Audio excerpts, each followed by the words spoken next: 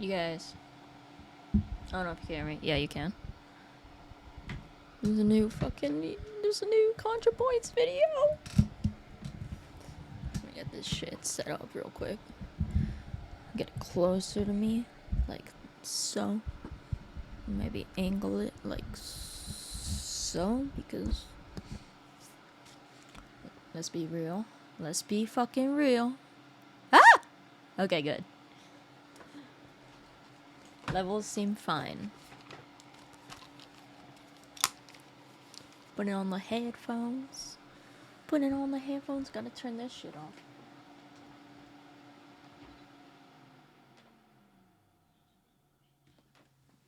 Sick.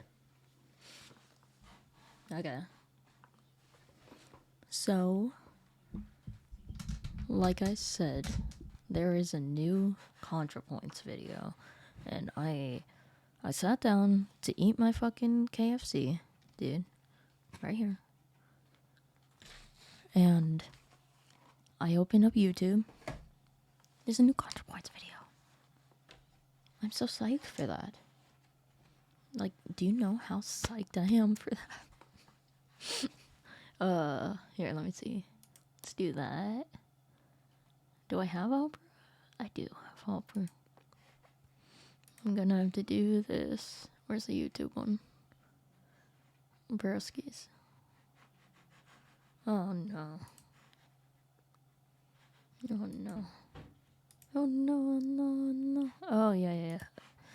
I forgot that it can't be minimized.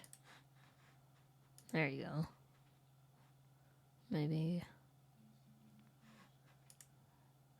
Let's go to properties. Yes. Thank God. So. This is it. I'm excited. Are you excited? I'm excited because I got to start eating also. But that's sick. Okay. So. Wait, did he? No. Not Hassan. Cool. Twilight. We're gonna watch Twilight by Contrapoints. Love them. So, I've been reading the Twilight Saga, a series of vampire romance novels by someone called Stephanie Meyer, and I have, just a couple thoughts. I know a lot has been said about Twilight, but I love her complex eyes. work. There's depths to I Twilight love her that eyes. we as a society Oh, I don't know what you haven't guys even can see. begun to Let me see. explore. So let's get into it. Yeah. Most of you know There you what go. Twilight is, but I should explain the basics for new people. Stephanie Meyer was, by all accounts, a bored Mormon housewife when, on June 2nd, 2003, around 4 in the morning, she awoke from a vivid dream about a girl and a boy in a meadow having this conversation about how they were in love and the difficulties in that because he wanted to kill her. He was a vampire. A boy and a girl in a meadow having this conversation about how He they were wants in to love. kill and the her. difficulties in that because he wanted to kill her. He was a vampire. That dream became the first of 4 novels: Twilight, New Moon, Eclipse, and Breaking Dawn, which were made into 5 films. In 2015, She dreamed Stephanie this shit, published dude. Life and Death, a gender-swapped reimagining of the first novel. Yes, she transgendered Twilight. She Twilight has transgendered gone woke, Twilight? and I in had no 2020 She idea. published Midnight Sun, which Oh is my just God. the first novel again, but from Dracula's perspective. Twilight has been on trend again recently. I mean, I'm talking about it, so honestly, it was more on trend. I've been when thinking I about started watching this Twilight video, again. But the script took me 18 months. Twilight took me 3 months to write. Oh my God. So in the 2000s, It took these her books so about long. a teenage girl I've been being waiting for seduced so by long. various creatures of the night spent 235 Dude. weeks on the bestseller list for 18 months. It's just, I need more Contrapoints in my life. But this is art. You know, this is art, and it's important, and good things take time. children, and as you can imagine, there was discourse. Vampires need love too. That is world news for this Sunday. I'm John Berman. For all of us at ABC News, thanks for watching. Good night. Twilight's one of those pop culture Paige is phenomena here. from the 2000s that was intensely loved and then Paige. intensely hated, and then 10 years later it got reevaluated and everyone's like, do we really need to hate this thing so much? You know, like gay people. or 9/11. Some critics have suggested that Twilight was hated so much because of misogyny. And that's definitely true. You know, people love to hate whatever teenage girls are into. I remember when Twilight came out, boys really I'm gonna hated turn on that the Stephenie heater. Meyer had feminized vampire lore by making Edward sparkle, you know, because Count Dracula was always so butch. Perhaps you should grow a beard. And yet, the truly devoted Twilight haters have always been women. Twilight is a romance novel. And Right. as long as romance novels have existed, women What's have up, always bitch? been the majority of readers, but also the harshest critics. Hating on romance novels is as much a part of feminine culture as reading them. In 1856, yes, video essays are pretentious. Yes, it's very funny. Let's all laugh. In 1856, Mary Ann Evans, known by her masculine pen name Jose George was going Eliot, over and often things and he considered one of was the like, greatest novelists "It's of all wrong." time, wrote an essay called Silly Novels by Lady Wait, no. Novelists, in which she complained I'm not paying that attention. lady novel I gotta listen up, girl. Okay?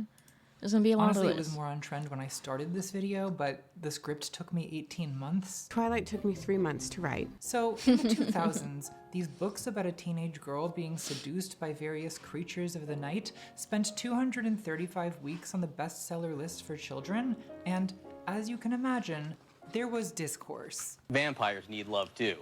That is world news for this Sunday. I'm John Berman. For all of us at ABC News, thanks for watching. Good night.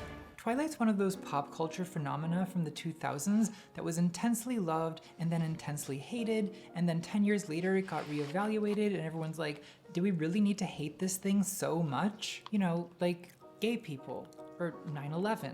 Some critics have suggested that Twilight was hated so much because of misogyny. And that's definitely true. You know, people love to hate whatever teenage girls are into.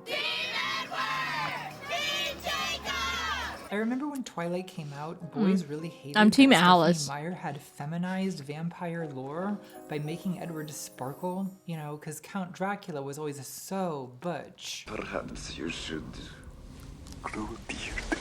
And yet, the truly devoted Twilight haters have always been women. Twilight is a romance novel, and as long as romance novels have existed, women have always been the majority of readers, but also the harshest critics. Hating on romance novels is as much a part of feminine culture as reading them. In 1856, yes, video essays are pretentious. Yes, it's very funny. Let's all laugh. In 1856, Mary Ann Evans, known by her masculine pen name George Eliot, and often considered one of the greatest novelists of all time, wrote an essay called Silly Novels by Lady Novelists, in which she complained that lady novelists write unrealistic, wish-fulfillment fantasy schlock with absurd Mary Sue self-insert protagonists who every man falls in love with. You know, all the same complaints that people make today about romance fiction. It is clear that they write in elegant boudoirs with violet-colored ink and a ruby pen, that they must be entirely indifferent to publishers' her name is accounts and George. inexperienced in every Like that form of lesbian poverty show. except poverty of brains. There is a level of internalized misogyny in this. It's a good but lesbian not like show. other girls' urge to identify with men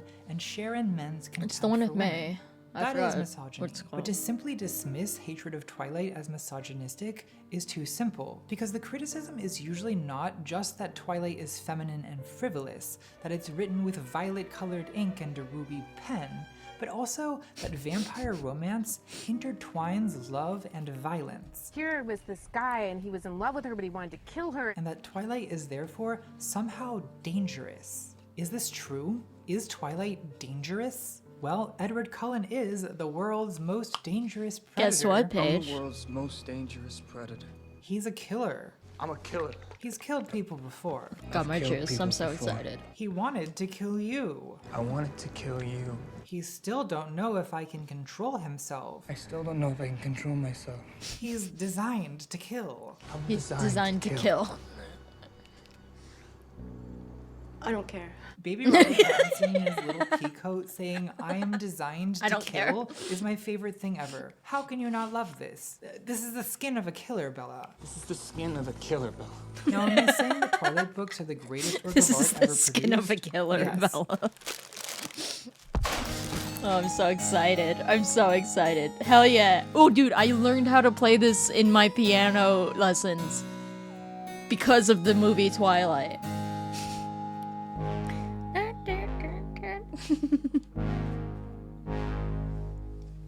Part 1. Fiction. Heck yeah. It has been said fucking get into that it, bitch. Edward Cullen is an abuser. But that's an understatement. He's not just an abuser, he's a serial killer. Cancel people him. before. Oh my god. Cancel him. People are disturbed that Twilight is a romance, and yet the hero is dangerous and obsessive and capable of violence. What if I'm not But the he's hero? part What of a if I'm the vegetarian bad guy? In vampire other words, they're family. disturbed that it's the average romance novel. I don't have He's not like the others, okay? the strength to stay away from you anymore. And no, not every romance novel has a bad boy He's gonna fuck her hero, to death. but it's one That of the was most actually part of common one of the tropes. Vampires books. need love too. Critics point to things like the age gap I'm 109. Maybe I shouldn't be dating such an old man. It's gross. and the stalking So you followed me. I like watching you sleep. and the gaslighting. You hit your head. I think you're confused. I know what I saw. It's the fluorescence. And when Twilight was at the peak It's of the popularity, fluorescence. there were all these articles hand-wringing about the potential of all this to corrupt the youth. Twilight is not feminist, said The Guardian. It's female masochism. 50 Shades for teenage girls except with vampires. All these articles cited the same LiveJournal posts that went down a checklist from the National Domestic Violence Hotline to prove that Edward Cullen is an abuser. Okay, There's alright. always some version of this discourse going on. Women are reading the wrong books. The books that women read are dangerous. In the 2000s, it was Twilight, and in the 2010s, it was the Twilight fanfiction 50 Shades of Grey. At the time I'm making this video, it's a novelist called Colleen Hoover, who's sold 6 trillion books about dangerous alpha males named Ryle. I promise that in whatever year you're Ryle? watching this video, there's currently some lady novelist who's caused an outrage writing stories about a dangerous, wealthy, controlling alpha male. He doesn't do romance. I don't do romance. But the female protagonist awakens his capacity for love at the same time as he awakens her desire for sex. Now, I don't want to dismiss the feelings of people who find this kind of romance disturbing. I think it's healthy and normal to be uncomfortable whenever sexuality and violence are intertwined. So I'm not exactly disagreeing with these critics of Twilight and of dark romance in general. I'm yes-anding them. Yes, Edward Cullen is creepy. He's a vampire.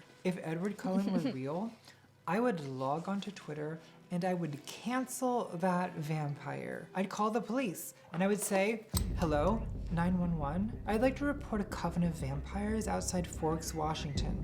Yes, they've smashed many salads. Yes, Edward is problematic. Yes, and Edward is not real, right? He can't hurt you. They smashed It's my gonna be salad okay. once, and it Edward really Cullen affected is me. a fictional character in a woman's fantasy, and I do feel that that is relevant to how we analyze his behavior. The main line of argument against Twilight is that this type of story normalizes and romanticizes abusive relationship dynamics. It's a monkey see, monkey do theory of media analysis, this moralistic cinema sins thing everyone is doing now. Age gaps, ding, stalking, ding, infanticide, a ding. This idea that if people read Raylo fanfiction, this will somehow normalize relationships with Sith Lords. Are tweens going to jump off a cliff because Bella does? I see the obsessive moral policing of the romance genre as a Paige. continuation of literally Paige, Paige, Paige, centuries of Paige. concern that women are reading the wrong I'm sorry, I kinds was of texting books. Amanda, When so I now I was have to go young, back. Fanfiction 50 Shades of Grey. At the time I'm making this video, it's a novelist called Colleen Hoover normalizes and romanticizes abusive Washington. Yes, they've smashed many salads. Yes, Edward is problematic. In front of my salad? Yes, and Edward is not real, right? He can't hurt you. It's gonna be okay. Edward Cullen is a fictional character in a woman's fantasy, gonna be and I do okay. feel that that is relevant to how we analyze his behavior. The main line of argument against Twilight is that this type of story normalizes and romanticizes abusive relationship dynamics. It's a monkey see, monkey do theory of media analysis, this moralistic cinema sins thing everyone is doing now. Age gaps, ding. Stalking, ding. Infanticide, a ding. Literal sin This idea counter. that if people read Raylo fanfiction, this will Just watch somehow Twilight. normalize relationships with Sith Lords. Are tweens Just watch Twilight and fucking drink every time there's a sin.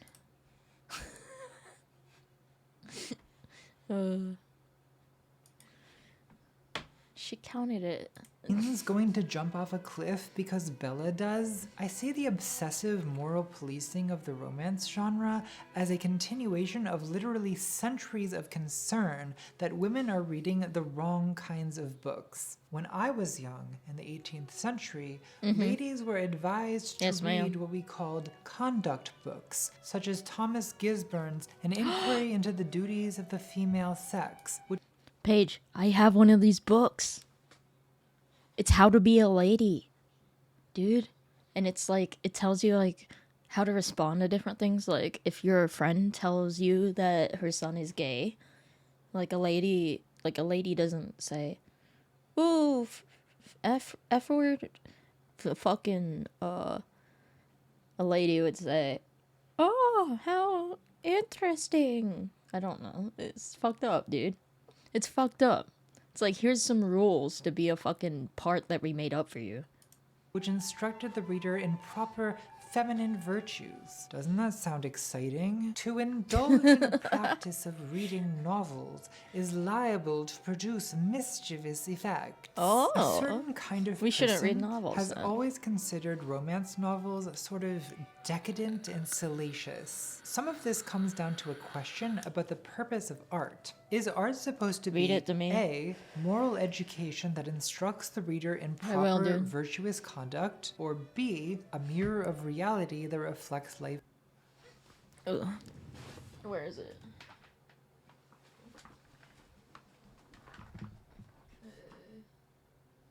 St. Augustine. Where you at, lady? There it is.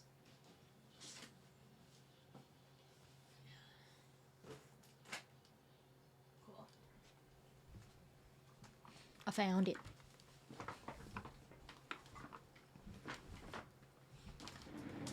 Cool. So, let me make sure we can see right now. And we'll go over here. Okay. So this is a book that I found at probably at Goodwill, something.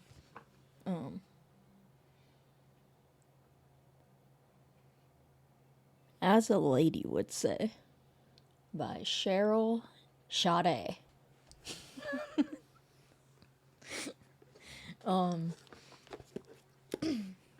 There's a lot of useful like tips inside of it, dude. And like even the outside's gold, you know? So it's like lady. Fancy lady. There you go, dude. First one I opened it up to. When a lady is subjected to unwanted advances, she does not say, "Not tonight, not tomorrow, not ever." You sure do think a lot of yourself, don't you? You've got to be kidding. But she does say, "You seem like a nice person, but no thank you." The "you're a very nice person" line might sound trite, but it does soften the blow of the actual message.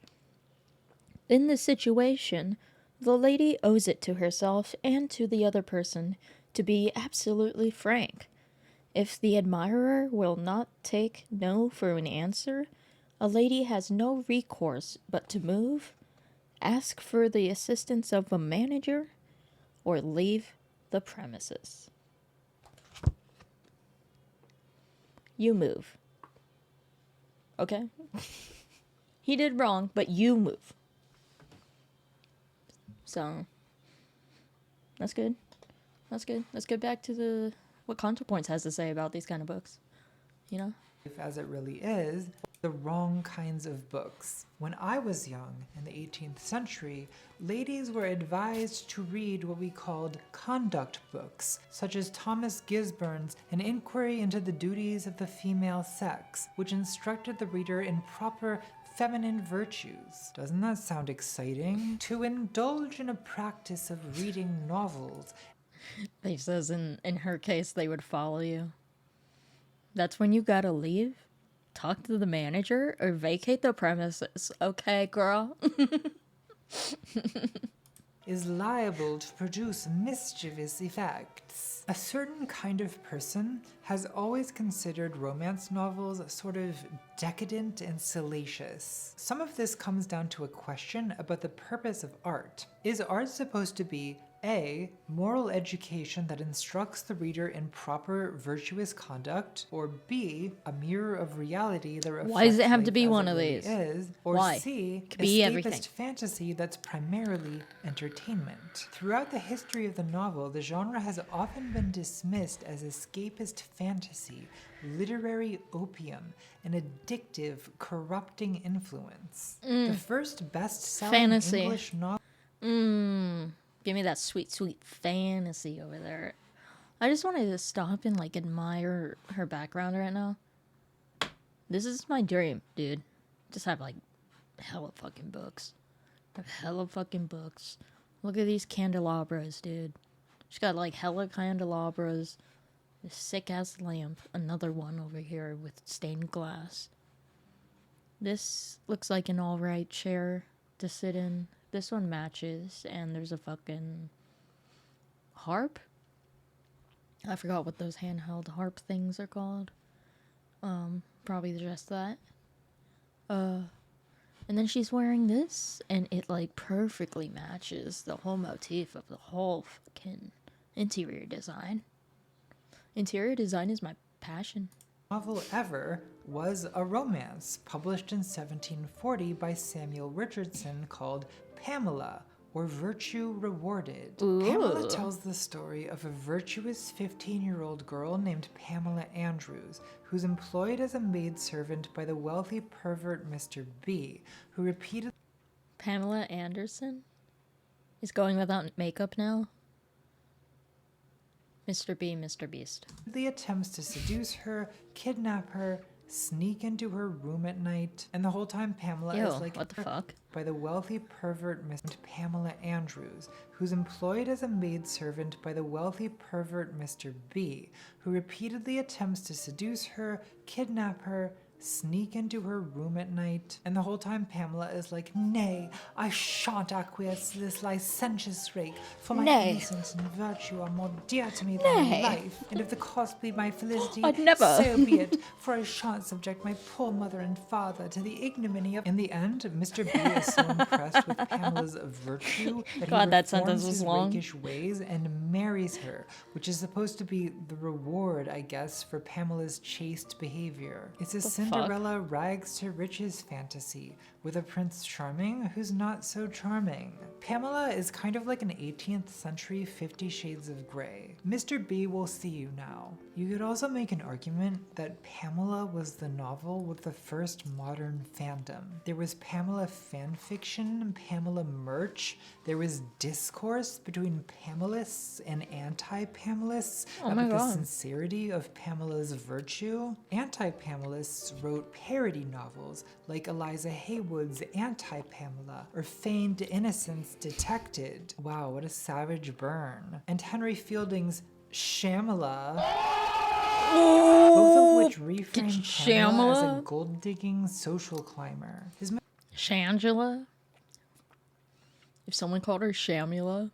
must have been an affront to Samuel Richardson, who makes his position clear on the cover page, claiming that he published Pamela, quote, in order to cultivate the principles of virtue and religion in the minds of the youth of both sexes. So in 1740, there was already this tension between two purposes of art. Is art supposed to inflame the mind, or is it supposed to cultivate the principles of virtue and religion in the minds of the youth? Personally, I prefer it to be inflamed. I want to feel good. I don't want to be good.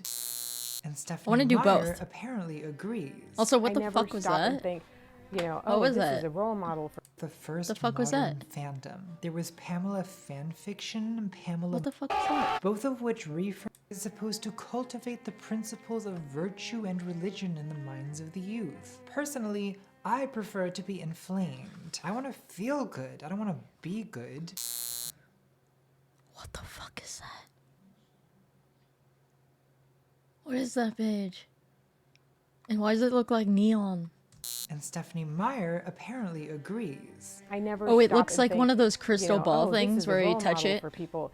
It's fiction. It is fiction. Whatever we think of its morality, Pamela became the template for romance novels where a young, inexperienced, impoverished girl becomes the object of fascination for an older, richer man with a dangerous edge. In the 19th century, Pride and Prejudice and Jane Eyre both fit this description, though Pride and Prejudice is obviously much more agreeable to 21st century morality than Pamela. Fitzwilliam Darcy is not Elizabeth Bennet's sexually abusive boss. He's not even a vampire. You should have thought of that, Jane Austen. What are you doing?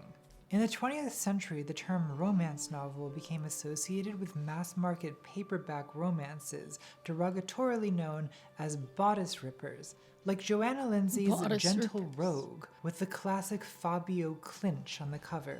They don't do covers like this anymore. Here's the new edition of Gentle Rogue, with the most boring cover imaginable. Red Vern to the Clinch covers. We used to be a country, a proper country. The Gen Z equivalent of bodice rippers is like Wattpad, BTS, werewolf fic. How many mafia twinks can there be? The specifically feminist criticism Mafia of romance twinks. novels goes back at least to Germaine Greer, who included a long rant about them in her 1970 manifesto, The Female Eunuch, in which she condemns romance readers as Female women eunuch? cherishing the chains of their own bondage. The point I'm trying to make is there's a I love historical that. continuity from Pamela to Twilight. Stephanie Meyer's contribution is that she took the She said that like feminism is breaking free of the chains, and the chains are women-ridden romance novels. classic romance formula, combined it with the lurid sexiness of Dracula, and then Mormonized it to the point it became appealing to 21st century teenagers and moms. Another continuity from Pamela to Twilight is the persistent anxiety of critics that the romance novel is somehow corrupting the youth or enslaving women, or both. Erin Meanley worries about Twilight, quote, "Some girls might expect their love life to look just like Bella's. Now that's what I call scary." Neha Gandhi says, "Bella is essentially a romanticized This is version of fucking- all our worst, weakest impulses put up on a pedestal, and that makes her dangerous." With a lot of criticism of Twilight, you Okay. get the impression that the critic both senses the attraction to Twilight and is uncomfortable with that attraction. And the anxious hand-wringing is a manifestation of that ambivalence. Even Germaine Greer admits, quote, "I cannot claim to be fully emancipated from the dream that some enormous man, Oh, say 6 I foot fucking 6, did it again. heavily shouldered and so I didn't forth to focus. match, will I didn't crush me focus. to I didn't novels focus. goes back at least to Germaine Greer. Whatever we think of its morality, Pamela became the template for supposed to be the reward, I guess, for Pamela's chaste behavior. It's a Cinderella It was the rags part with the- werewolf yeah. fic. How many mafia twinks can there be? The specifically feminist criticism of romance novels goes back at least to Germaine Greer, who included a long rant about them in her 1970 manifesto, The Female Eunuch, in which she condemns romance readers as women cherishing the chains of their own bondage. The point I'm trying to make is there's a historical continuity from Pamela to Twilight. Stephanie Meyer's contribution is that she took the classic romance formula, combined it with the lurid sexiness of Dracula, and then Mormonized it to the point it became appealing to 21st century teenagers and moms. Mormonized it. Another continuity from Pamela to Twilight is the persistent anxiety of critics that the romance novel is somehow corrupting the youth or enslaving women, or both? Erin Meanley worries about Twilight, quote, "Some girls might expect their love life to look just like Bella's. Now that's what I call scary." Neha Gandhi says, "Bella is essentially a romanticized version of all our worst, weakest impulses put up on a pedestal, and that makes her dangerous." With a lot of criticism of Twilight,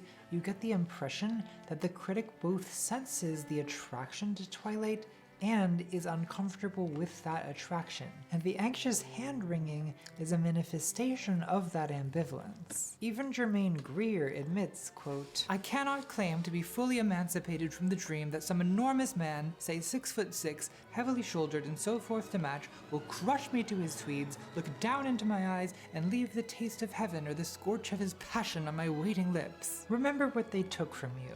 I want to argue that both the fascination with vampire romance and the discomfort with it are natural reactions to something paradoxical in the experience of erotic love itself. Twilight is everything we fear in sexuality: the excess, the irrationality, the transgression, the violence, the loss of self-possession, the violation of boundaries. None of them belong to themselves anymore. And the sickest part is, their genes tell them they're happy about it. Stephanie Meyer is continuing an ancient mythological tradition of storytelling that equates love and death. Think Hades and Persephone, The Temptation of Eve, Swan Lake, Romeo and Juliet. Like Romeo and Juliet, Twilight is a moderate teenage love escalated to the point of death. And you could argue that Romeo and Juliet are closer to equals, where Edward and Bella are predator and prey. The lion fell in love with the lamb. So the lion fell in love with the lamb. But look at the big picture in Twilight. The lamb doesn't stay a lamb. By the end of the story, she becomes a lion. She's a powerful vampire with a rich husband and a magical demon baby. Yes, Edward is a dangerous predator, but his power is subservient to his love for Bella, and it's deployed for her protection. I feel very protective of you. She becomes powerful because he loves her. This is not a story of becoming prey. It's a story of rising to the level of the predator. Behind every Cinderella fantasy is a female will to power. The debates about romance fiction are not frivolous. They concern the deepest questions in women's lives. What does happiness look like? What do we want from love? From sex? What does it mean to succeed as a woman? What does it mean to be a woman? What does it mean to be anything? Why is Twilight Hell yeah. like this? Existentialism. To answer these questions and more, I read the entire Twilight saga twice. I watched the movies 37 times. I read 3,000 pages of psychoanalysis and 8,000 pages of queer and radical feminist theory. Now, some people say that I'm overly fixated on Twilight and Mother's having another episode. And maybe some of those people are my psychiatrist. And maybe they're trying to put me on mood stabilizers. See, look, okay. This is why I won't make videos, because I want to be like her, but look at all the fucking work she puts into just one video. Look at all the fucking work, dude. You see that? You see that page? Imagine if that was me. I'd have so much to fucking do. I would never hang out with you. Part 2. Desire. Did I miss it? One way to state the question, the mystery we're trying to solve, is why would someone romanticize the relationship between a vampire and a human? I think I missed it. Between a predator and his prey. Isn't this problematic? I did With miss its it. It's here. The debates about romance fiction are not frivolous. They concern the deepest questions in women's lives. What does happiness look like? What do we want from love? From sex? What does it mean to succeed as a woman? What does it mean to be a woman? What does it mean to be anything? Let's just go fucking full Why is Simone de Twilight Beauvoir like right now. this? To answer these questions and more, I read the entire Twilight saga twice. I watched the movies 37 times. I read 3,000 pages of psychoanalysis and 8,000 pages of queer and radical feminist theory. Now, some people say that I'm overly fixated stated on Twilight that Mother is having another episode. And maybe some of those people are my psychiatrist. And maybe they're trying to put me on mood stabilizers. But here's why those people are wrong. They put me on Part mood 2, stabilizer. Desire. One way to state the question, the mystery we're trying to solve, is why would someone romanticize the relationship between a vampire and a human, between a predator and his prey? Isn't this problematic, with its age gaps and its power dynamics? One answer is that yes, it is problematic. And it's problematic because in order for a story to have a plot, there needs to be a problem, what is sometimes known as a conflict. Got a new Conflict diamond creates card page. tension, both romantic and narrative. And in Twilight, Edward's vampirism is the source of that tension. Listen to how Stephanie Meyer summarizes the dream that inspired Twilight. A boy and a girl in a meadow having this conversation about how they were in love and the difficulties in that because he wanted to kill her. He was a vampire. That is a problem. Yes, you're right. The danger of Edward wanting to kill Bella adds to the tension. It makes the story more exciting. A common complaint from Twilight haters Nice, is thank that you. the first book has no plot. I feel like this complaint comes from people who don't understand romance as a genre. It's like that Goodreads review of Pride and Prejudice, just a bunch of people going to each other's houses. Strictly speaking true, but this person's idea of plot is too narrow. They think that plot just means physical action. Even Stephanie Meyer seems to think this to some extent, because there's a lot of what I would consider like Transformers gratuitous movies. action forced Or just into these action stories. movies. The last movie ends with this giant battle between the Mormon vampires and their army of ethnic stereotypes. Good missionary work, I guess. And their sworn enemies, the Volturi. The Italian scum. The Volturi are like a Mormon's idea of Catholics. You know, they live in the Vatican, they speak Italian, they're gay.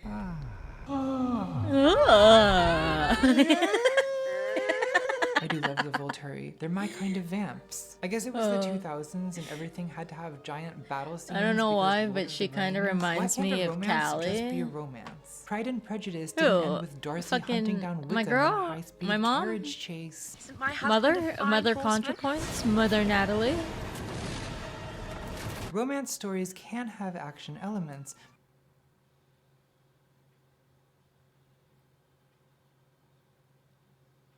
but they're Very interesting, Paige. Thanks for putting that in my mind. primarily driven by emotion. And everything had to have giant battle scenes because Lord of the Rings. Why can't a romance just be a romance? Pride and Prejudice didn't end with Darcy hunting down Wickham in a high-speed carriage chase. Isn't my husband a fine horseman? What the Romance fuck? stories Is can that what have happened? action elements, but they're primarily driven by emotion, pining, longing, yearning even. The plot of a romance is always desire deferred. In her Natural History of the Romance novel, romance scholar Pamela Regis says, quote, "The barrier is the conflict in a romance novel. It is anything that keeps the union of heroine and hero from taking place. In Okay. Pride and Prejudice, the barrier is in the title. It's Darcy's pride and Elizabeth's prejudice. And Mrs. Bennet certainly isn't helping either. Bingley's wealth is nothing to his. Lower your voice, woman. Everyone can hear you. I don't care if he does. In Twilight, you may be thinking the barrier is Jacob. Hey, beautiful. Because there are triangular moments between Jacob, Bella, and Edward. Jacob- But let's face Jacob's the hotter, facts. I'm sorry. Team Jacob never stood a chance. He's brown. I don't know why. The barrier is really just that Edward wants to drink that girl's sweet blood. Yeah, And who Edward can just blame wants him? to I've been fucking thinking about taking a sip myself. Devour that bitch. In Twilight, like, alright. blood drinking is a metaphor for sinful lust, for violent lust. Edward's inner conflict is between lust and love. He loves Bella, but he lusts for her blood. And because his bloodlust will kill her, he has to resist the temptation of bloodlust in order to love Bella. I still don't know if I can control myself. That's the barrier he overcomes. It's an internal barrier, a psychological conflict. Stop. Find the will. The barrier I is hate that essential to part. romance stories She looks because so fucking narrative weird. is sustained by tension, and so is romantic love. Now, I should explain that by romantic love, I mean what the ancient Greeks called eros. Eros is the ancient Greek personification of erotic love, that archery twink, better known by his Fucking love the Roman name, Greeks Cupid. and their love. I'm not just bringing this up to be pretentious, though that is a benefit. In English, the word love is awkwardly non-specific. You love your friends, you love your husband, you love your dad, you love your dog, you Love love everything. God, you love Twizzlers. Love, love, love, as if it's all the same. Greek has different words for all these kinds of love. There's philia, brotherly love, Yes. agape, spiritual love, storge, familial love, philautia, self-love, and then there's eros, the problem child. Eros is the aching, passionate longing of romance novels, of Sappho's poetry, of Romeo and Juliet. It's similar to what the psychologist Dorothy Tennov called limerence. Limerence is like an Limerence. adult crush, sexual by nature, intense to the point of obsession and anguish. Eros, or limerence, or romantic love, whatever you Limerence. want to call it, is the emotional impetus of the Twilight Saga. People who have never experienced limerence will be confused by Bella's behavior in Twilight, because it's extreme, it's irrational, it's obsessive, it's all-consuming, It it's is. at times masochistic. In New Moon, after Edward breaks up with Bella, she shrieks in agony all through the night and then sits in her depression chair staring dejectedly Oh, out I love the window for depression 3 chair, consecutive dude. months. There's When I was younger, I identified with that so much. a Fucking depression chair. possibility, meow, meow, meow, meow, meow, meow, meow. To an aromantic person, this might look like madness, because it is madness. It's just not normal, this behavior. But to anyone who's been in love, it's your madness. Unlike other forms of love, erotic love is painful. When you left, you took everything with you. But the absence of him is everywhere I look. The absence of him is everywhere I look. Absence is the essential nature of erotic love, because eros is desire, and desire is lack. You want what you don't have. The essayist Anne Carson explores this idea in one of my favorite books, Eros the Bittersweet. The title comes from one of Sappho's poems. Eros, once again a limb loosener, whirls me sweet bitter, impossible to fight off, creature stealing up. So why is Eros bitter? Well, we say that a person in love is in search of their other half.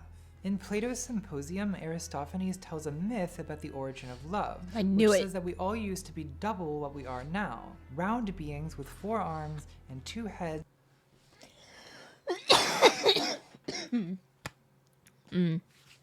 Dude. When I was in college at CSUN, I took a class called Sex and Love Philosophy. And it's basically this. I love it.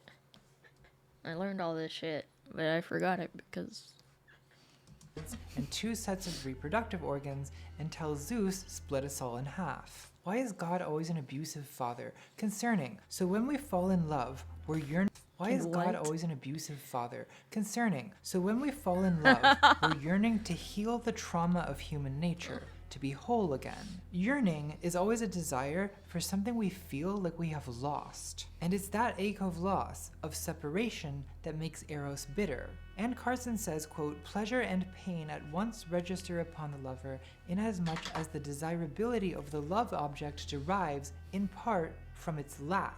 Because desire is derived from lack, something has to separate the lover and the beloved for desire to sustain itself. In romance fiction, that something is the barrier, the ruse, Anne Carson calls it, the third thing that triangulates desire. The purpose of the barrier is, quote, to represent Eros as deferred, defied, obstructed, hungry, organized around a radiant absence, to represent Eros as lack.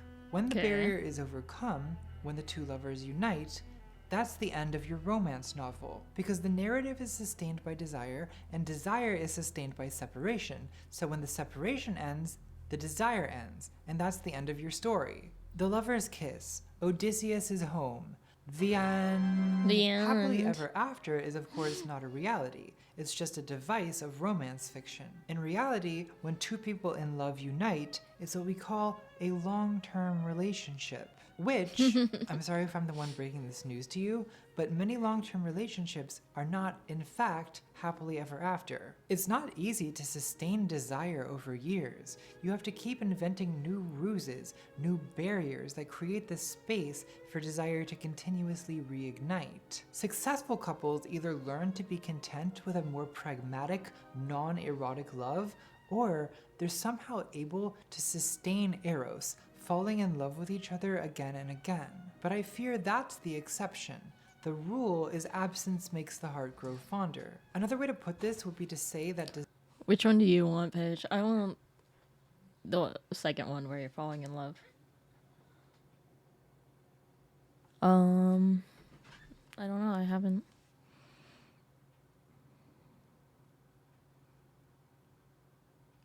Oh, I said, are we still driving to the beach? And she said if I finished her work. If she said if she finishes her work. Basically. I'll text Amanda. Hey, Amanda. Tomorrow.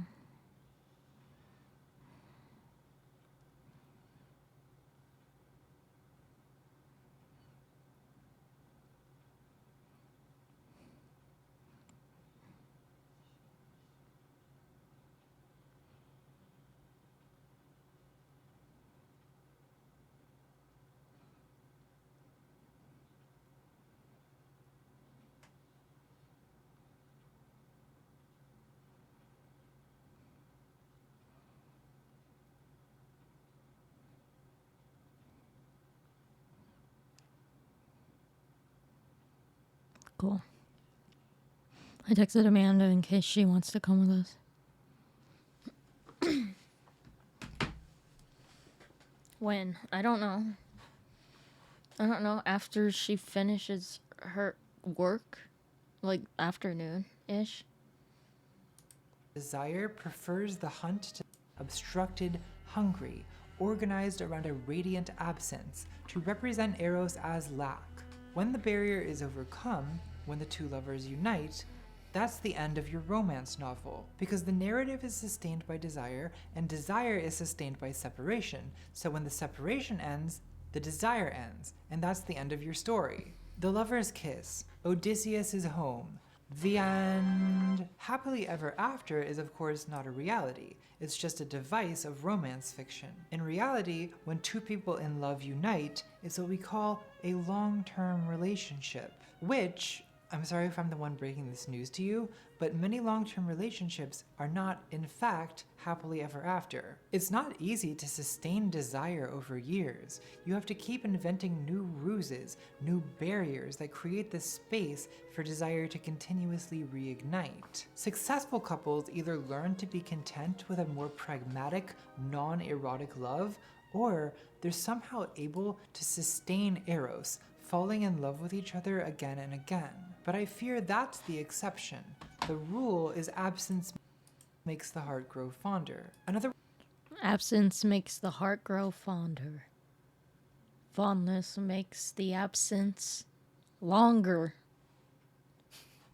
Way to put this would be to say that desire prefers the hunt to the kill. And maybe that's one reason sexuality is often represented as predator and prey. The first shot of the first Twilight movie is of a deer being stalked by a predator. This tells us what kind of story it's going to be. So the lion fell in love with the lamb. Edward the Lion Cullen embodies hunter sexuality. He glares, Hunter he stalks, sexuality. he pounces, and Bella, at least at first, is his prey. What a stupid lamb. A similar trope of lover as hunter exists on ancient Greek urns, which often depict a lover not in possession, but in pursuit of his beloved. Anne Carson says, quote, "The moment of ideal desire on which vase painters as well as poets are inclined to focus is not the moment when the two unite in happiness. What is pictured is the moment when the beloved turns and runs. It's the moment of obstructed desire John Keats described in his Ode on a Grecian Urn. Bold lover, never, never canst thou kiss, the winning near the goal, yet do not grieve. She cannot fade, though thou hast not thy bliss. Forever wilt thou love, and she be fair. The poet, or the urn painter, captures that moment of desire for all time, the hunter suspended in the middle of a hunt. Desire is like a dog that wants to chase a squirrel, but not to catch it. And it may be this fugitive element of desire that gives rise to double standards, where the beloved, the one who is pursued, is valued only as long as she is unattainable. To quote Anne Carson again, because I love her so much, a titillating triangle comes into play between the lover, the bad girl who attracts him, and the good girl who honors him by saying no. In this kind of dating ritual, the barrier is the good girl, who is modest, elusive, hard to get. Like in the 90s, there was this infamous dating manual for women called The Rules, time-tested secrets for capturing the heart of Mr. Right. It included such advice as, always end phone calls first. Don't accept a Saturday night date after Wednesday. In other words, play hard to get. The Rules strikes many people as oppressively old-fashioned at best and straight-up psychopathic at worst. And I agree, I don't think The Rules should be taken too seriously, but there is a little grain of truth in it. Simone de Beauvoir says, "The knight departing for new adventures offends his lady, yet she has nothing but contempt for him if he remains at her feet." It wasn't that hard to guess that she would feature Simone de Beauvoir. But, I love to see it, so it's happy. Makes me good. Makes me happy. The element of desire that gives rise to double standards, where the beloved, the one who is pursued, is valued only as long as she is unattainable. To quote Anne Carson again, because I love her so much, a titillating triangle comes into play between the lover, the bad girl who attracts him, and the good girl who honors him by saying no. In this kind of dating ritual, the barrier is the good girl, who is modest, elusive, hard to get. Like in the 90s, there was this infamous dating manual for women called The Rules, time-tested secrets for capturing the heart of Mr. Right. It included such advice as, always end phone calls first. Don't accept a Saturday night date after Wednesday. In other words, play hard to get. The Rules strikes many people as oppressively old-fashioned at best and straight-up psychopathic at worst. And I agree, I don't think The Rules should be taken too seriously, but there is a little grain of truth in it. Simone de Beauvoir says, "The knight departing for new adventures offends his lady, yet she has nothing but contempt for him if he remains at her feet. This is the torture of impossible love." To paraphrase the psychoanalyst Jacques Lacan, desire thinks it wants to be satisfied, but really, it wants to go on desiring. Desire is desire to did not process that. but there is a little grain of truth in it. Simone de Beauvoir says, "The knight departing for new adventures offends his lady, yet she has nothing but contempt for him if he remains at her feet. This is the torture of impossible love." To paraphrase the psychoanalyst Jacques Lacan, desire thinks it wants to be satisfied. If you only speak in bespoke jargon, you don't get quoted, sorry. It is fucking, it's, this quote, that's why I had to go back. Fucking listen to this quote, dude. But really, analyst Jacques Lacan, desire thinks it wants to be satisfied, but really, it wants to go on desiring. Desire is desire for desire. Shakespeare says something similar in Sonnet 147. "My love is as a fever, longing still for that which longer nurseth the disease." Shakespeare compares desire, that is love, eros, to a sickness that wants to perpetuate itself. "What doesn't kill me makes me want you more," is Taylor Swift's version of the same thought in a song that begins, "Fever dream high in the quiet of the night," echoing Shakespeare's comparison of love to a fever, a desire that feeds on its own frustration. And I'm pretty sure Taylor agrees with what I'm saying in this video. You think Taylor Also, Swift... I apologize for criticizing her in my J.K. Rowling video. I've since read a bunch of Tumblr posts that convinced me that she's gay. Inspiring. Follow the money. In an episode of Seinfeld, George Costanza makes a distinction between two types of desire, yearning and craving. Do you ever yearn? Yearn? Do I yearn? Have you yearned? Well, not recently. I craved. I crave all the time, constant craving. I haven't yearned. What is the difference between yearning and craving? Well, let's start I with don't know. craving. What Tell kinds me. of things do you crave? You crave a cigarette, a sandwich, an orgasm, a drink. You satisfy a craving for something, but then an hour later, you crave it again. So maybe craving is a desire that can be satisfied, but only for a moment. Craving is like Shakespeare's description of lust in Sonnet 129. The expensive spirit in a waste of shame is lust in action, enjoyed no sooner but despised straight, a bliss in proof and proved a very woe, before a joy proposed, behind a dream. Aw, poor baby. Bill was really having a hard time in those sonnets. How is yearning different from craving? Well, maybe it's the difference between love and lust, the difference between Shakespeare's Sonnet 129 and 147. Craving is enjoyed no sooner but despised straight, and yearning is a fever longing still for that which longer nurseth the disease. Isn't this what Stephanie Meyer's really trying to say here? Edward Cullen craves blood, but he yearns for Bella. It's lust against limerence. Let's talk about yearning. Do you ever yearn? What kinds of things do you yearn for? You yearn for union with the person you're in love with, or for union with God, like in Psalm 63. My whole being longs for you in a dry and parched land where there is no water. You yearn for God. You don't crave God. You yearn No one for says, meaning. I need to get my God fix. Don't talk to me until I've had my God. You yearn to feel whole again, maybe by finding your other half, or through some kind of shroomy oneness. Or maybe Freud was right, that it's really mother who we yearn for. Mother, I oneness. Or love maybe that by one. finding your other half, or through some kind of shroomy oneness. Or maybe Shroomy Freud oneness. was right, that it's really mother who we yearn for. Mother, I mean, we did used to be Mother. one with her body in the womb, and then they cut the umbilical cord, and they weaned you from her breast, and life has been downhill ever since. Yearning, maybe you yearn for the good old days. Nostalgia, a yearning for lost time. Beignets? Or you yearn for Madeleines? nostalgia's inverse, utopian socialism. Think about the kind of leftists who talk about the revolution like it's the rapture. These people are yearning for a different time, but True. it's one they imagine in the future. Yearning, I think, is inherently erotic. It's not necessarily sexual, but it's erotic in the sense that unlike craving, which can be satisfied, though only for a moment, yearning is a desire that can't really be satisfied at all. Like, you know how no matter what you accomplish in life, you can never really be satisfied because you always still feel the same void inside eating away at you all the time? Well, this Yes. is the reason for that. We all have a black hole deep inside of us, and nothing can ever really fill it. Some people call it a God-shaped hole, but I'm pretty sure my God-shaped hole is shaped like Actually, I think the hole is flexible. It kind of shapes itself to whatever it is we think we're missing. The things we desire become symbols of the whole, and we Oh come to my God, believe I agree that with we're all those yearning for things. this symbol. Anne Carson says, quote, "Who is the real subject of most love poems? Not the beloved. It is that hole." Now would be a good time to admire my restraint and not making any jokes about filling my holes.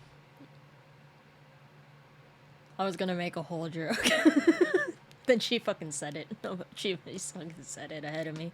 Very tasteful, very ladylike, I know. You may praise me in the comments section now. Lacan says something similar. I'll quote Zizek's summary because Lacan is illegible. If you don't care I about must have philosophy, learned just something ignore from the these lady names. book. Close your eyes and pretend this isn't happening. Quote, "The drive's goal to reach its object is false.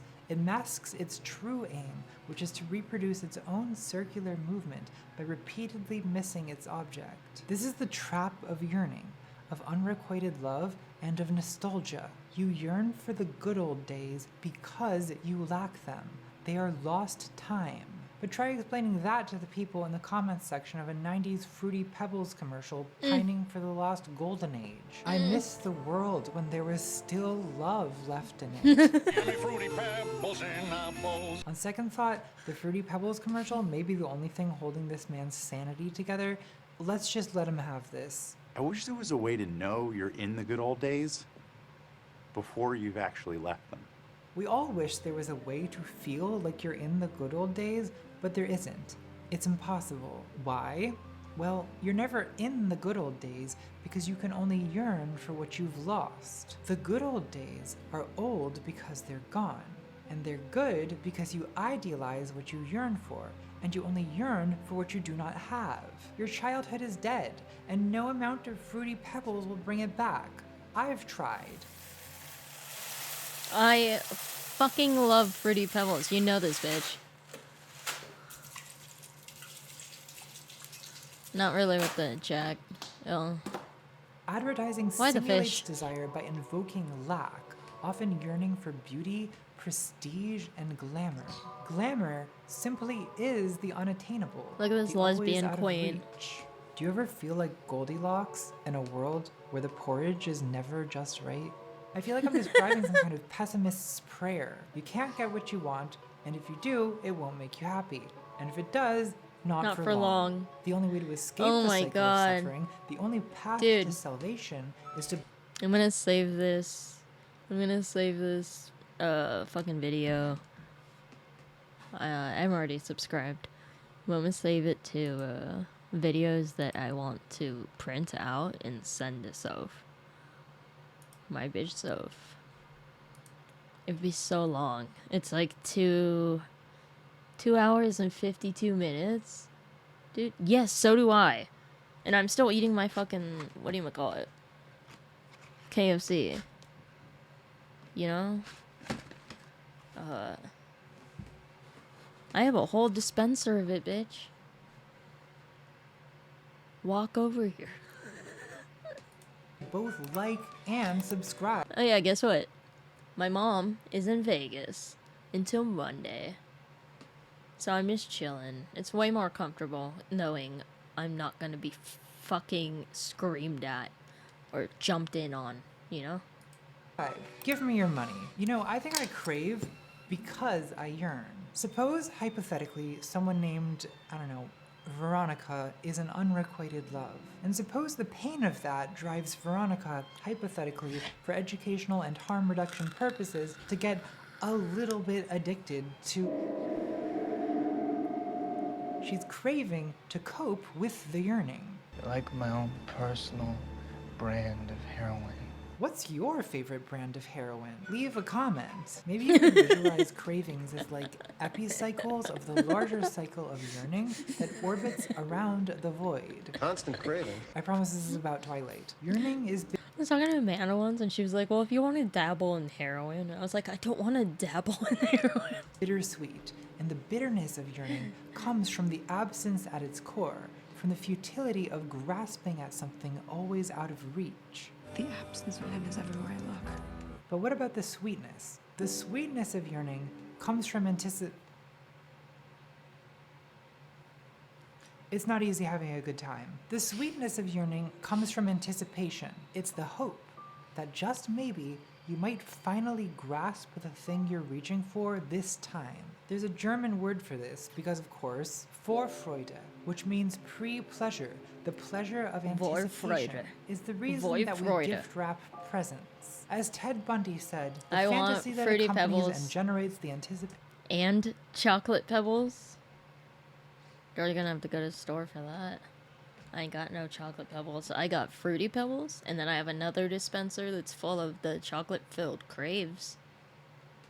That precedes the crime is always more stimulating than the immediate aftermath of the crime itself. So true. Anticipation is the basic pleasure of eroticism. And I do think that if you skip right ahead to sex in a story, you're missing out on a lot of really exciting things. The first time you hold somebody's hand, your heart just goes crazy. It's this amazing experience that you go home and tell your friends about. Oh my gosh, he touched my hand, you know. A striptease is infinitely more erotic than a nudist colony.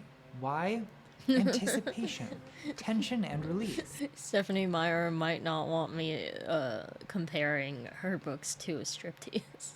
Or to edging.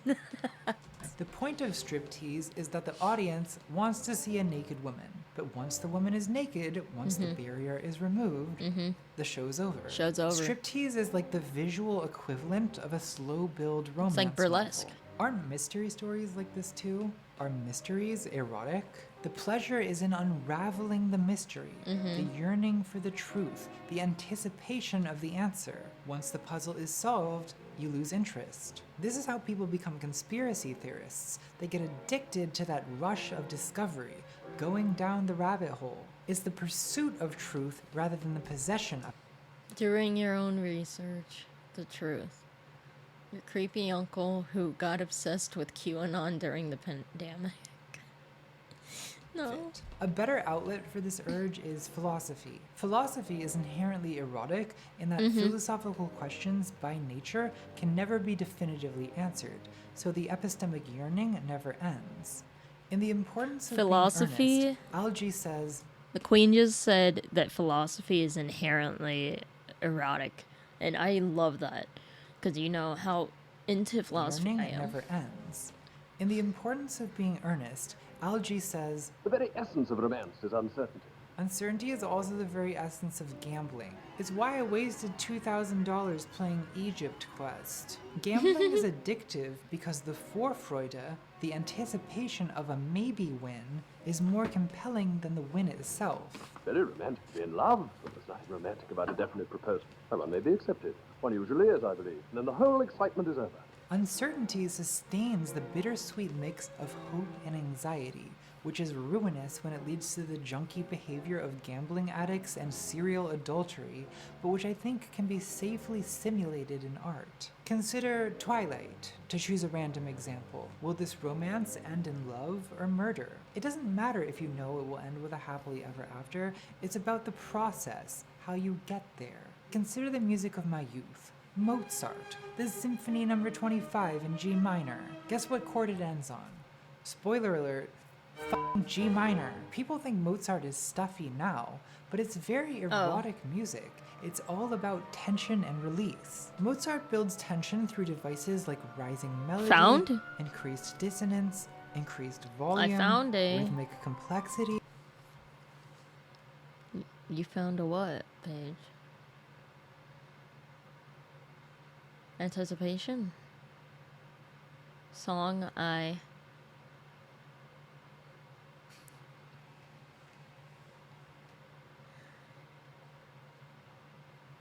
think you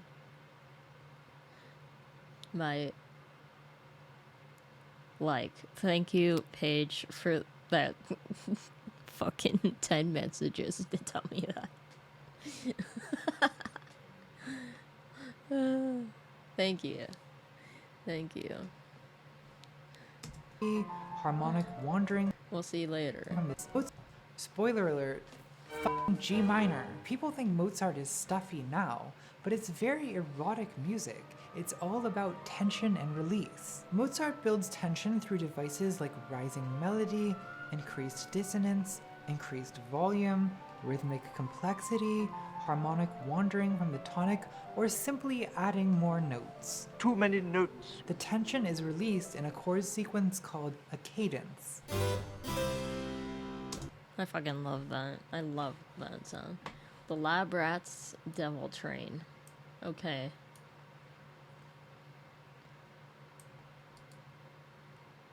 Copy.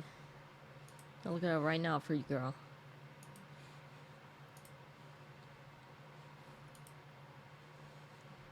Go. This episode is made possible by audio. Get 70% off when you use the... Thank you. Thank you, JT.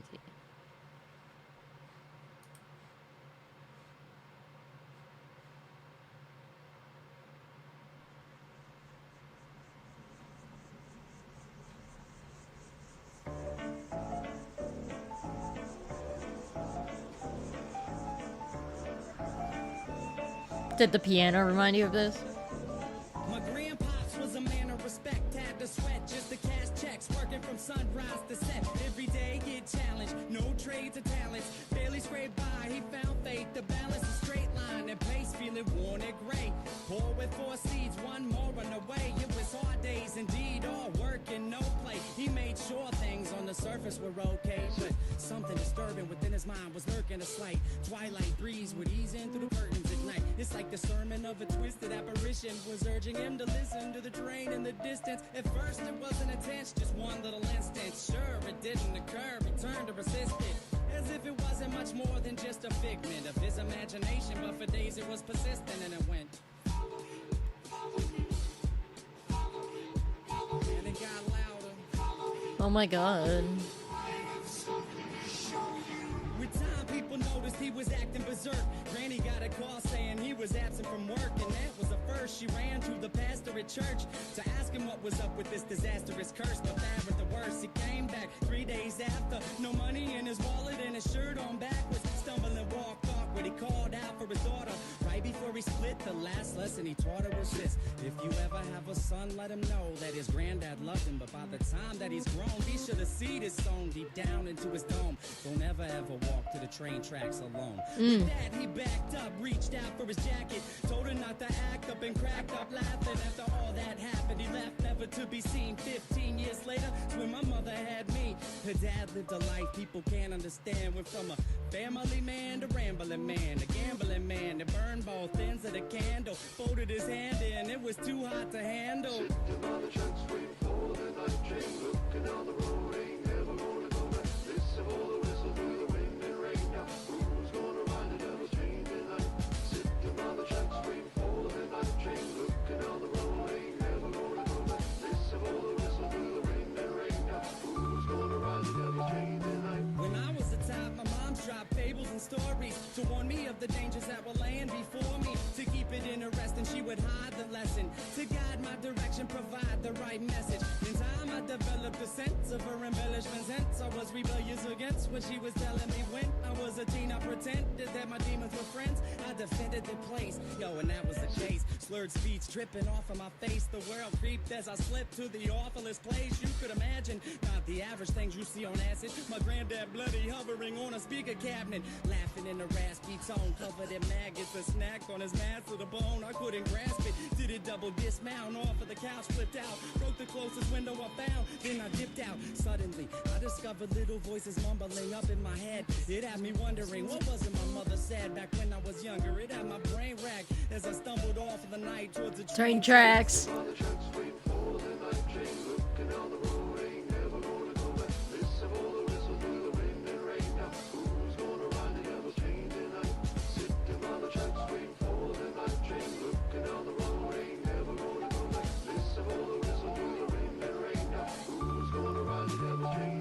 So there I was, stalking through the dark with the buzz. I figured I should walk, that'll ease me off of these drugs. It's like a shark, had to keep moving, instead to be ruined. If I sat still, I was doomed, and that wasn't doing. So I marched through the park, slow gone like Donnie Darko. The sparkle of the starlight glowed like charcoal. Despite my demeanor, the night seemed more serene than a morphine fiend in the morgue. It seemed like I'd lost it. That was when my grandpa's carcass emerged from the dark, gurgling his words of carnage, but he couldn't talk. Something about the birth of sadness. I scurried off, I was on the verge of madness. I raced fast paced and the landscape was strange, like a plane parallel to this one, but rearranged.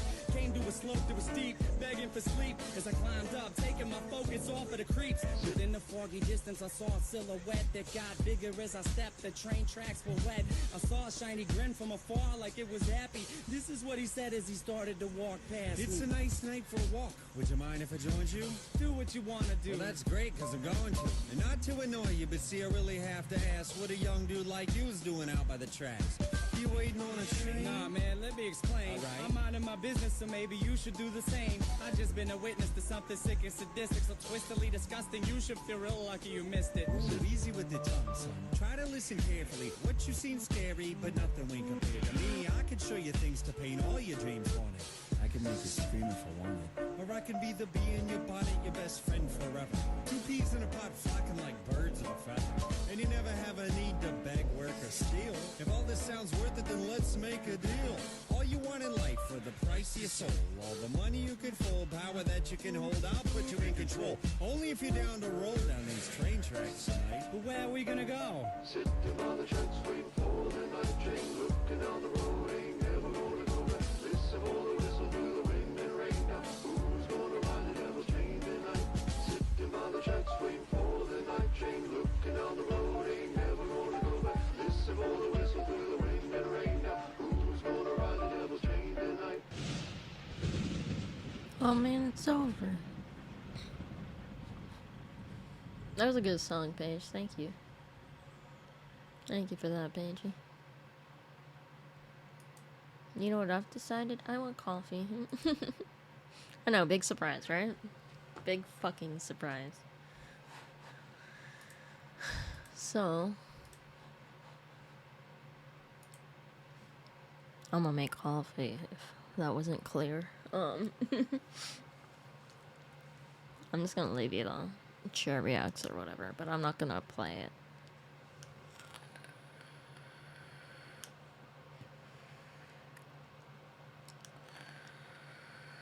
Good juice.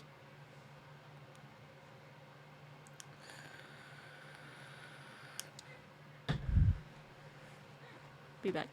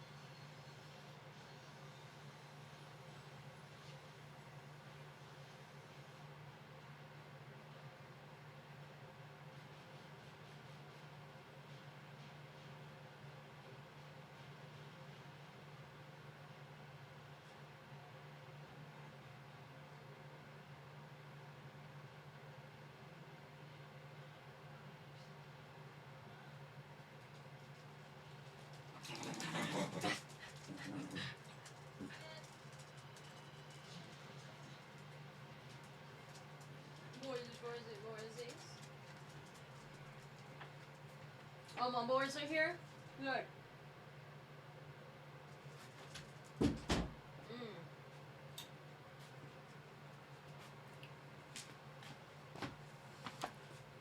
Paige, I did it. I got some fucking Fruity Pebbles, bitch.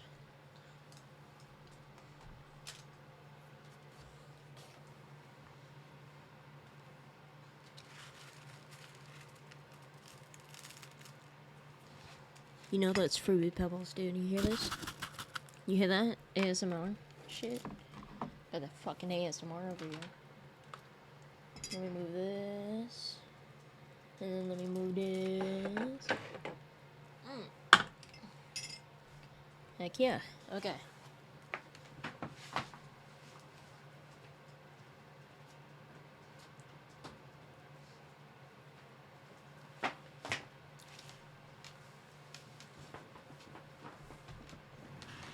Back streets back. Alright.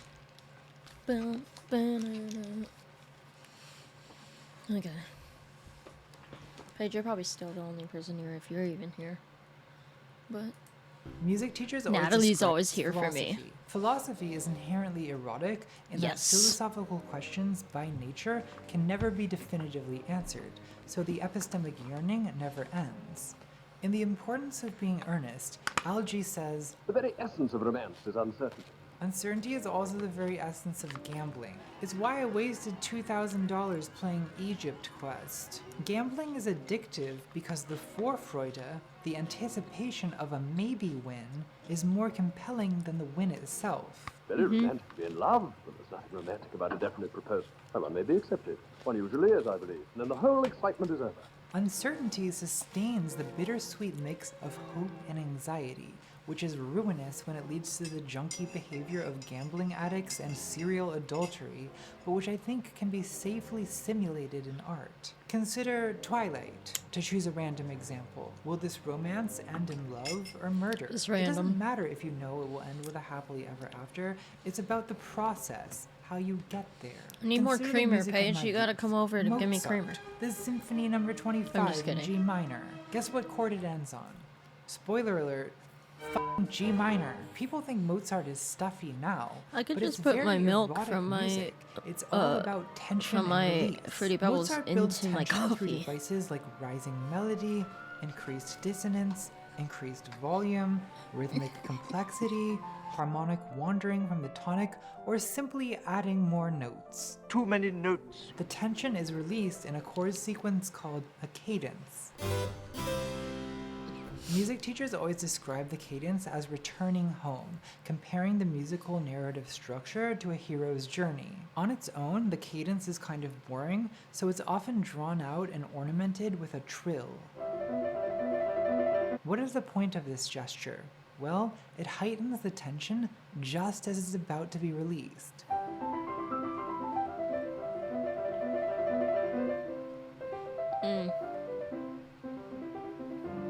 Post-cadence The clarity. trill occurs at that pre-climactic moment when gratification is imminent. It's very sexual. It's musical edging. When you hear it in isolation, it just sounds like an 18th I knew edging was century gonna get into musical it. stock phrase, but that's exactly the point I'm making. The release is only pleasurable because of the tension that is accumulated in anticipation of it. Without the tension, there is no release. And that's just kind of the nature of human pleasure. It's fire and ice. Herr Dr. Father says, we are so constituted that we can only intensely enjoy contrasts. Without the bitterness of tension, there is no sweetness of release. Philosophies that seek to liberate us from suffering advise that we let go of desire. Stoicism says we should limit desire to things we can control. Buddhism says we can stop craving and clinging by recognizing that desire arises from impermanence and from the illusion of the self. Philosophers and gurus are correct to recognize that desire leads to suffering. But detachment from desire is not bliss. If someone is Are my promising doggies? you bliss or some mystical solution to the wound of human nature, that's probably a Oh, cult. mess up Watch now. out for that. Detachment results in something more low-key, like tranquility or peace. Wise men are always saying, Stop clinging to desire and you'll find peace. Wise men are always saying this. The Tao Te Ching, chapter 46 says, "One who knows that enough is enough will always have enough." That is wisdom. And wisdom is soothing, but it's not exciting. So it's really your choice to make. Do you want to read novels about wise people being at peace? Or do you choose violence? Do you choose the world's most dangerous predator? Personally, I think wisdom is best left to the wise. Couldn't be me. I like things and stuff too much. The wheel of samsara is very much like my stomping things. ground. I like stuff.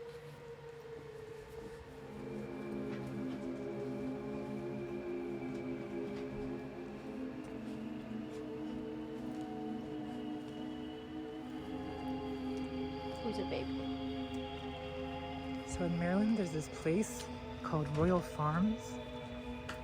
It's like if a KFC was inside of a 7-Eleven.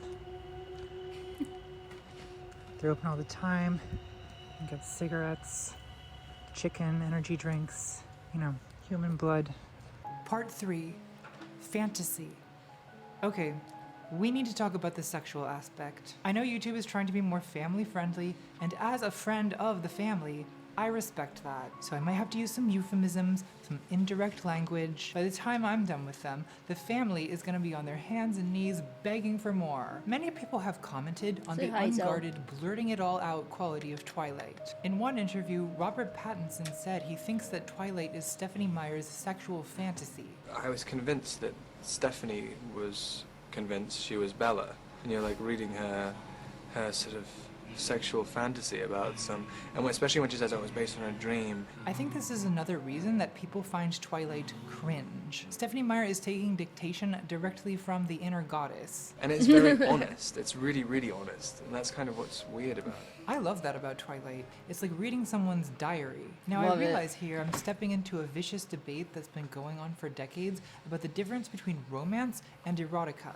What is the difference between romance and erotica? I got so curious about this that I actually contacted the English departments of Harvard, Yale, and Stanford, and I was surprised that they pretty much all agreed on a definition that romance is for good girls and erotica is for sluts. Pornography, of course, is for men. Harvard There's a buck-wild told her debate that. from 1987 between romance titans Jackie Collins and Barbara Cartland, who between them sold more than 1 billion books. The debate gets, well, you kind of just have to see it to believe it. It's evil, really.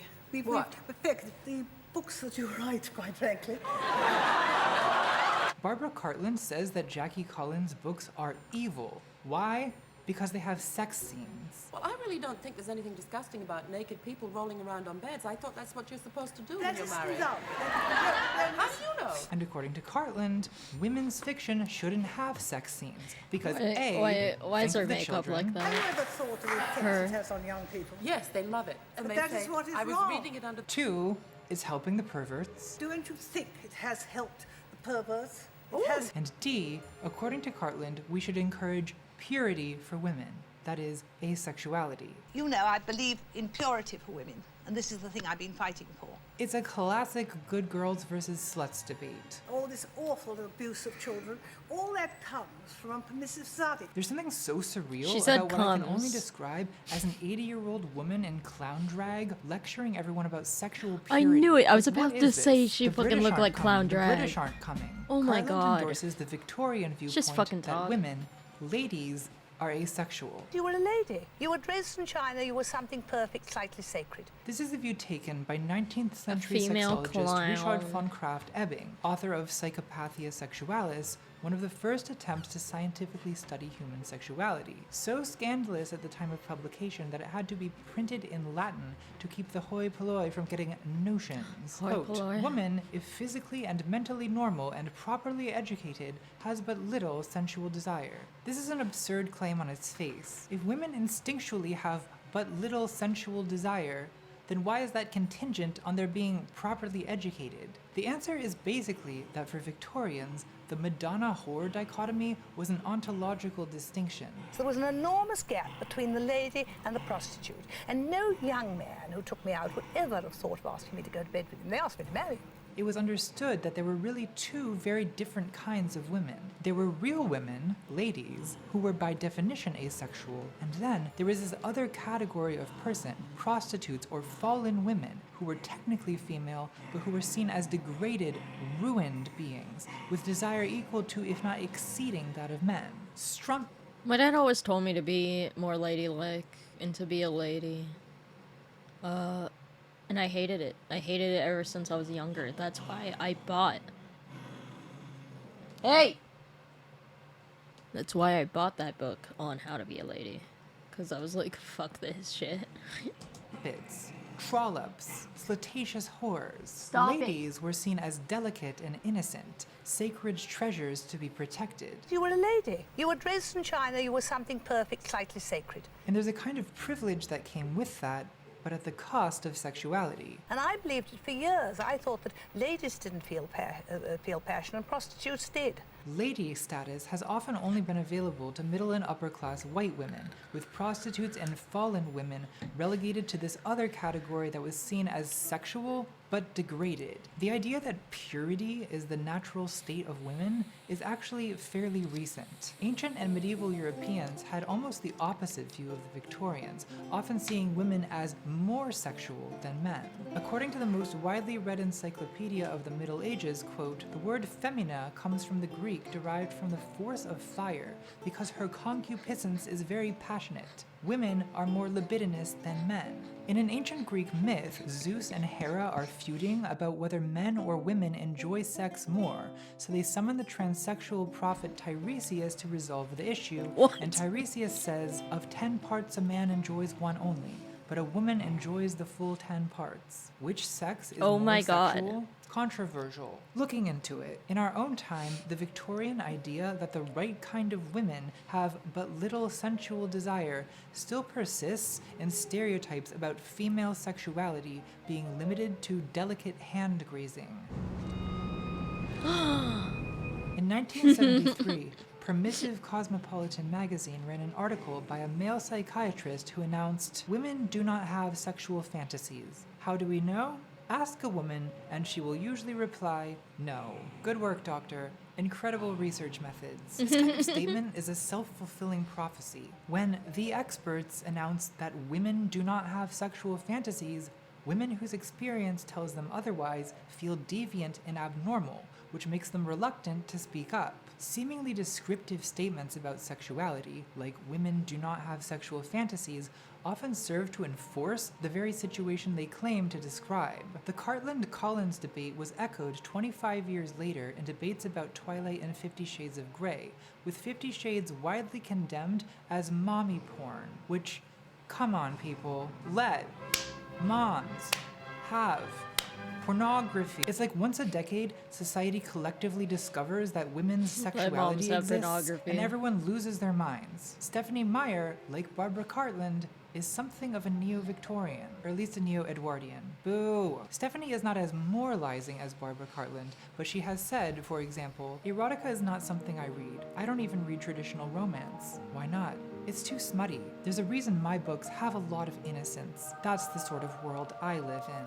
Well, I support whatever Stephanie Meyer has she's to a tell Mormon, herself right? to sleep at night. I don't know that I would describe Twilight as a world of innocence. I've killed people before. I like watching you sleep. It's hard to say with all those clothes on. Stranger things happen every day. Trust me. But it's true that there are no sex scenes. It's strictly PG-13. In one scene, Bella is too embarrassed to look at lingerie because it's too sexy even when it isn't on. In a now infamous scene, Bella walks down the stairs in a long khaki skirt and blue blouse, which outfit Edward describes as utterly indecent. No one should look so tempting, it's not fair. So what did Robert Pattinson mean when he said that Twilight is Stephanie Meyer's sexual fantasy? You're like reading her sexual fantasy. A story can be sexy without sex scenes. How? Well, I feel like this is something that I should show and not tell. For example, can we talk about the cuck tent scene? Why is no one talking about the cuck tent scene?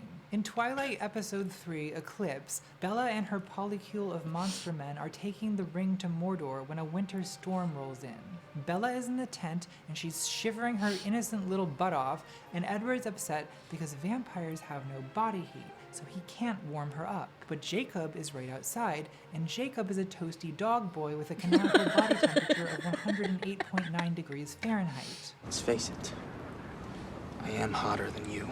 So Edward agrees to let the sexy, shirtless Jacob share a sleeping bag with Bella to prevent her imminent death by freezing. You'll warm up soon. Faster if you took your clothes off. Jacob clutches Bella against his hot, naked chest while Edward gazes on in jealous agony. Bella Fucking is nestled cooked in it. Jacob's arms, pretending to be asleep, while the two gorgeous monster men are incandescent with desire for her. They argue through the night about who loves her more and who can take better care of her. And remember, He's not even warming Edward her can that read well. minds, so he's experiencing all of Jacob's perverted fantasies in excruciating detail. Can you at least Boys! attempt to control your thoughts? So, why does this scene happen? Wherefore art the cuck tent? This is not a trick question. The answer is very obvious. The cuck tent happens because Stephenie Meyer thinks it's hot. Because it is hot. And maybe Stephenie would deny that she has any such impure feelings since she lives in a world of innocence. The cuck tent exists because Stephenie Meyer thought it was hot. You guys want to leave? You guys want to leave? Like, cause you growl so much that it's very distracting, dude. Thank you for stopping. But let's use common sense. This is a sexual fantasy. Almost everything that went into Twilight was unconscious. A lot of women like to feel intensely desired. It's why a common feminine fantasy is being at the center of Paige, attention from multiple your- men. your, Because more men symbolizes more your fucking- desire. It's your why you message get romance got novels held. like 2 Billionaires in Vegas, 3 Bosses gonna allow Assistant, 4 Rancher's Bride, 5 Mafia They didn't let Captor's it go Virgin, through. 6 Single Dad's Nanny, 7 They were like, no, it says threesome. We should auto mod that.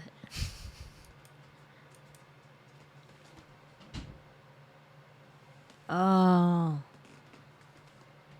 I see what's happening now. Okay.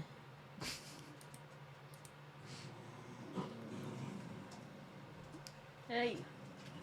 Okay. Come on. Come on. Out. Get out.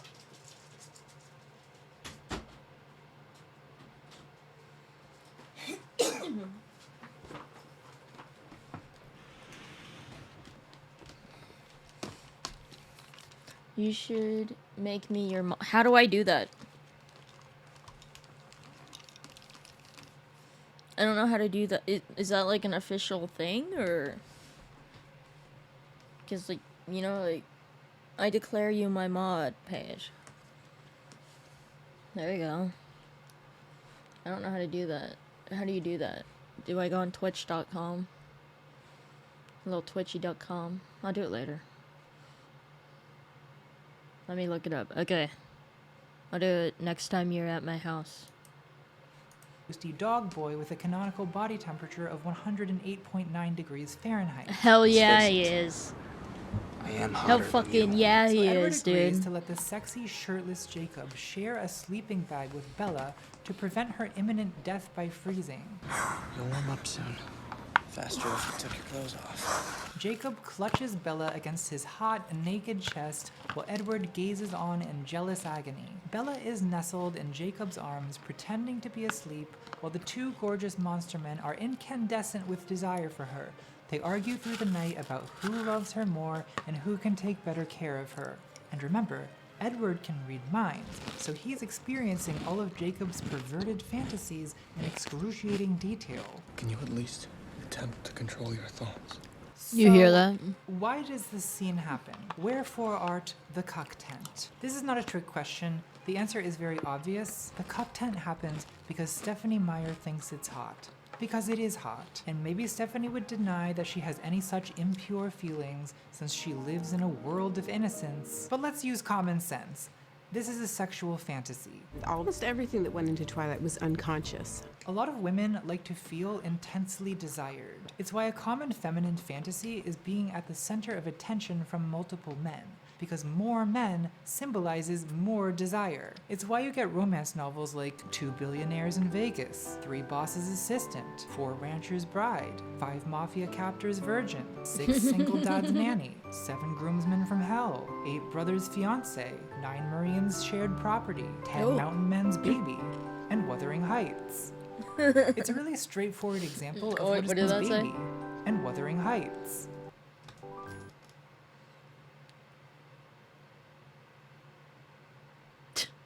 It's a really straightforward example of what is called wish fulfillment. And Twilight has a lot of wish fulfillment. You know, Bella moves to a new school. In the chat, type out the command /mod, send message, and that person will be okay.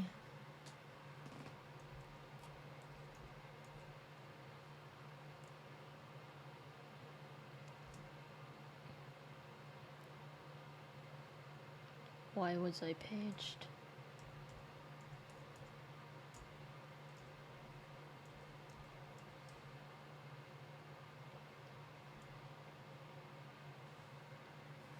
Okay, you there? I think I did. Pretty sure I did. Says right now. Here, I'll show you. I have a chat box thing here. I think. Yeah, I just need to move it up. No. See that? Yes. That's what Paige said. She said yes. Okay, I'm gonna put that back.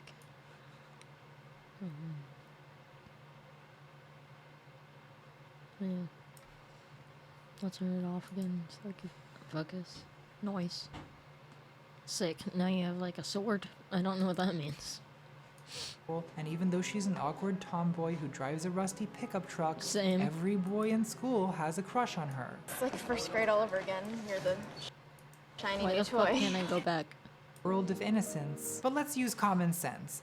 This is a sexual fantasy. Almost everything that went into Twilight was unconscious. A lot of women like to feel intensely desired. It's why a common feminine fantasy is being at the center of attention from multiple men, because more men symbolizes more desire. It's why you get romance novels like 2 Billionaires in Vegas, 3 Bosses Assistant, 4 Rancher's Bride, 5 Mafia Captors Virgin, 6 Single Dad's Nanny. Which one sounds the 7 best to Groomsmen you? From Hell, 8 Brothers Fiancé, 9 Marines Shared Property, 10 Mountain Men's Baby, Ooh. and Wuthering Heights.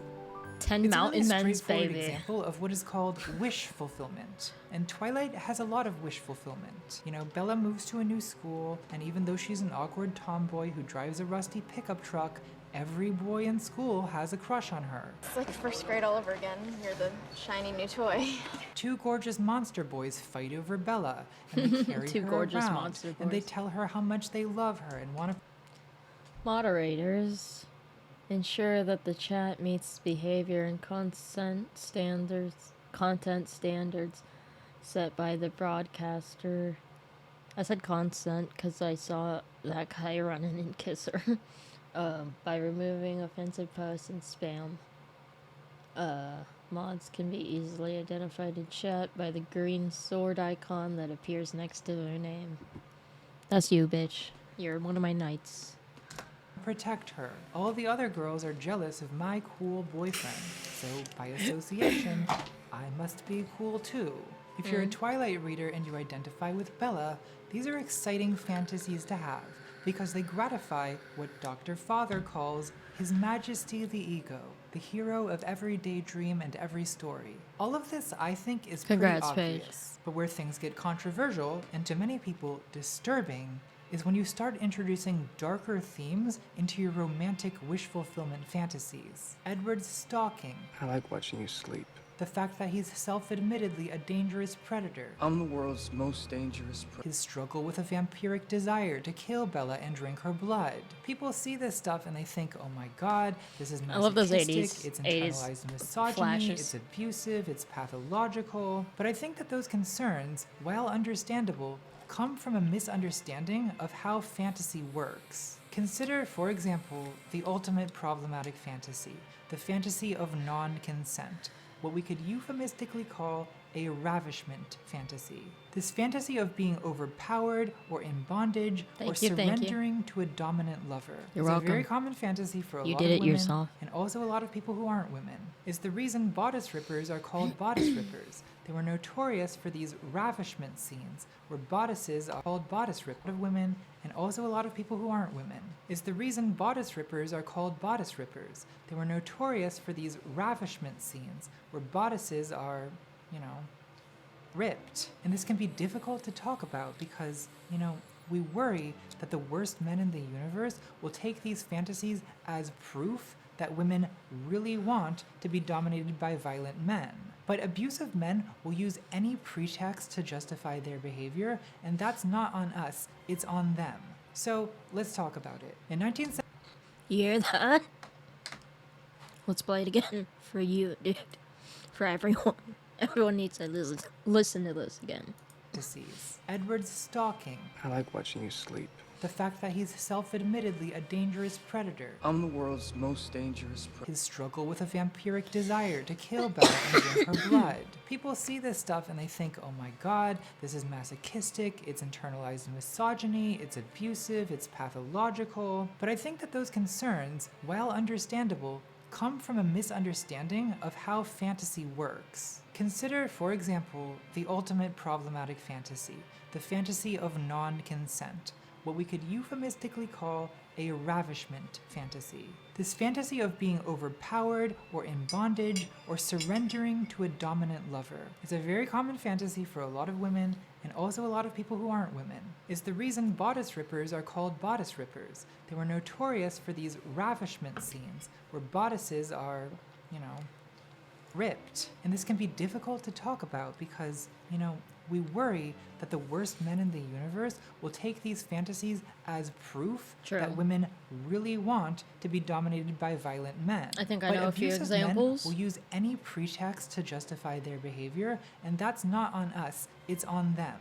So let's talk about it. In 1973, the same year that Cosmo announced women don't have sexual fantasies, the author Nancy Friday published a book called My Secret Garden, Women's Sexual Fantasies. do that. Nancy Friday was a heroine of the sexual revolution, and I think it was brave of her to publish this book. Despite its misleadingly twee cover, sexual fantasies. Nancy Friday. Nancy Friday was a heroine of the sexual revolution, and I think it was brave of her to publish this book. Despite its misleadingly twee cover and blurb, dare to discover the beautiful blossoms, the winding paths, and the hidden nooks of female sexuality. I hate that even the cover of a pervert book like this assumes that female sexuality is as mysterious as it is floral. Groundbreaking. But there's nothing floral about the contents of Nancy Friday's books, which are essentially anthologies of fantasies submitted in response to a newspaper ad Nancy published that said, "Female sexual fantasies wanted by serious female researcher. Anonymity guaranteed." Love that. This resulted in a book which is very explicit. That's cool. And which challenges assumptions. Oh, I about had an idea to feminine kind of do something like sexuality that. being sort of soft and gentle and mushy. The single greatest theme that emerged was that of weak women being sexually dominated, forced by male strength to do this deliciously awful thing. So the ravishment fantasy proved to be the most common fantasy. Why? Are these women all horribly traumatized?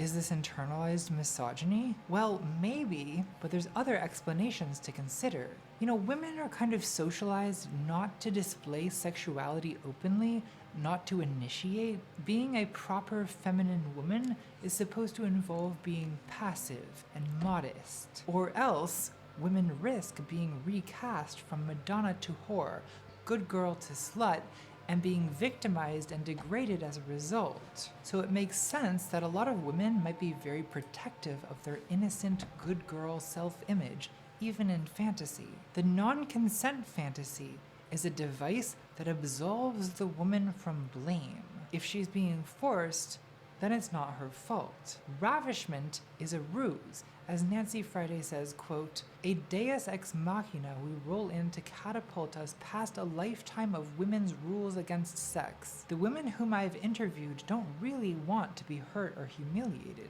His male presence, that effective battering ram, neatly makes her relax sufficiently to enjoy, and then allows her to return to earth, her nice girl, good daughter self intact." So the non-consent fantasy is not wish fulfillment in a literal sense, but in an emotional sense. Like if a teenage boy fantasizes about dying gloriously in battle, is that a masochistic fantasy about death? Or is it an egotistical? What the fuck?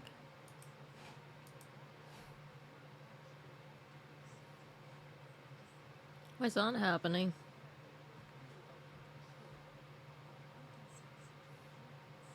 What's up with that?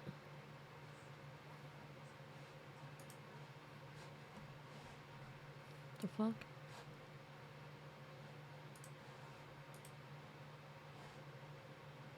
Why'd that go weird? Oh. Oh, I know.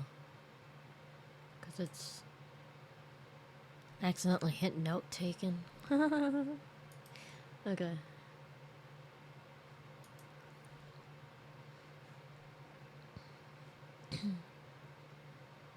I want ravishment. Oh my god, dude, same. Same. I was texting you about things like this last night. Think, oh my god, this is masochistic, it's internalized misogyny, it's abusive, it's pathological. But I think that those concerns, while understandable, come from a misunderstanding of how fantasy works. Consider, I got for remote example, shooting on the my ultimate phone. problematic fantasy. The Maybe I could fantasy turn of off fucking that non-consent, autofocus. what we could euphemistically call a ravishment fantasy. This fantasy of being overpowered or in bondage or surrendering to a dominant lover is a very common fantasy for a lot of women and also a lot of people who aren't women. It's the reason bodice rippers are called bodice rippers. They were notorious for these ravishment scenes where bodices are, you know, ripped. And this can be difficult to talk about because, you know, we worry that the worst men in the universe will take these fantasies as proof that My women head should be over really here. want to be dominated by violent men. But abusive men will use any pretext to justify their behavior, and that's not on us, it's on them. So let's talk about it. In 1973, the same year that Cosmo announced women don't have sexual fantasies, the author Nancy Friday published a book called My Secret Garden: Women's Sexual Fantasies. Nancy Friday was a heroine of the sexual revolution, and I think it was brave of her to publish this book. Despite its misleadingly twee cover and blurb, dare to discover the beautiful blossoms, the winding paths, and the hidden nooks of female sexuality. I hate that even the cover of a pervert book like this assumes that female sexuality is as mysterious as it is floral. Groundbreaking. But there's nothing floral about the contents of Nancy Friday's books, which are essentially anthologies of fantasies submitted in response to a newspaper ad Nancy published that said, "Female sexual fantasies I want you wanted closer, by serious Paige." female researcher. Woo. Anonymity guaranteed. Love that. This resulted Love in that. a book which is very explicit. I want to do something like that, and I which said. challenges I assumptions already about said that. feminine sexuality But I do. being sort of soft and gentle and mushy. The single greatest theme that emerged was that of weak women Audio sounds being good. It sexually looks like, dominated, well, it looks good. So. forced by male strength to do this deliciously awful thing. So the ravishment fantasy proved to be the most common fantasy. Why? Are these women all horribly traumatized? Is this internalized misogyny? Well, maybe, but there's other explanations to consider. You know, women are kind of socialized not to display sexuality openly, not to initiate. Being a proper feminine woman is supposed to involve being passive and modest. Or else, women risk being recast from Madonna to whore, good girl to slut, and being victimized and degraded as a result. So it makes sense that a lot of women might be very protective of their innocent, good girl self-image, even in fantasy. The non-consent fantasy is a device that absolves the woman from blame. If she's being forced, then it's not her fault. Ravishment is a ruse. As Nancy Friday says, quote, "A deus ex machina we roll in to catapult us past a lifetime of women's rules against sex. The women whom I've interviewed don't really want to be hurt or humiliated. His male presence, that effective battering ram, neatly makes her relax sufficiently to enjoy, and then allows her to return to earth her nice girl, good daughter self intact." So the non-consent fantasy is not wish fulfillment in a literal sense, but in an emotional sense. Like if a teenage boy fantasizes about dying gloriously in battle, is that a masochistic? All odds are against us, lads. We shall hold no matter at what cost. Let us die with honor and glory for something greater than ourselves. Every man has two fantasies. It's okay, you don't need to act strong anymore. Just hold on to me and let it all out. You're good enough. You're a good boy. Fantasy You're a good about boy. Death, You're or such a is it good an boy. egotistical You're fantasy such a good about boy. glory? Probably the latter. You're a good Likewise, boy. women who fantasize about being ravished do not actually want to be assaulted. In a fantasy, which is a fictional scenario where you are in control, the non-consent situation satisfies your emotional needs. To gratify desire without the burden of shame and guilt and anxiety that comes with taking responsibility for your desire.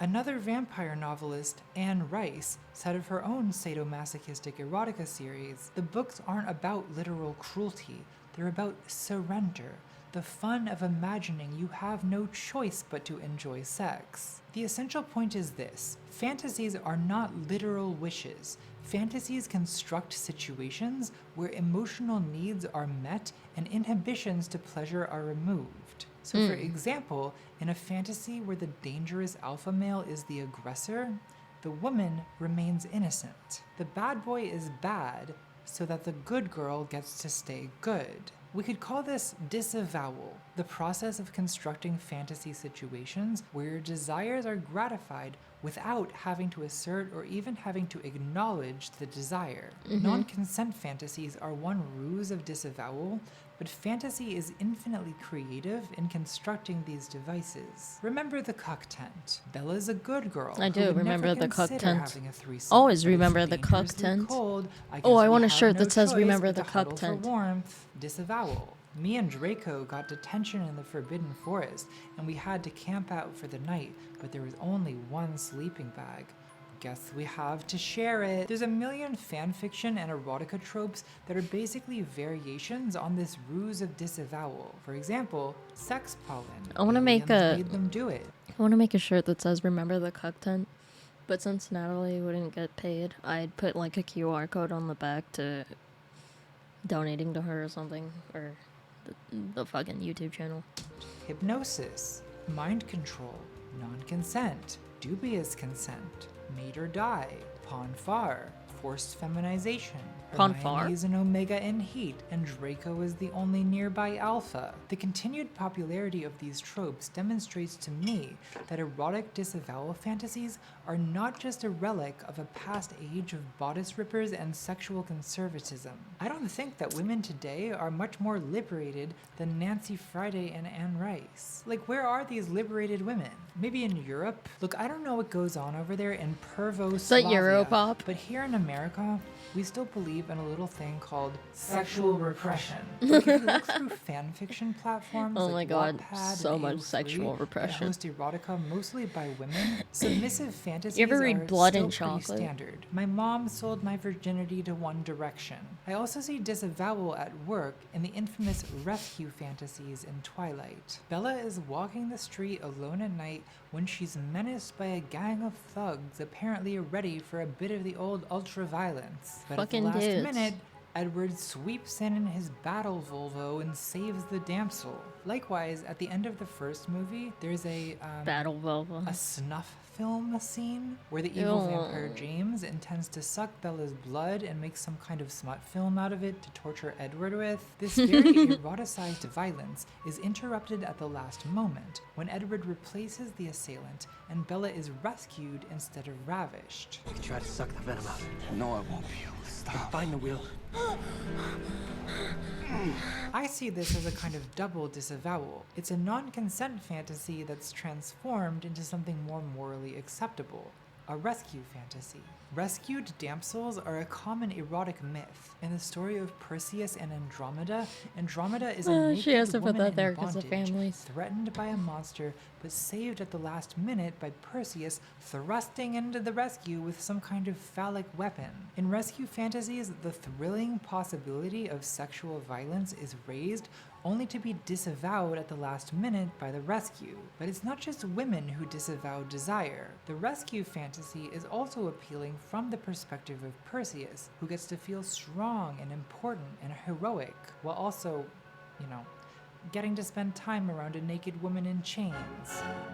It's not even necessarily sexual desire that fantasy disavows. In 50 Shades of Grey, Edward, renamed Christian, is constantly issuing orders to Bella, renamed Anastasia, about what she should eat, what car she should drive, about what gynecologist to see. Why is this part of the fantasy? Well, because making decisions is hard. Sartre said we're condemned to be free. Why is freedom?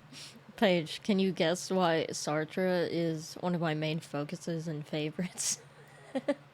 A condemnation? Well, because freedom implies responsibility, and responsibility sucks. I, for one, hate being accountable for the consequences of my actions. Even something as trivial as what should I eat today is a decision fraught with moral quandaries and body image issues and contradictory nutritional advice coming at us from all angles. Isn't there something relaxing about a competent person just telling you what to do? So you don't have to Yes. Please.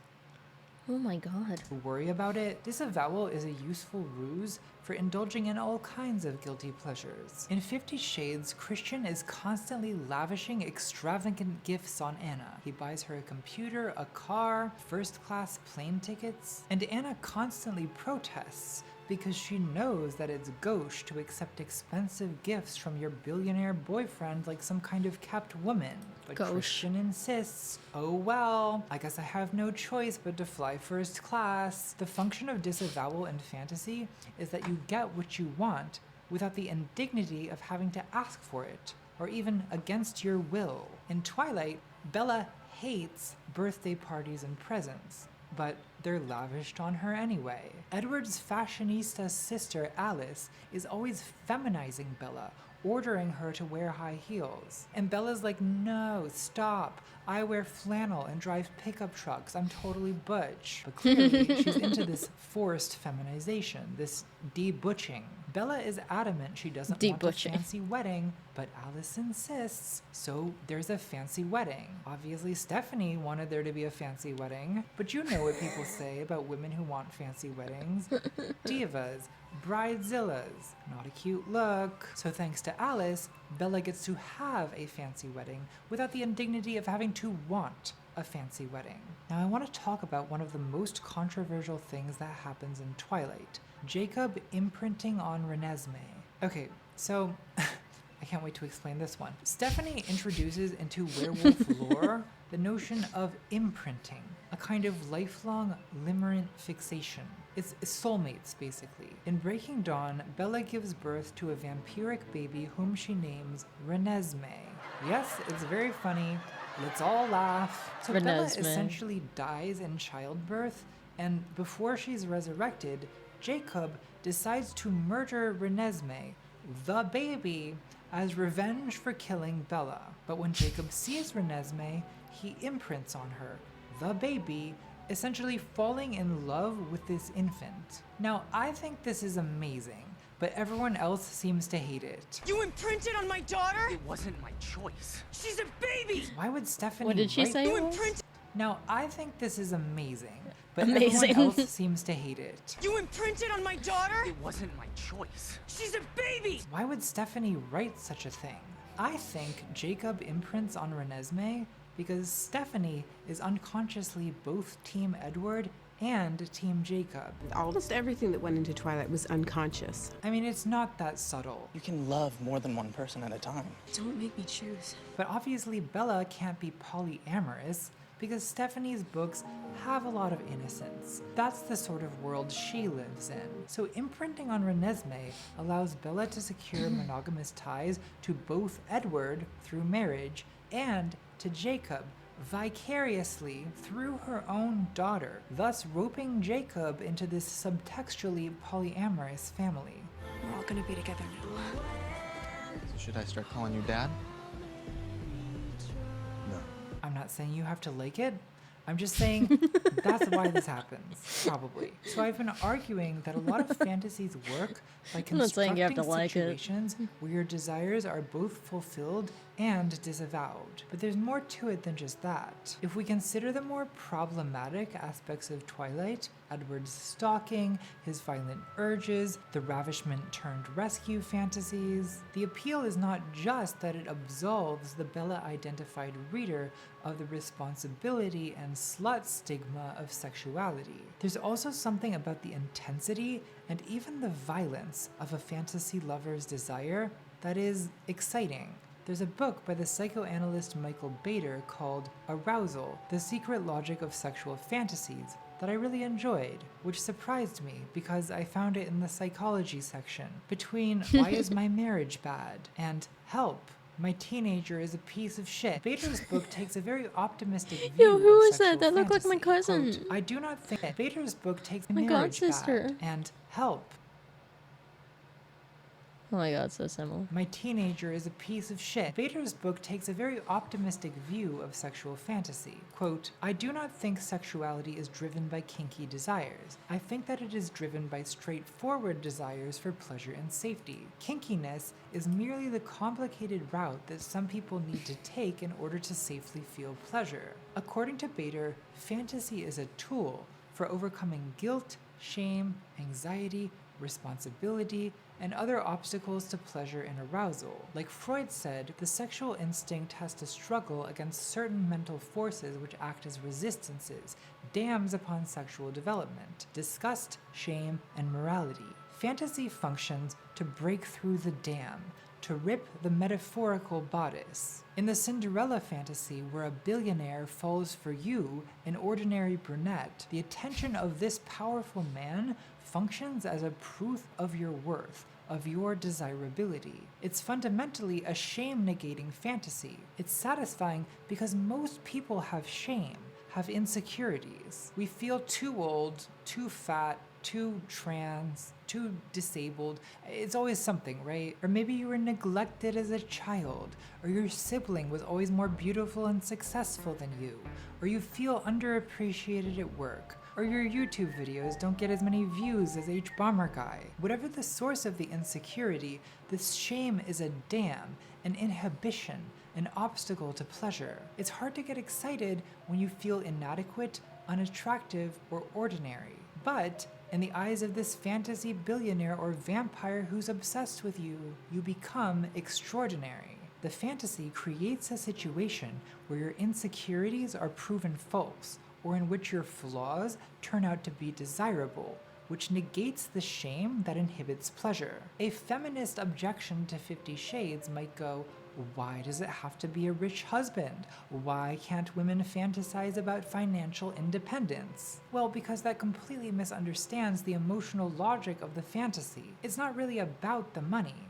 Money is just an efficient symbol. It signifies value, worth. In the logic of fantasy, a rich man is a high-value man, especially to us vulgar Americans. To an old-fashioned English woman like Rich Barbara equals Cartland, valuable. the ideal romantic hero Money is equals preferably value. a peer of the realm, a disgraceful duke, a wicked marquis, an elusive earl. In desperate times, we might even settle for a cruel count. When his lordship bestows upon you lavish gifts, despite your protests and disavowals, The gifts are proof that he desires you, that you are as enticing as any beautiful, expensive object. Dude. The wealth and gifts.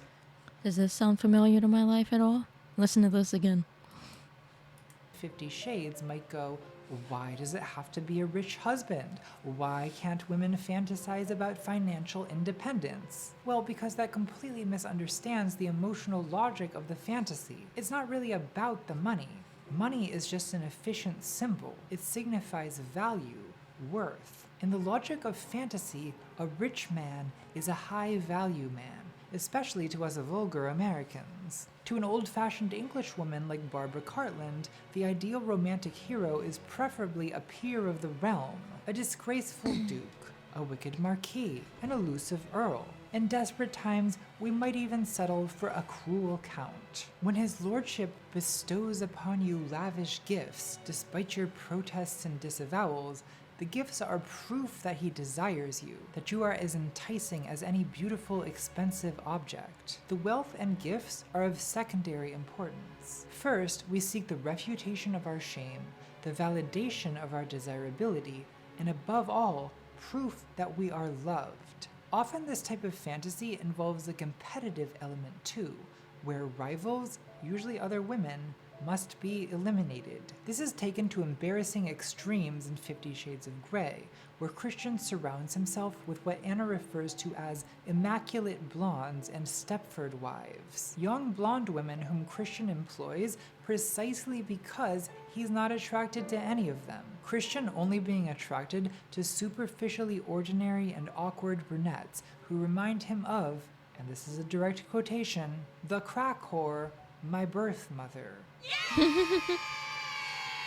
Anna also has the satisfaction of humiliating the attractive blonde architect Christian hires to design their house, and at one point she throws a drink in the face of Christian's childhood seductress, who, yes, is also blonde. He's not capable of marriage. In Twilight, Bella is a superficially ordinary and awkward brunette who is frequently jealous of Edward's blonde bombshell sister Rosalie, as well as the Denali coven of vampires, blonde vixens all, to whom we are assured Edward feels not the slightest twinge of attraction. My point is that this need in fantasy to cancel out every other attractive woman has the same meaning Anna Freud attributed to a female patient's fantasy. Father loves only me. And the fact that the men in these fantasies are often substitute father figures is a fact so obvious that it hardly warrants mentioning. I know. I look hot. Feminine sexual fantasies are often modeled on myths and fairy tales. Cinderella, Sleeping Beauty, Beauty and the Beast, Little Red Riding Hood, Hades and Persephone, Adam and Eve, Perseus and Andromeda. If Cinderella-style fantasies are usually about refuting shame, I'd argue that Beauty and the Beast-style fantasies are usually about negating guilt. By Beauty and the Beast-style fantasies, I mean erotic fantasies where the hero is a mafia boss, a stalker, a pirate, an abusive employer, a conduct-violating professor, a disgraceful duke, a sadistic billionaire, or for that matter, my own brother, a goddamn shit-sucking vampire. My own brother, a goddamn shit-sucking vampire. Obviously, in Twilight, as in a lot of romance fiction, the hero is both Prince Charming and the Beast, a Darcy with Heathcliff characteristics. What is the fantasy appeal of the Beast? Why is he so sexy? Well, there's an element of selfishness inherent to sexuality, what Michael Bader calls ruthlessness. Quote, sexual excitement requires that we momentarily become selfish and turn away from concerns about the other's pleasure in order to surrender to our own. Women in particular often feel guilty about being selfish. They're afraid they'll take too long, or that receiving pleasure is one-sided. Maybe it's because women are told to be caretakers, to put other people's needs before their own. But in the fantasy where you've been tied up by Christian Grey, you have no say in the matter. You cannot be guilty because it's not your fault, and the selfishness of the Beast gives Beauty permission to be selfish too, to surrender to her own pleasure. Bader says, quote, "Sexual fantasies always find a way of turning the no of guilt into the yes of pleasure. A similar guilt negation is achieved by fantasies of anonymity, a masked stranger, someone you have no obligation to take care of. And because you're strangers to each other, you also have less reason to be ashamed. It's why when you have an orgy at your opulent mansion, you have to make everyone wear a mask. Like anonymity, opulence is a defense against shame. Opulent when someone mansion. surrounds themselves with opulence, what are they trying to say about themselves? The subliminal message of opulence is I am valuable.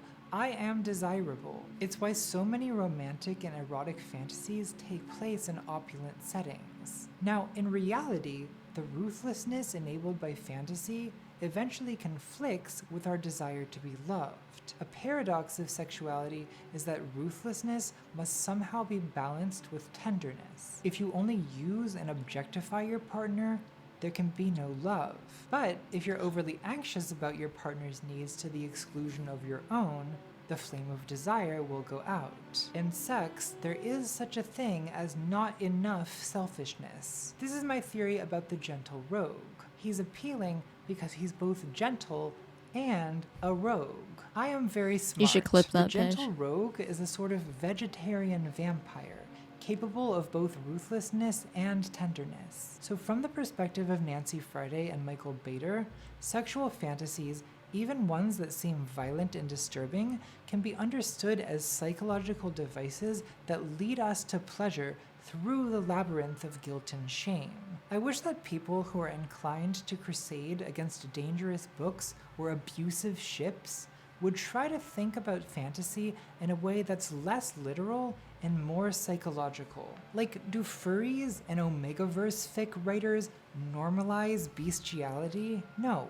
The fantasy of human animality is not about literal animals. It's about unleashing what is symbolically animalistic in us, the drives and urges that human taboos Furries. and decency forbid. People think furries are weird now, but your grandfather fought in World War II, then came home and thought it was totally normal to be attracted to women dressed like rabbits. Are people who are into daddy doms or diapers or whatever literally normalizing pediatrics? Well, no. It's usually not about that at all. Age play is usually about fantasy regression to the social position of someone who has no responsibilities and needs to be taken care of. The fantasy or the roleplay scenario gives you permission to be taken care of. Edward Cullen's notorious "I like to watch Like you Uncle sleep" Larry, I like dude. watching My you sleep. uncle. My feels Uncle Larry. creepy to a lot of people. Oh and man, fair I miss enough. Uncle Larry. Creepiness is subjective, but I feel like you can find Edward creepy and still understand that for Stephanie Meyer, Twilight is not an expression of a literal desire to be stalked by creatures of the night. The fantasy is of a protector watching over you, a witness, a guardian angel. Like when you're a kid and you want your mom to stay in your room with you until you fall asleep. I wish that I could fall asleep with a vampire watching over me, talking to me, and she's saying, "Baby, mommy loves you. You're a good baby. I don't blame you for what happened to this family. You're just a baby. You had nothing to do with 9/11. In 2015, radical feminist love you, Dr. little Gail baby. Dines, the quote, world's leading anti-pornography scholar and activist, according to her website, led a boycott of 50 Shades of Grey using the hashtag $50 not 50 shades, encouraging people to donate to battered women's shelters instead of seeing the movie. Dines claimed 50 Shades glamorized and eroticized violence against women and rebranded it as romance. She describes going to see the movie in a theater full of young women drinking cocktails and watching in abject horror, quote, a film that depicted in unbearable detail how to lure a lonely, isolated child into consenting to sexual abuse. Watching a seasoned predator toy with his immature prey, you are left with a knot in the pit of your stomach that won't go away, no matter how many cocktails you down. Gail? It's Twilight fan fiction. When I watch 50 Shades, I don't feel like I'm watching a seasoned predator. I feel like I'm watching a woman's fantasy. Because I am. And if people like Gail Dines are too obtuse to notice the difference, that's kind of their problem. I've been holding this in for 10 years, and I'm gonna say it. I am begging these people to learn to think psychologically instead of literally. Yes. So they're not constantly baffled and traumatized upon encountering literally the most common type of sexual fantasy that people have. I guess when your only analytic tool is a sledgehammer, you see every problem as an author whose legs aren't hobbled yet. It's frustrating, because there's plenty of more nuanced criticism of pornography, especially when it's produced coercively or when it functions as a replacement I had a video for idea, actual and that sex education. fucking relates but I to it. reject the radical feminist idea that consuming pornography is a major cause of violence. And I should know, because I'm a very violent person, 121. and I never consume pornography.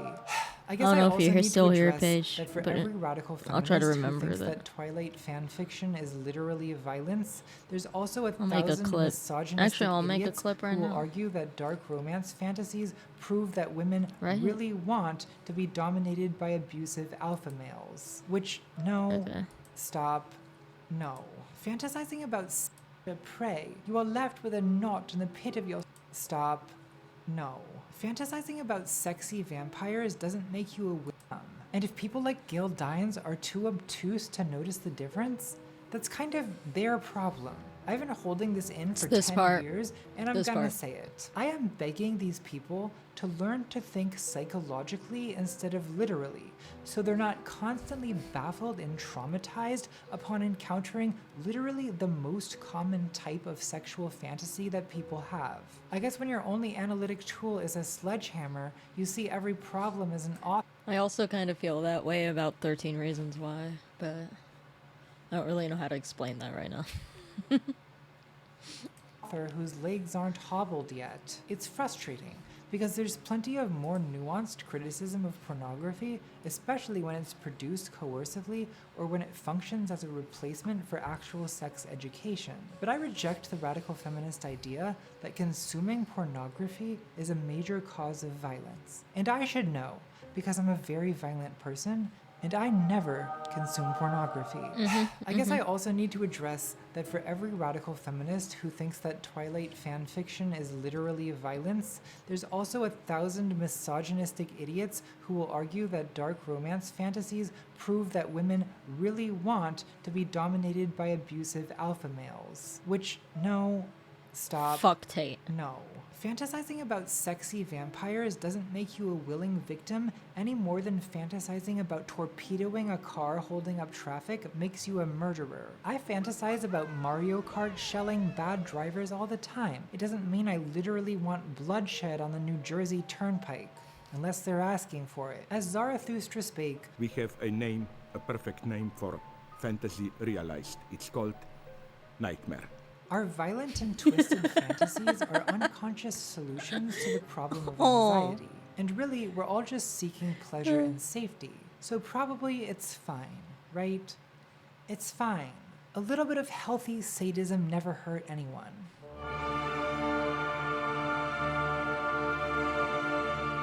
Part 4. Power. Is it really fine, though? We're not done. We're not even close to done. I'm just getting warmed up. What feels incomplete to me about the it's just fantasy argument is that Twilight is a fantasy, yes. Love this but vibe. It's a fantasy that reflects some. Can I just say, love this. It's great. And she has all new candles.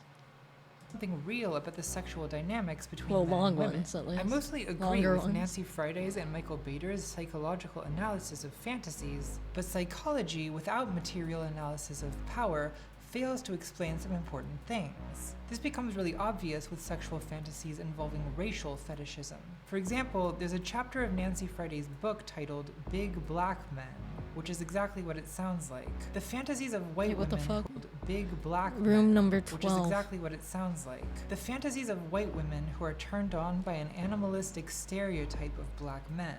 It's a racial fixation that's very much present as subtext in Twilight. I leave you alone for 2 minutes, and the wolves descend. Jacob is indigenous. He transforms into an animal. His last name is literally Black. We were great spirit warriors that transformed to the powerful wolf. Oh god, are the werewolves Lamanites? Stephanie, I regret to inform you that the cuck tent is racist. We could try to psychoanalyze all of this, the bigness in question referring not just to anatomy, but to the intensity of desire, the exciting taboo of otherness, animalization as a shame-negating device. And all of that may be true, but aren't these fantasies still a reflection and possibly a reinforcement of unjust political reality? In his 2016 essay, Decolonizing My Desire, slave play author Jeremy O. Harris describes his experience as a black gay teenager who became erotically fixated on white men, because to him, whiteness represented power and prestige. He concludes that by obsessing over white bodies and white validation, quote, I was failing to exist. I don't see myself as some kind of moral judge of who's allowed to fantasize about what, but I've noticed people are usually way less comfortable with fantasies rooted in racism than they are with fantasies about powerful men dominating submissive women. But is that justifiable? Have men not dominated women throughout history? Stephanie Meyer didn't invent this story about a male predator and his female prey out of thin air. Don't a lot of girls grow up being treated as a kind of sexual prey to male predators? Doesn't that have some kind of influence on the fantasies that women have? And can't fantasy sometimes influence reality? I mean, it's true, but I don't like it. According to criminologist Scott Bond, the behavioral science unit of the FBI has concluded that serial killers program themselves in childhood to become murderers through a progressively intensifying loop of fantasy. I can confirm this. My question is, are fantasy power dynamics she's dressed as a Volturi. Political inequality, or is there something inherently vampiric about sexuality itself? According to Leopold von Sacher-Masoch, the guy who masochism is named after, I wish I could have a perversion named after me. According to love Masoch, that guy. in love, one person must Did he be the not have hammer, legs? named after me. The guy who masochism is named he has after. legs. I wish I could have a perversion named after me. According to Masoch, in love, one person must be the hammer, the other, the anvil. Is this true? Is sexuality always ruled by hierarchy, split into binary roles? Is there always a hammer and an anvil, a top and a bottom, a dom and a sub, a lover and a beloved, a lion and a lamb? What a stupid lamb. Sick, masochistic lie. In heterosexuality, the default assumption is that the man is the lion and the woman is the lamb. But gay people are hardly exempt from aligning with these types of roles, top and bottom. Some people are born straight, and others have straightness thrust upon them. Let's call the situation default heterosexual sadomasochism, DHSM. Oh my god. Because I'm gonna say it a lot. DHSM. DHSM. This division of sexuality into bipolar roles: masculine, feminine, active, passive, subject, object, lover, beloved, giving, receiving, pursuing, pursued, predator, prey, dominant, submissive, possessing, possessed, what's it called? Conquering, surrendering, penetrating, penetrated, it's not voyeuristic, diametrics, exhibitionistic, it's fucking sadistic, masochistic. dialectics. In reality, none of these roles are interchangeable or even necessarily correlated. Being masculine does not imply being a top, and neither imply being dominant. Masculinity is gender expression. Top is a sexual position, and dominant is a role in a power dynamic. But in DHSM, these roles are assumed to be bundled together and assumed to belong to the sexuality of men. No. When I say sadomasochism, I don't just mean the narrow sense of enjoying or inflicting pain. I feel like I'm a masked this dom whole top. dynamic of dominance and submission. Male dominance I'm a is so sub. much the heterosexual I'm default verse. that female dominance, or femdom, is usually considered a kink. That is, Yes. it's considered deviant. Yes. What did I say about the next person page? Femdom or pretty boy? Pretty man. DHSM defines heterosexuality as the dominance of women by men. Men who are perceived as submissive to women are sometimes called gay over such emasculating behavior as leaning towards a woman, pleasuring a woman, walking behind a woman, and holding the baby he sired with a woman.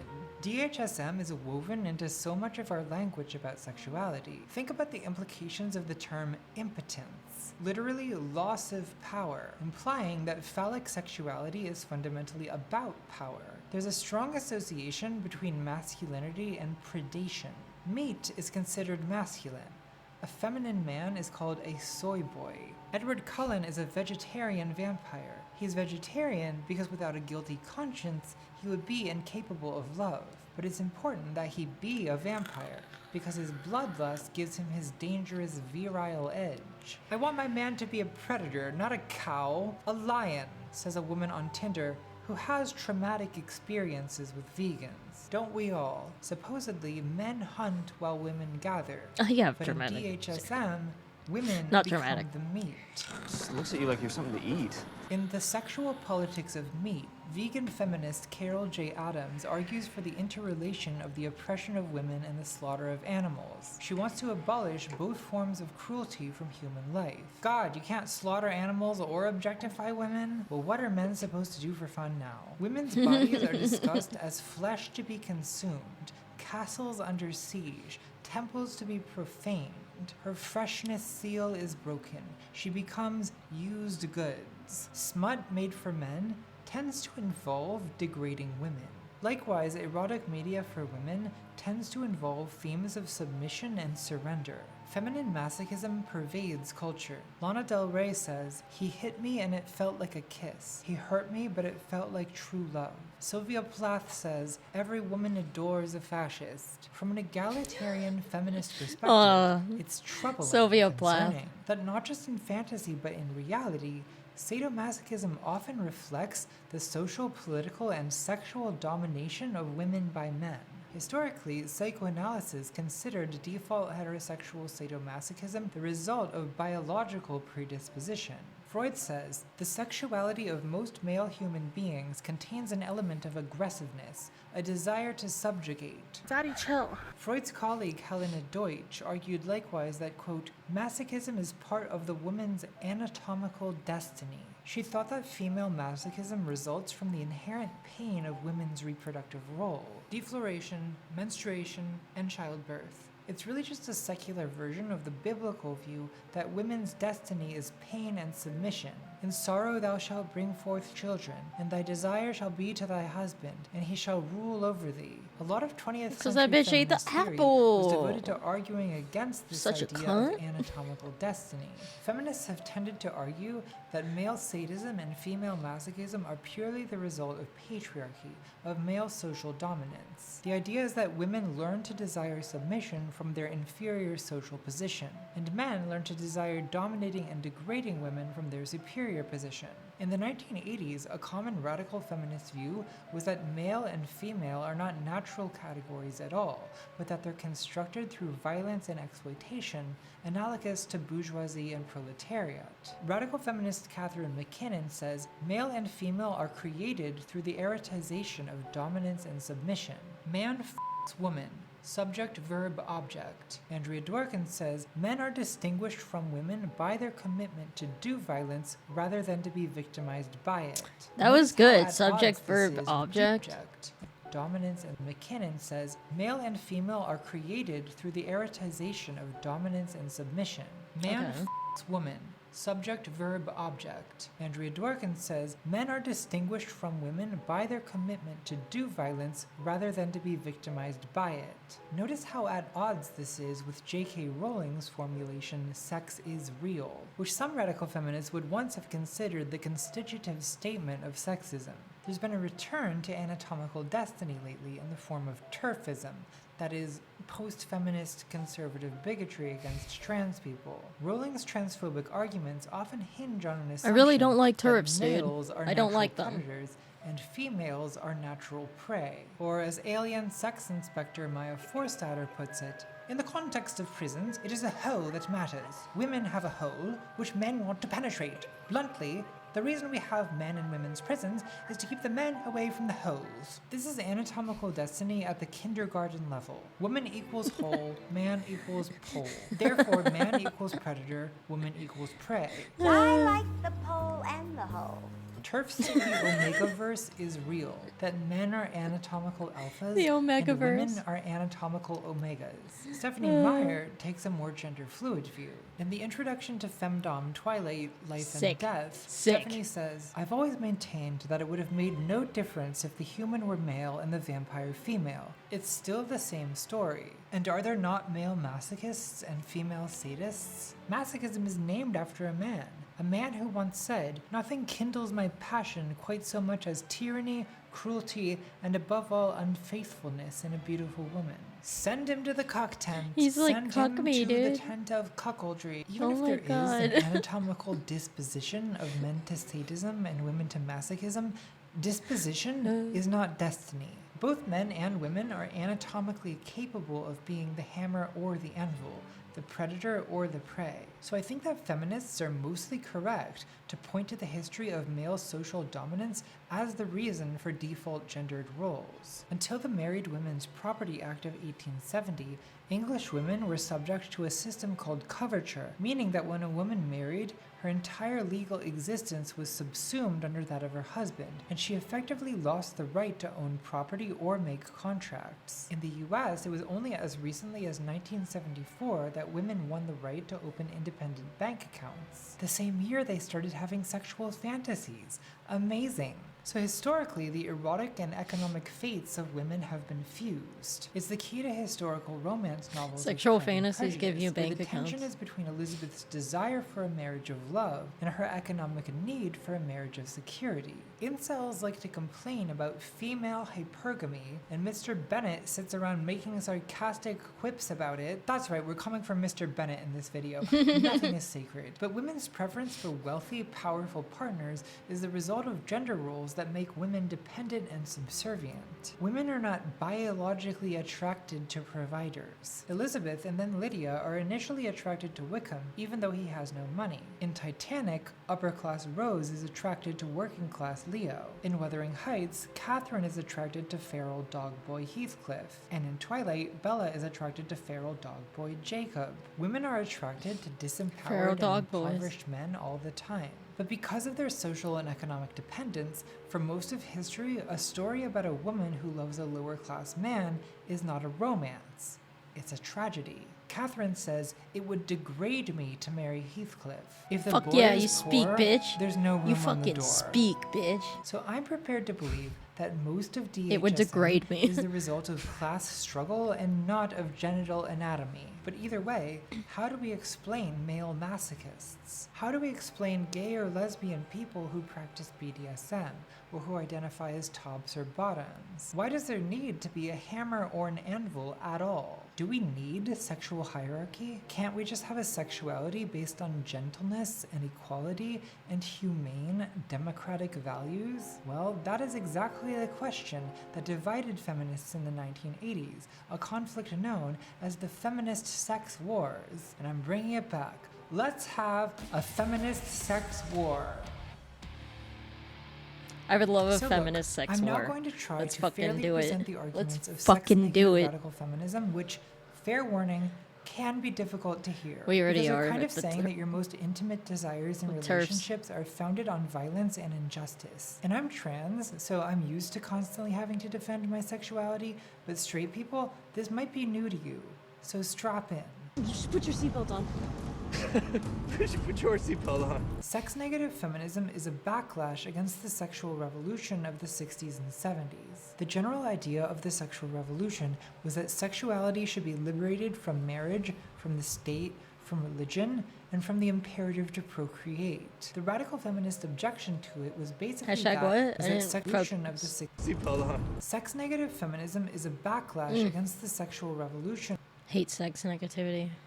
of the 60s I and tell my mom to be more sex positive all the time. 70s. The general idea of the sexual revolution was that sexuality should be liberated from marriage, from the state, from religion, and from the imperative to procreate. The radical feminist objection to it was basically that In practice, the sexual revolution was only a liberation of men's desire to dominate women. Radical feminist Andrea Dworkin says, quote, "Freedom, that hallowed word, is valued only when used in reference to male desire. For women, freedom means only that men are free to use them. Sexual libertarians sometimes imply that sexual repression is inherently bad, but many women experience violence at the hands of men whose sexuality is not repressed enough. To those women, freedom of sexuality may seem less important than freedom from sexuality. Sometimes sexual repression is good. Freedom for the lion is not freedom for the lamb. The question is it possible to liberate sex without liberating violence? And for sex-negative feminists, the answer is basically no. As they see it, we have to choose between sexuality and women's rights, and we should choose women's rights. This is a tough sell for most people, but okay, let's hear it out. The final boss of sex-negative feminism is former academic Sheila Jeffreys. Quote, "The demolition of heterosexual desire is a necessary step on the route to women's liberation." Good luck with that. Now, I love Sheila Jeffreys. I think she's hilarious, but I'm an intellectual masochist. I get off on bad ideas. My tastes are very singular. These days, Sheila Jeffreys blends in as just another generic English I get off on bad ideas. These people are a dime a dozen. The problem is that men doing woman face are insulting to women when they're Natalie just would walking love down the me. street or sitting in a cafe. Activities for which they need an unwilling... Her argument is that being trans is a fetish. Therefore, trans people shouldn't be allowed to exist. When they're just walking down the street or sitting in a cafe. Activities for which they need an unwilling audience of women in order to get sexual excitement. She goes on podcasts and talks about how trans women are perverted fetishists, parasitically occupying female bodies, which, yeah, that is now the mainstream conservative occupying female...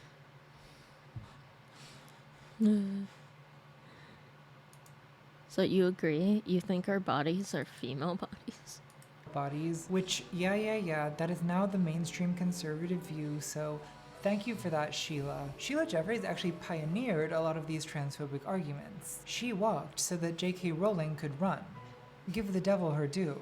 Sheila's 2020 autobiography is titled Trigger Warning, which should give you some idea of where she stands in the current culture war. Like a hack comedian who hasn't been funny in 30 years. I guess even lesbians aren't immune to boomer brainworms. Sad. But back in the 80s and 90s, Sheila was actually saying some genuinely subversive things. Not good things, but subversive. That quote about demolishing heterosexual desire is from her 1990 book Anti-Climax, a feminist perspective on the sexual revolution, which is an amazingly bad book on sex and gender, not just because of the transphobia, not just because of bizarre claims like that women today are required to wear mandatory slut pumps at the office, but also because of the absurdly bold stance she takes on abolishing heterosexuality, which I realize may sound based, as the kids say. I'm down with the kids. But it is in fact cringe. This book is bad, but it's bad in a way that is legitimately fascinating, in a way that we can all learn from. So according to Sheila, the end goal is legitimately Anti-Climax, a feminist perspective on the sexual revolution. In a way that is legitimately fascinating, in a way that we can all learn from. So according to Sheila, the end goal of feminism is, quote, the destruction of heterosexuality as a system. She was influenced by radfem Jill Johnson, who in 1973 said, feminism at heart is a massive complaint. Lesbianism is the solution. Until all women are lesbians, there will be no true political revolution. These people were dead serious. This is not a bit. In 1979, Sheila Jeffreys co-authored with the Leeds Revolutionary Feminist Group a paper titled Political Lesbianism, The Case Against Heterosexuality. If I try to summarize it, you'll think that I'm drawing a caricature. So I'm just going to read you some direct quotes, and I encourage you to go read it yourself to verify that I'm not taking things out of context. Quote, serious feminists have no choice but to abandon heterosexuality. Men are the enemy. Heterosexual women are collaborators with the enemy.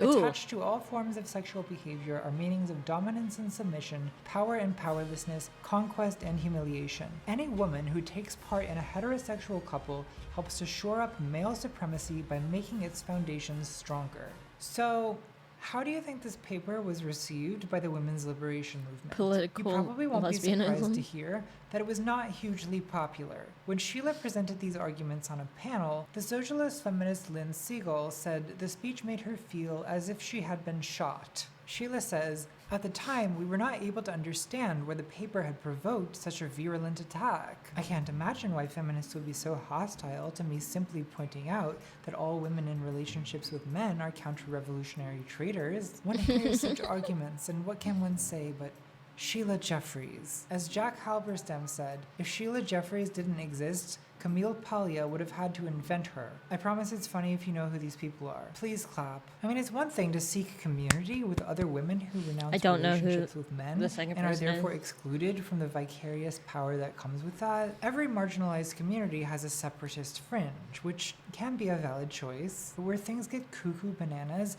is when you insist that all feminists must renounce relationships with men. Because, I'm sorry to say, but that will literally never happen. And this kind of thing only divides the left when we should be united against the real enemy, the Vashite counter-revolutionaries. But there's an abstract kind of logic to Sheila's argument. Is Vosh You could put it like this. Premise one, counter-revolutionary? power imbalances in sexual relationships are oppressive. Premise 2, under patriarchy, men as a class have power over women. Therefore, any sexual relationship between a man and a woman involves a power imbalance. Therefore, all heterosexual relationships are oppressive. Therefore, men are the enemy, and women who date them are gender traitors. Is this argument wrong? Why is it wrong? Well, it's wrong because libido Let me laughs. see. Is this an abstract kind of logic to Sheila's argument? You could put it like this. Premise 1. Premise Power 1. imbalances in sexual relationships are oppressive. Premise 2. Okay. Under patriarchy, men as a class have power over I don't think women. they're oppressive. Therefore, any sexual relationship between a man and a woman involves a power imbalance. If Therefore, they all have to be heterosexual oppressive, they can be relationships are oppressive. Therefore, men are the enemy, and women who date them Can are be gender oppressive. traitors. Is Can this be. argument wrong? That's what I'm Why is saying. it wrong? Well, it's wrong because libido Because of the first one. laughs in the face of reason. You can't just reason people into being LGBT, Sheila. I've tried. It's not a lifestyle choice, Bella. I was born this way. I can't help it. So in anticlimax, Heterosexuals Sheila are always makes an saying interesting this. shift. She still advocates abolishing heterosexuality, but she redefines heterosexuality as sexual desire that eroticizes power difference. The reason for the redefinition seems to be that instead of feuding with heterosexual feminists, Sheila is now feuding with lesbian sadomasochists, whom she argues are in fact heterosexual because they eroticize power. And eroticizing power includes anything from top-bottom dynamics, to kink, to interracial relationships, to good old-fashioned penetration. So according to this view, gay men who Uncle have Larry. penetrative sex are in fact heterosexual, because they uphold the oppressive power of the phallus that subjugates women. Gay women who identify as butch or femme, they're heterosexual Heterosexual. because they're role-playing the oppressive dynamics of heterosexuality. The only true homosexuals, according to Sheila I'm Jeffreys, gonna say I'm not are saying this. heterosexuality. Sheila is. The Don't be only mad at true me. homosexuals, according to Sheila Jeffreys, are couples who eroticize equality. So what does that mean? It means no penetration, no tops or bottoms, no kinky fuckery, and no gender expression, apart from the androgynous Spock core aesthetic Sheila Jeffreys was rocking. So what is left of sex when you only eroticize equality? Well, egalitarian sex turns out to be two ideally non-transsexual women who are the same age, race, and class, with the same androgynous haircut, lying side by side, no one on top or bottom, just gently, non-aggressively whispering sweet words of consciousness raising to each other throughout the night. Join the revolution. The tender, loving twincest revolution. You're probably getting very irritated listening to this. I am also irritated. But I want to be very clear about why I'm irritated. I have no problem at all with Sheila Jeffreys defining sex as whatever it means to her. A courtesy she's never extended to anyone else in her entire life, but we should extend it to her on principle. If sex for you means tender consciousness raising sessions between the sheets with your androgynous gal pals, by all means continue. We should also acknowledge that egalitarian sex is genuinely marginalized. There are ways of having sex, like You know, where both participants are equally active and there's no clear dichotomy of giver and receiver. Mainstream straight and gay culture dismisses egalitarian or non-penetrative sex as immature, as not real sex, as not going all the way. Gay dating app Grindr only added side as a selectable position in 2022.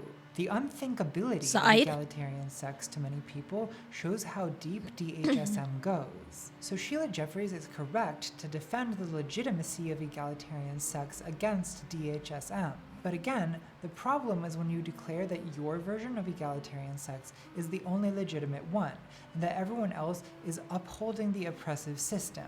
I find this to be a deeply lazy, incurious, and unempathetic way of thinking. It's unpsychological, this attitude of total indifference to what's going on in other people's minds. Why is Sheila like this? I think it's because she feels that she used to be a heterosexual until the age of 28, when she made a rational, conscious choice to become an egalitarian, androgynous, trans-exclusionary, non-sadomasochistic lesbian. And she thinks that every other woman can and should make that choice. She says in Trigger Warning, quote, "In the late 1970s, I rejected heterosexuality and chose to become a lesbian. Lynn Alderson explained to me in patient detail the reasons to become a lesbian." She describes how one evening she was with her boyfriend and his guy friend watching a TV drama in which a schoolboy put his hand up a teacher's skirt. Quote, "I looked at the two young men beside me, neither of whom looked particularly affected, and then I had an epiphany. I could not see the point of spending time in the company of those who were members of the oppressor class. I chose, from that day to the present, to have only women in my personal and emotional life. I was suddenly open to the feelings I was increasingly having towards other women, not necessarily sexual." I mean, to be honest, this is working at a hardware store. But profoundly emotional feelings. So this is the story of how Sheila Jeffreys quit heterosexuality, and so can you. And again, I'm not saying that Sheila Jeffreys isn't valid or that she's not a real lesbian.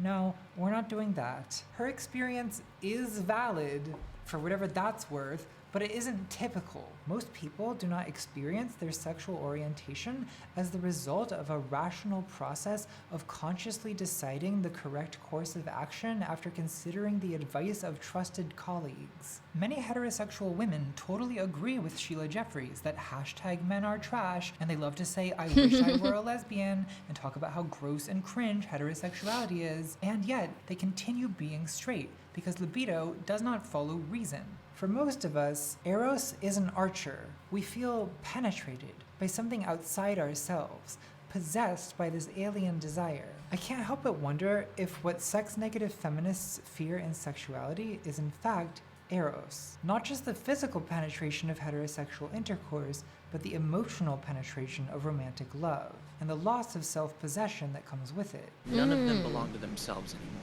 And the sickest part is, their genes tell them they're happy about it. Telling yourself that everything you do is because of reason and logic soothes the anxiety of uncertainty, and it disguises the reality that none of us really have that much control over anything, not even our own desires. And isn't that the point of fantasies like Twilight? They make it feel safe to surrender to this frightening, overwhelming force inside us. I feel like the only reasonable view for radical feminists to take is that changing society will change sexuality. But instead, Sheila argues the opposite, that we should change society by changing sexuality, by abolishing it. Sheila is aware that most people can't freely direct their own sexual orientation through acts of the will. She even cites a feminist therapist who, quote, encouraged her clients to democratize their relationships. The couples kept returning to her with a new problem. They were unable to summon up desire. Love, yes, but not desire. Oh man, I think many, even that most fucking people background music find is freaking me out. turning to her with a new problem. They were unable to summon up desire. Love, yes, but not desire. I think many, even most people, find that equality, like wisdom, is not exciting. And Sheila's solution for these people is celibacy. So to recap, Sheila thinks that women should live in female-only communities where no one has sex, but everyone shares a kind of vague homoeroticism. And I feel like this type of utopia already exists, and in fact has existed for hundreds of years. It's called a convent. Doesn't Sheila Jeffreys want to be a nun? This is where I belong. It's my home, my family. It's my life. Has she reinvented Christianity? Well, no. She's invented something worse. Because at least Christianity is honest about the fact that our will does not control our lusts. You have to live the life you were born to live. In mainstream Christianity, the idea that we can simply choose to live a sinless life is known as Pelagian heresy. This was refuted by Augustine, the North African theologian who argued that we all have lusted in our heart because we are of a fallen nature. We inherit the sin of Adam. We are stained from birth by the filth of concupiscence. And you might say, aren't you overthinking Twilight? No, it's the children who are underthinking it. Augustine's claim is that our will can overcome temptation with God's grace. But Christians do not make the psychologically batshit claim that we can consciously direct our lust towards virtue. Sexuality can be repressed or resisted, or it can be sublimated into creative or spiritual energy, but free will plays very little role in either love or lust. So Sheila Jeffreys' feminism is actually more repressive than Christianity. Because at least in Christianity, you get to talk about how sinful and wretched you are. My favorite activity. Part 5. Death.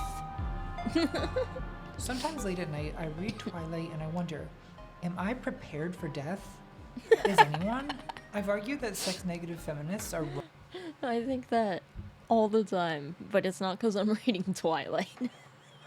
Wrong about psychology, freedom, and fantasy. But are they wrong about sex? Well, not entirely.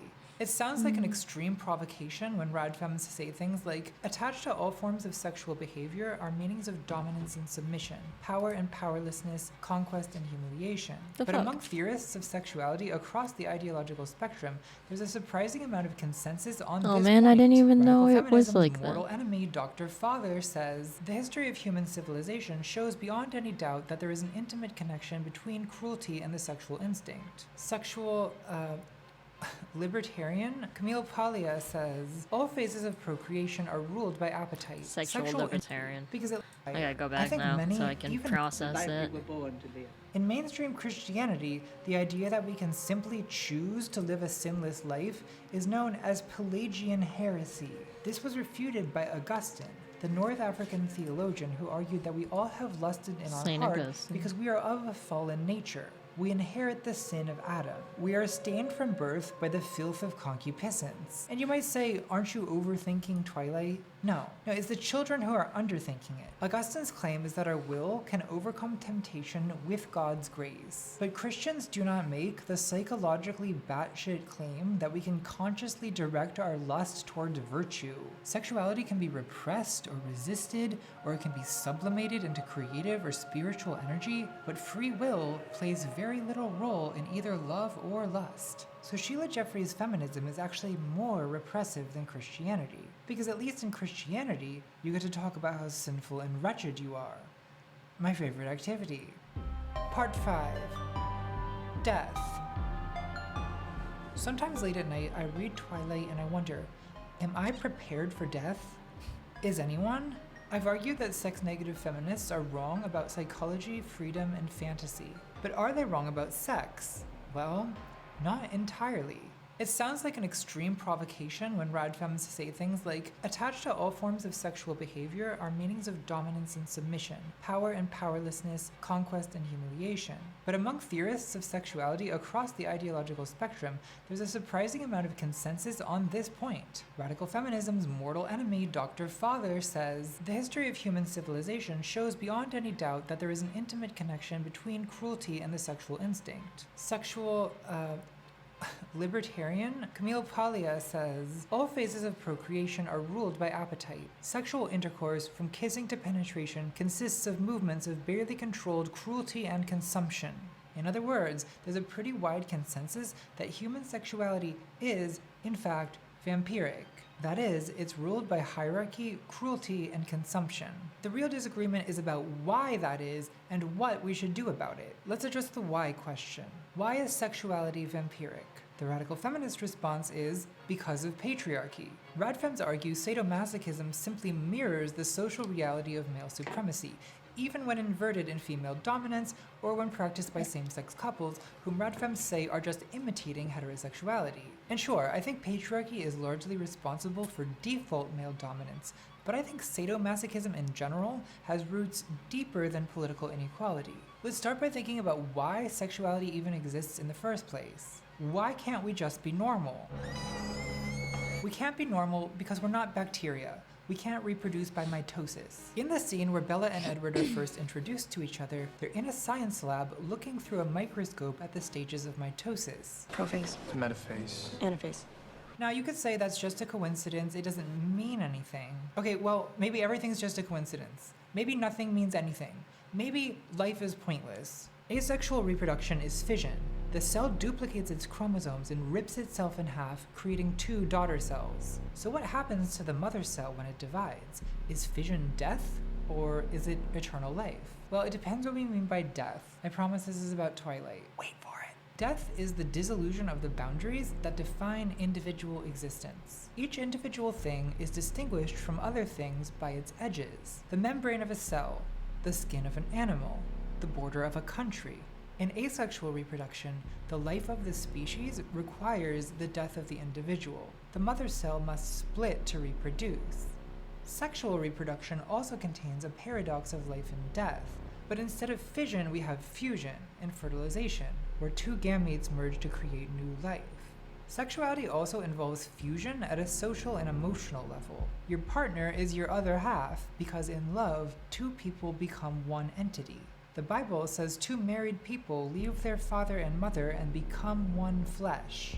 Even if they don't biologically reproduce, the couple is a new social union that comes into being, at the expense of their former family ties and of the boundaries that used to define 2 separate individuals. So love and sex create new life, but they also involve a kind of death. True. In 1912, Oh my God. the psychoanalyst Sabina Spielrein published a paper called Destruction as the Cause of Becoming, which sent Freud reeling into a thought spiral that led him to theorize the death drive. The question Spielrein wanted to answer is, quote, why does the most powerful drive, the reproductive drive, in addition to the expected positive feelings, harbor negative feelings, such as anxiety and disgust? Spielrein is trying to explain the ambivalence, the element of fear and trembling in every sexual encounter. Don't be a coward. She sees the cellular merging of the 2 gametes, this creation of new life from the destruction of the parent cells, as an image representing the emotional conflicts of sexuality. Erotic love is always a threat to our sense of self, to our identity as a distinct individual. Have begun to blur.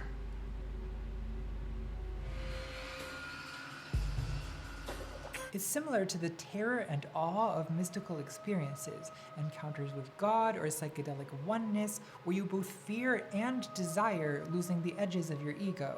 In Saint Teresa of Avila's mystical encounter with the angel, she, quote, saw in his hand a long spear of gold, and at the point there seemed to be a little fire. He appeared to me to be thrusting it at times into my heart, and to pierce my very entrails. When he drew it out, he seemed to draw them out also, and to leave me all on fire with a great love of God. The pain was so great that it made me moan, and yet so surpassing was the sweetness of this excessive pain that I could not wish to be rid of it. Now, the obvious atheist thing to say is that this is just like a repressed Renaissance woman getting off on Jesus, and yes, there's obviously a sexual element to this. But is that all? Couldn't it also be that both mystical and sexual experiences penetrate the edges of the self? Blurring the line between self and other can be ecstatic or terrifying, or both. It's like when you eat too many mushrooms and melt into the universal mind lattice. Whenever boundaries become unstable, a crisis of identity occurs. Xenophobic people experience immigration as a violation of the nation's borders. Build that wall. Build that wall. Build that wall. Brother. Build that wall. It's a crisis of national identity they conceptualize as invasion. I think that paranoia about vaccines is of a similar type. The physical boundary of our bodies is our skin, which is punctured by the needle. The government is coercing us into being injected, penetrated, It causes deep fears about bodily integrity that people rationalize with conspiracy theories. For radical feminist Andrea Dworkin, intercourse is inherently invasion. It's occupation, it's annihilation. Dworkin views penetration as an atrocity committed against women by men, tantamount to colonization and war crimes. I think she overstates the case somewhat.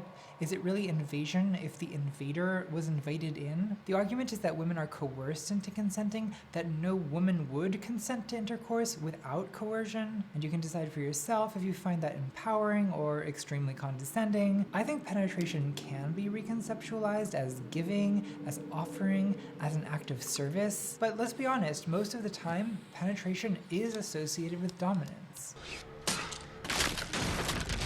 Peg the patriarchy. Don't men have sexual paranoias of their own? In romance, men fear viscosity, the overly attached girlfriend. In sex, men sometimes fear engulfment, devouring, castration, losing part of themselves in the woman, their precious bodily fluids. Women sense my power, and they seek the life essence. Not all fears are equally valid. I do think the penetrated partner is made more vulnerable in most cases, if I may adjudicate as the Tiresias in this debate. In both penetration and devouring, the boundaries between people are violated. Violation may be fundamental to sexuality, even when there is no penetration. Freud's partial drives, oral, anal, and phallic, all involve the movement of a substance into or out of the body. Simply the act of stripping naked destroys a boundary. And at the interior emotional level, desire is a wound. Subjectively, desire feels violating. Anne Carson says, "When I desire you, a part of me is gone.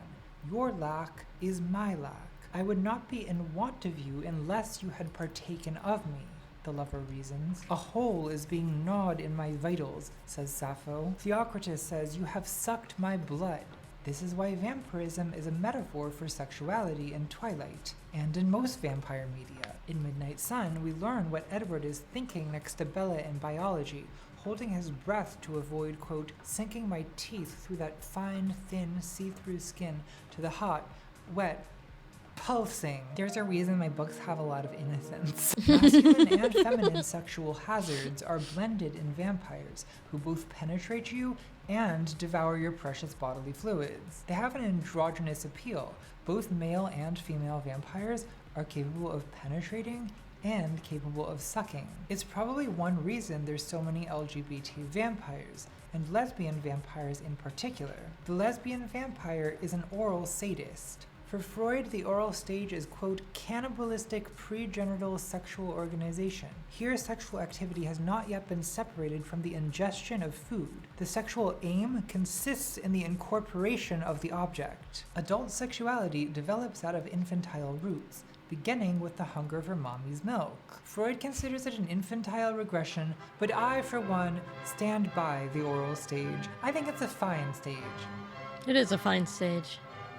Babies are little vampires. They drink I was gonna sustenance say from it. what they love. Vampirism is a subgenre of cannibalism, and cannibalism is usually connected in some way with the urge to merge. I don't even know where. I'll go through the and oral I stage begin. with you now. Reddit user Susie Don't worry. Meme Bavaran explains, "The thing about vor that appeals to me No is the matter what closeness Dr. and Daddy intimacy says. between the two parties Dr. involved. Father. I mean, it's literally letting someone inside you. In a weird and abstract way, it's really cute. Think of it like cuddling taken to the extreme.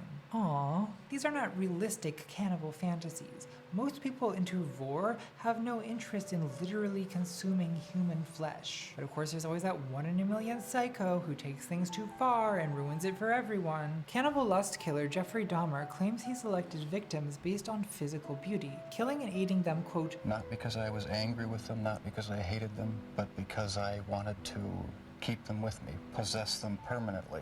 It was a way of making me feel that they were a part of me. Male serial killers, they don't even make use of the skin. Even Dahmer's outlandish crimes are just a morally deranged enactment of totally commonplace erotic themes: possession, dominance, fusion, eternal life and death. French philosopher and pervert Georges Bataille says, quote, "The urge towards love, pushed to its limit, is an urge toward death. What does physical eroticism signify if not a violation of the very being of its practitioners? A violation bordering on death, bordering on murder. Love is fusion, and fusion entails a kind of death. Death and reproduction are deeply connected in human symbolism. Most religious traditions connect death to some form of rebirth, reincarnation, resurrection, rapture.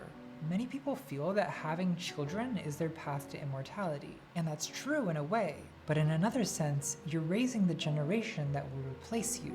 In literature and mythology, love often leads to death. Romeo and Juliet, Hades and Persephone, Tristan and Isolde, Madame Bovary, Anna Karenina, Jack Titanic. Shakespeare says, desire is death. The French call orgasm le pain quotidien. Twilight's epigraph is Genesis 2:17. But of the tree of the knowledge of good and evil thou shalt not eat of it, for in the day that thou eatest thereof thou shalt surely die. The fruit of the forbidden tree brings life day that thou 17. But of the tree of the knowledge of good and evil thou shalt not eat of it, for in the day that thou eatest thereof thou shalt surely die. The fruit of the forbidden tree No brings philosophy, lust because and philosophy death is into the erotic. world.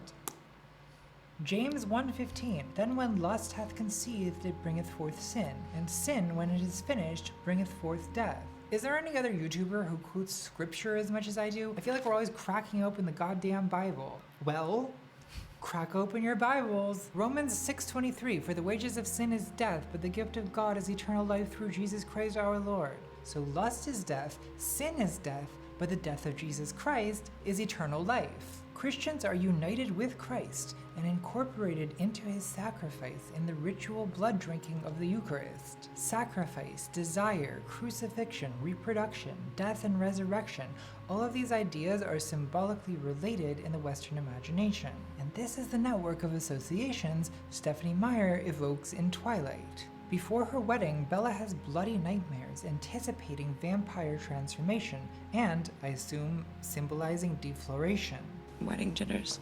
The marriage is violently consummated, leaving Bella bruised and instantly pregnant. The baby is a vampire sucking the life from her body. Childbirth is agonizing death. Has any other popular author ever dwelled so much on the violence of childbirth? Bella's body is destroyed, giving birth to Renesmee. The baby cracks her spine, it bites her breast, her baby-crazed sister-in-law performs a C-section without anesthesia. The book is even more graphic. Bella is vomiting blood. It's nauseating to read. Edward saves I remember Bella that. by injecting his venom and doing chest compressions, which begins her excruciating transformation. Quote, I wanted to raise my arms and claw my chest open and rip my heart from it, anything to get rid of this torture. So she suffers for 3 days on the slab, she said she was after burning. which she rises, reborn as a vampire. Can you think of anyone else who died in agony only to be resurrected 3 days later? I'm coming up blank. I got nothing. For Stephenie Meyer, childbirth is That's a cool crucifixion. story, though. Someone It's should write death that. gives eternal life. Probably be a really And if popular Twilight book. makes explicit some of the sadomasochistic subtext of Christianity, 50 Shades of Grey takes it even further. Christian's name is literally Christian. Anna is tied in cruciform pose while sacred music by Thomas Tallis plays. Anastasia is Jesus in this scene, like Bella is Jesus in childbirth. We're meant to understand that this is sacred pain, sacred sex, sacred violence. Does Christianity have a sadomasochistic subtext? Or does BDSM have a Christian subtext? Take a hit, leave a comment. Either way, my argument has a lot of biblical support. In the book of Genesis, God creates the sex binary through the violence of fission. He takes the rib out of Adam and makes Eve.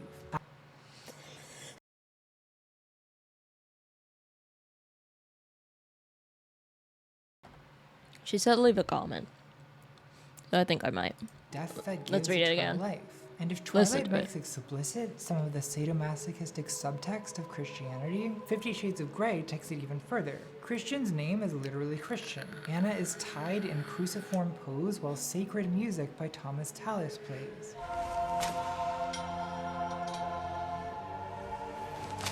Anastasia is Jesus in this scene, like Bella is Jesus in childbirth. We're meant to understand that this is sacred pain, sacred sex, sacred violence. Does Christianity have a sadomasochistic subtext? Or does BDSM have a Christian subtext?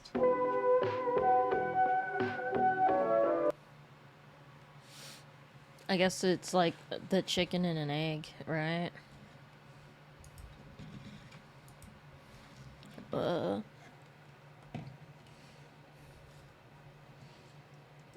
I guess it's like the chicken and or an egg. Egg dilemma.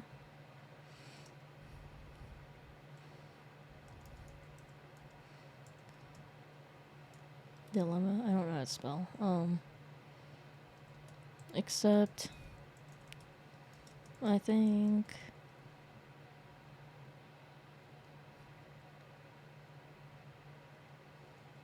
BDSM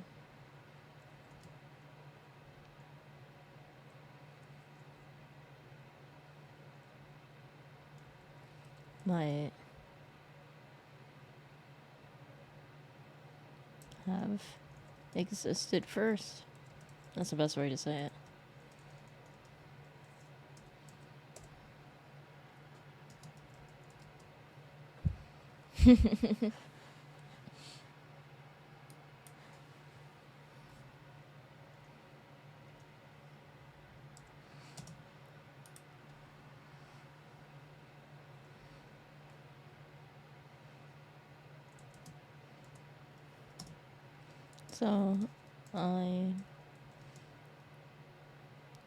So yes.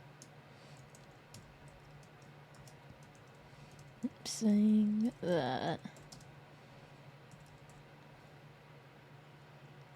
Christianity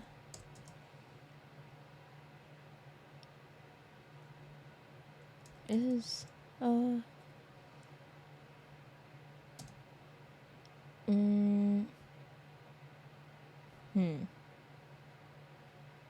what is it? I'm saying that Christianity is... Well, what is she asking us? Oh yeah, fuck. Subtext, a sadomasochistic subtext? Or does BDSM have a Christian subtext? Is from... Okay. Made by people that were in a society that was influenced by Dom subs. Influenced by power dynamics. Yeah. Let's do BDSM.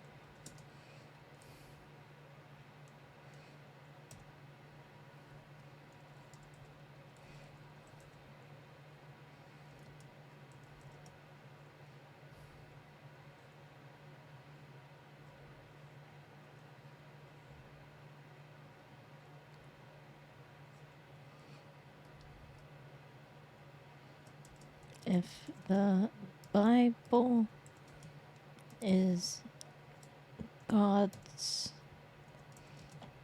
word and the people that wrote it were kinky,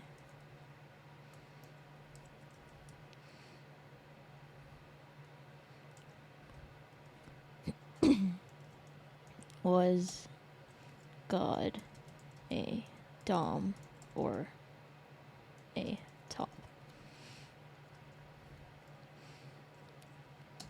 Verse?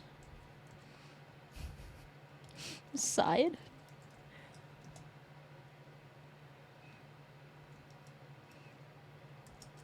I say Was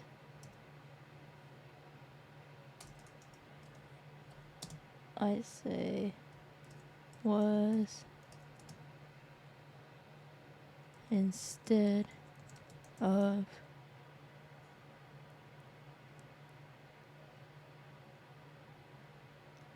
is God. Is because obviously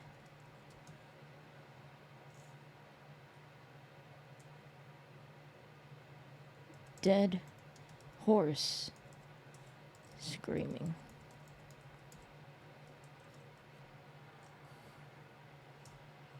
I'm gonna put that in caps.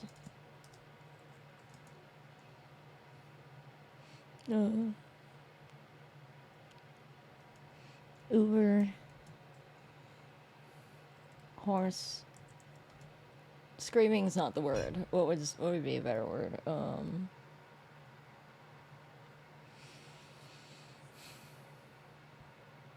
Uber horse.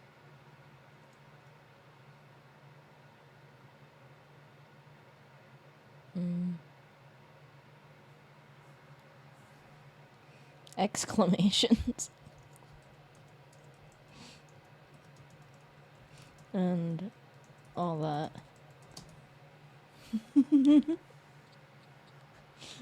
I hope someone likes that comment. That was funny to me.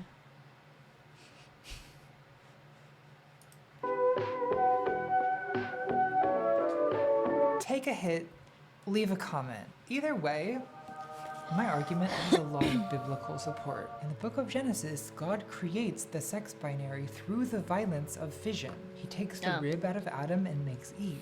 Adam calls her flesh of my flesh, bone of my bones. Then in marriage, the two sexes become one flesh again, through the violence of fusion. Can we talk about the sanctity of sex and violence? I promise this is about Twilight. Okay, I'm not gonna go off on some wild tangent in a video about Twilight. Like eroticism, sanctity is a matter of boundaries. The sacred is contrasted with the profane. The word profane comes from the Latin profanum, meaning before the temple, outside the temple. So the sacred is what's in the temple. It's what's set apart, as close to God or gods. Religion and ritual impose order on the world, creating distinctions between the sacred and the profane. It sounds weird to say that sex and violence are sacred, because aren't sex and violence the #1 things that religious people are always whining about? Well, yes and no. God said to Moses, "Thou shalt not kill." A simple commandment, the sort of thing you can carve in stone. Nevertheless, Deuteronomy 20:16 says, "In the cities of the nations the Lord your God is giving you as an inheritance, do not leave alive anything that breathes. Completely destroy them. The Hittites and the Amorites and the Canaanites and as the Lord your God has commanded you." Well, that sounds an awful lot like killing. As the Lord your God has commanded you. Well, that sounds an awful lot like killing to me. A ding. I mean, it's only the book of Deuteronomy, and we're already wiping out entire cities. Kill everyone now! So maybe the commandment, "Thou shalt not kill," only means her don't name's not kill Meatloaf, her name Israelites. is In Divine. fact, that is what it means. The Canaanites don't have a covenant with God, so fuck 'em. Condone first-degree murder. But killing Israelites is not entirely off the table either. For example, according to Leviticus 20:13, say it with me, "If a man lies with a male as with a woman, both of them have committed an abomination. They shall surely be unalived." Okay, so no killing except the Canaanites and the gays. The exceptions are stacking. So the commandment isn't really "thou shalt not kill," it's "thou shalt not kill unless." Likewise, Leviticus 17 seems to prohibit the slaughter of animals unless you kill them sacrificially at the tabernacle, in the sacred space. You know, Christians tend not to read Leviticus, but I do, because I enjoy violence, and I hate myself. Leviticus is also important context for the entire story of Christianity. Jesus is the Lamb of God that taketh away the sins of the world? What does that mean? What does that mean? It doesn't make any sense. Unless you're familiar with Leviticus and you understand that killing a lamb is a ritual of atonement. The Tabernacle of Moses was like a goddamn shantytown slaughterhouse. The sacred barbecue. Sorry, I'm doing a lot of blasphemies. Frankly, I think God is bored with you people. I think he enjoys my innovative interpretations. A lamb had to be sacrificed every morning and every evening, in addition to all the sin and guilt sacrifices. When Solomon dedicated the temple, we're told he sacrificed 22,000 oxen and 120,000 sheep. Imagine the blood. Imagine the blood. The elevator in The Shining doesn't even come close. We can't talk about vampire romance without understanding the symbolism of blood. A paradox in Leviticus is that Think of the blood. is both cleansing You haven't and thought of the blood, you We're bitch. told that menstruating women are unclean, a woman who gives birth is unclean, eating blood is forbidden. Sorry, vamps. But when a woman has been made unclean through the blood of irregular menstruation or childbirth, how does she atone and become clean again? Well, by sacrificing an animal and spilling its blood. And people have been trying to understand this paradox for thousands of years. I'm not going to pretend that I have it all figured out, but I feel like it has something to do with blood representing a Vibes. JK, I'm inspired. Okay. Yeah.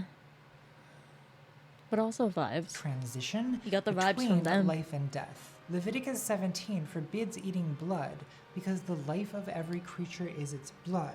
Its blood is its life. When is blood spilled? When a child is Go born? back.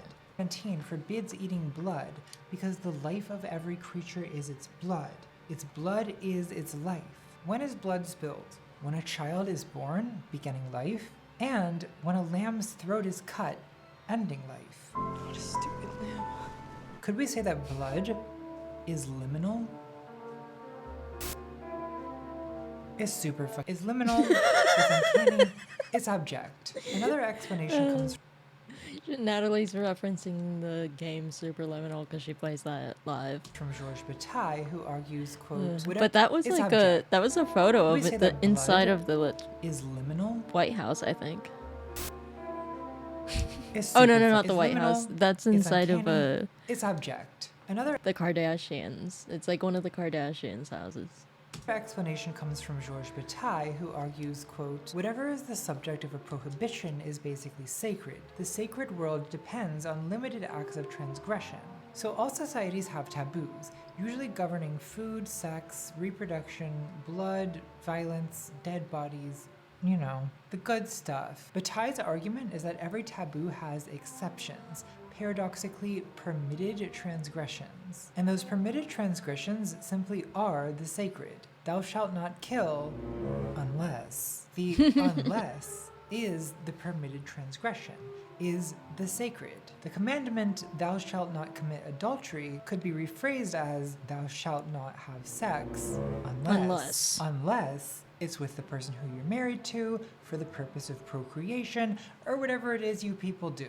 Sex is probably taboo for the same reason that killing is. Rene Girard says sexuality is impure because it has to do with violence. Unregulated sex leads to abuse, seduction, assault, disease, parentless children, defenseless women, cheating, jealousy, rivalry, literally the Trojan War. And we could argue about how effective marriage really is at preventing those things. But in theory, sex, like killing, has to be contained within the boundaries of the sacred, in this case, marriage. Bataille says the initial sexual act constituting marriage is a permitted violation. If sacrifice is sacred slaughter, then marriage is sacred sex. I wonder if a wedding is also a kind of sacrifice. It takes place on an altar, usually where sacrifices happen. Who's the sacrificial lamb?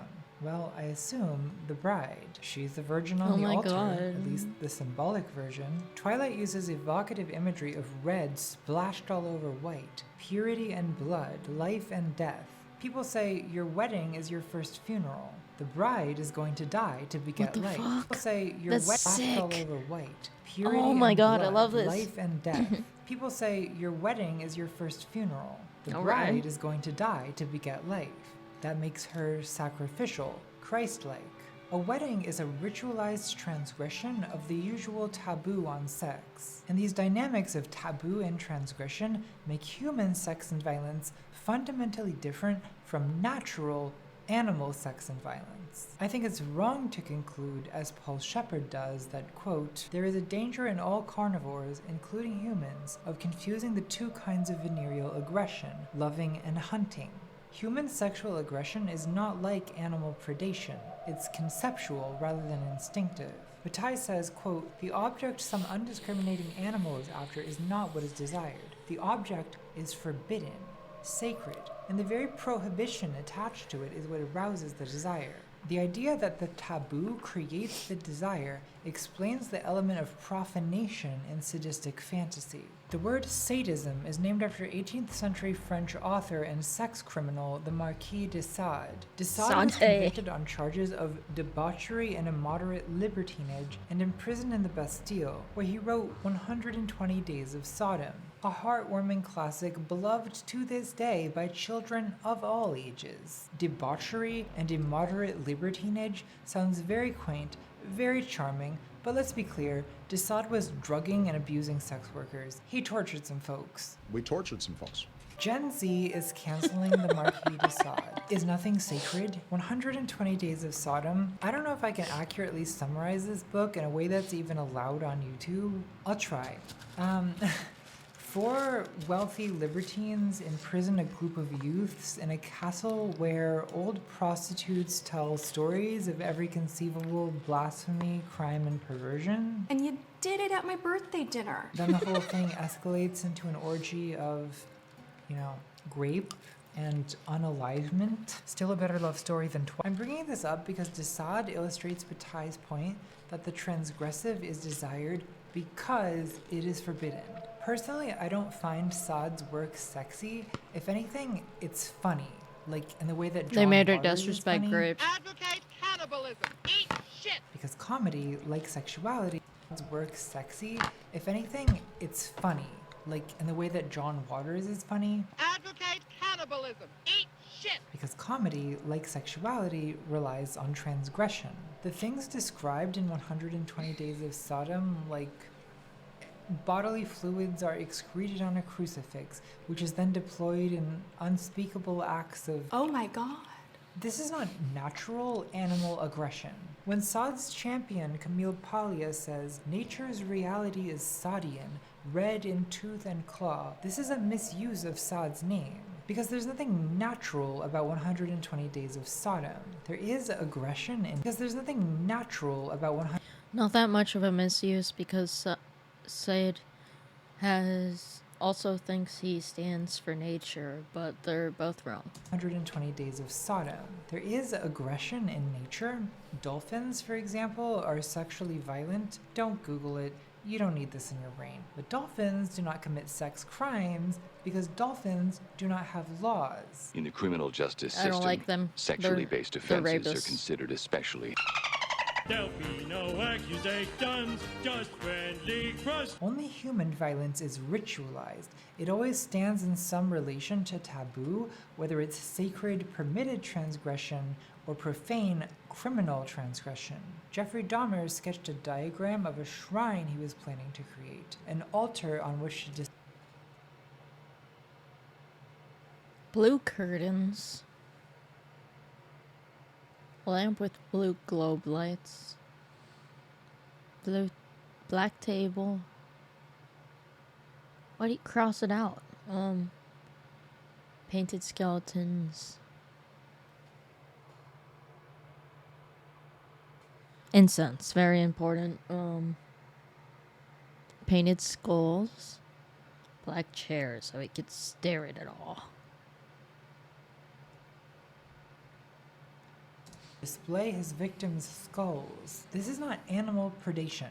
Lions do not build shrines for the skulls of the lambs. The element of blasphemy in de Sade is the most telling. In sadistic fantasy, the sacred is invoked, so it can be profaned. Bataille says, quote, beauty is desired in order that it may be befouled. The polluting or despoiling of beauty is a major theme in male-oriented smut films. There's a lot of fluids being, blasted everywhere. I think this is a real point of conflict within heterosexuality. A lot of women want to be intensely desired by men, a lot of women fantasize about being virtuosically ravished by men, but far fewer women swoon at the prospect of being befouled. I mean, some women do, right? For anything you can think of, Befouled. there's someone who's into it. But feminine submissive fantasies, if anything, tend to sanctify sexuality. Before it was called 50 Shades of Grey, this Twilight fanfiction was titled Master of the Universe. Master of the Universe is not what you call a man, it's what you call a god. What if God was one of us? By submitting to a godlike man, the masochistic shit. woman elevates herself, whereas a sadistic man So I need elevates someone here to tell himself me. by putting down a woman. Masculine sadistic fantasy 333. usually involves degradation and despoiling of the woman. Her beauty is a sacred temple that he profanes with his, in this case, not so precious bodily fluids. Want to drench your angel wings that carry you to heaven with our sticky, gooey, disgusting. So in a way, sadism and masochism are in fact not complementary What was at that all. The quote? I philosopher think that was Deleuze what's his recounts a name, joke but that what was tells that? of the meeting That was between a sadist and a math. The philosopher sadism and the guy with the show. With our sticky, gooey, disgusting. Drench Yeah, your him. angel. In this case, I don't not so precious know bodily fluids. his name. Want to drench your Beauty angel is wings desired that in carry you to order heaven that it must with be our befouled. sticky, gooey, disgusting. So in a way, sadism and masochism are in fact not complementary at all. The philosopher Deleuze recounts a joke that tells of the meeting between a sadist and a masochist. The masochist says, "Hurt me." The sadist replies, "No." Christian Grey is not, as he claims, a sadist. I get off on punishing women who look like you. Like your mother. He's a masochist's fantasy of a sadist. In reality, a sadist and a masochist do not belong together. The ideal pairing is probably two masochists who alternate taking the active role in masochistic play acting. You know what? Maybe we should abolish heterosexuality. I'm sorry, Sheila Jeffries, you were right. Let's return to our question from 3 tangents ago. Why is sexuality vampiric? Why is it so hard to make sexuality conform to humane political ideals of pacifism and equality? I think part of the answer is that sexuality inherently involves the violation of boundaries and the overcoming of barriers. Something has to rip the bodice, and there's a lot of bodices to be ripped. It's not just Freud's guilt, shame, and anxiety. It's not just Nancy Friday's. Why don't you lifetime come of and rip my women's bodice rules against sometime? sex. It's Fucking also like that- the taboo that against sex fucking that woman. allows I forgot her society name. to function. It's the fear of reproduction and death, the fear of losing your identity and boundaries to desire and to fusion. All of this must be overcome for climax to be reached, and we can conceptualize the overcoming as a conquest or a surrender, but there is no pacifying the emotional experience of eroticism. It's conflicted by nature, bittersweet. Eroticism is a dialectic of life and death, love and hate, tenderness Dialectic, and I said that. violence, taboo and transgression, separation and unity. And that's what of life and death, love and hate, tenderness Just and let me be violence, pretentious. taboo and transgression, separation and unity. And that's why Edward Cullen is a vampire. The threat of losing yourself, of losing your boundaries, will always be a source of ambivalence, no matter how egalitarian or how permissive society's attitudes towards sex become. Sadomasochistic fantasy has psychological origins that cannot be fully explained by leftist analysis of social hierarchy, nor abolished by consciousness raising or revolutionary action. Sexuality is not a pure, innocent thing that gets perverted by corrupt society. No, I agree with Augustine that lust is inherently perverted, and society's role is to channel it into outlets that minimize violence. And those outlets may include novels and movies and erotica and problematic ships, none of which are to blame for perverting sexuality. These things are an expression of something turbulent within us, which for me is symbolized by the sea, the inherently erotic sea. Why is the ocean erotic inherently sea? erotic? Well, because of the rhythmic That's why I'm gonna go there tomorrow. contraction cycles of her wave motion. Yes, of course. But also because she's mother. Because she's life. She is mother. She's birth, she's death. She's the primal horror of horrors and the sweet womb of Mother She is Night. light. She's erotic because she beckons, and we come. Uh-huh. Stephanie Meyer is, of course, aware of all this. You always Maybe gotta, not you gotta consciously, sheesh the but it's ocean. You all gotta there. sheesh It's all the in sea. Twilight. Edward Sheesh and Bella's the ecstatic sea. union takes place where? In the sea. As Emily Dickinson said, rowing in Eden. Ah, the sea. Might I but moor tonight in thee. Penetration. Penetration. I know what you get up to, Emily, and I'm reporting you to Sheila Jeffries. Part 6. Identity. Nurturing. I'm once again wearing an evening Daddy gown Pythagi. at home in the middle of the night to film a YouTube If you know video me, you by know myself. that's Well, I do it Pythagoras. for you. The longest Twilight book is Midnight Sun. This thing is like a blunt weapon. Midnight Sun is the book that retells fuck was Twilight that? A from grape? Edward's perspective. Here's a question. If the wish fulfillment fantasy element of Twilight relies on readers identifying with Bella, why would Stephanie Meyer rewrite it from Edward's perspective? Why would Snow Queen's Ice Dragon copy Stephanie Meyer yet again, rewriting 50 Shades of Grey from Christian's perspective? Well, because she's a hack who likes money and wants to wear Stephanie's skin. But a lot of Twilight fans actually wanted Midnight Sun. Why? Why would you want to spend 800 pages inside the head of the world's most dangerous predator? Like a stalker. Well, let's maybe put it 800 An pages obsessed inside stalker, the an head obsessed of the vampire world's most stalker. dangerous predator. Well, let's maybe put it this way. When you were a kid, what was the most popular week of programming on the Discovery Channel? Shark Kelp Week? Week? Sardine Week? No. F***ing Shark Week. Why? Because sharks do murders. I'm the world's most dangerous predator. Humans are attracted to predators because we're attracted to power. And we're usually attracted to power not because we're masochists who want to be preyed upon, but because we want to be powerful ourselves. It's what philosopher Frederick Knudsen called the will to power. We're attracted to predators because it flatters our Frederick Knudsen. egos to recognize part of ourselves in sharks or cats or wolves, whereas prey animals, calling someone a sheep or a pig is usually an insult. In my video on envy, I argued that people resent power. Actually, that's a pretty terrible summary of that video. Just go watch the video. And there's a usually right-wing version of this argument that says we live in a victimhood culture where all discourse is grievance, privilege is despised, everyone rhetorically positions themselves as the innocent lamb, Christ on the cross, I'm so oppressed. But resentment is just frustrated will to power. It's derivative of the will to power.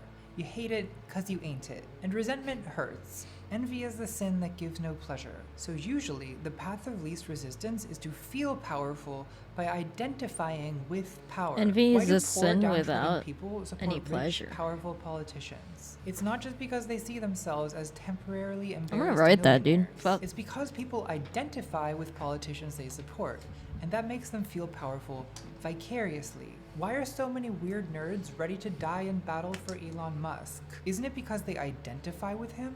And so they feel that his power is also theirs. They're like the boy who resolves the Oedipus complex, his feelings of rivalry and jealousy toward his father, by identifying with his father. For similar reasons, women sometimes identify with male predators. In the 1980s, California was terrorized by Richard Ramirez, aka the Night Stalker, who brutally murdered at least 13 people. Fangirls and crime groupies adored him throughout the trial, with one admirer eventually marrying him. Many such cases.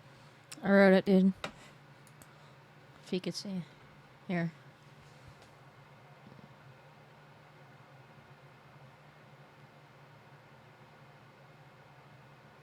Gosh.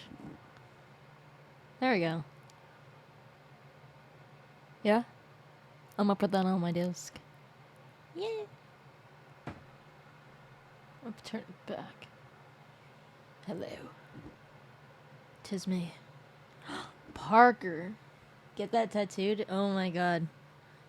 I'm gonna put it on my desk. I have so many fucking cool sticky notes. How about this one? It says, a snake that cannot shed his skin must perish. By Nietzsche. Thought that one was pretty cool. You know, I like to read the things. No justified resentments. You know? That's what it says. Damn, makes you think. Yeah, damn. That's what my desk is. If you could see. Look. That's just me thinking. And that's just my physical world, you know? Which is interesting. Okay. I don't know. I want to get this shit right. I know I'd be tearing again. Yeah. I love it. Especially because it's from Coffee Bean. And I love them. They're cool. Really like the vibes there. Anyways, dude, we're almost done with this Contrapoints video. And then it'll be a year until we get to see her again. Sick. So oppressed. But resentment is just frustrated will to power. It's derivative of the will to power. You hate it because you ain't it. And resentment hurts. Envy is the sin that gives no pleasure. So usually, the path of least resistance is to feel powerful by identifying with power. Why do poor, downtrodden people support rich, powerful politicians? It's not just because they see themselves as temporarily embarrassed millionaires. It's because people identify with politicians. What is Contrapoints? That makes them feel powerful. Contrapoints is a YouTube channel run by Natalie here, who was studying to get a PhD in philosophy, but then quit that and just started making YouTube videos full time. And each video she comes out with is art. It's honestly, it's art. Look at it. It's visually art. It's intellectually art. It's very stimulating and seductive, you know, erotic, as she was saying. This whole video is about kind of this theme. So I'm gonna go back. Powerful ourselves. It's what philosopher Friedrich Nietzsche. Yeah, Friedrich Nietzsche. That's the sticker I just picked up. The will to power. We're attracted to predators because it flatters our egos to recognize part of ourselves in sharks or cats or wolves, whereas prey animals, calling someone a sheep or a pig is usually an insult. In my video on envy, I argued that people resent power. Actually, that's a pretty terrible summary of that video. Just go watch the video. And there's a usually right-wing version of this argument that says we live in a victimhood culture where all discourse is grievance, privilege is despised, everyone rhetorically positions themselves as the innocent lamb, Christ on the cross, I'm so oppressed. But resentment is Look just at me, frustrated look at will to me, power. It's derivative I'm oppressed of the over will to here. power. You hate it because you ain't it. And resentment hurts. Envy is the sin that gives no pleasure. So usually, the path of least resistance is to feel powerful by identifying with power. Why do poor, downtrodden people support rich, powerful politicians? It's not just because they see themselves as temporarily embarrassed millionaires. It's because people identify with politicians they support, and that makes them feel powerful vicariously. Why are so many weird nerds ready to die in battle for Elon Musk? Isn't it because they identify with him? And so they feel that his power is also theirs. They're like the boy who resolves the Oedipus complex, his feelings of rivalry and jealousy toward his father, by identifying with his father. For similar reasons, women sometimes identify with male predators. In the 1980s, California was terrorized by Richard Ramirez, aka the Night Stalker, who brutally murdered at You least think he 13 mewed? people. Fangirls and crime groupies adored him throughout the trial, with one admirer eventually marrying him. Many such cases. Ted Bundy also married one of his fans. Jeffrey Dahmer got lots of fan mail from women who thought they were attracted to him. Ramirez himself offered a theory about his appeal to these women, saying, quote, "I think the girls are attracted to me because they can relate to me." I think that's essentially correct. Attraction to serial killers is based on identification with the criminal. These women are not masochists who want to be victims. They're aspiring to be the final girl. That admirer looked 40 years older. I don't know what you were talking about. Let me see. What was it? Was it whatever the fuck. I don't want to go back.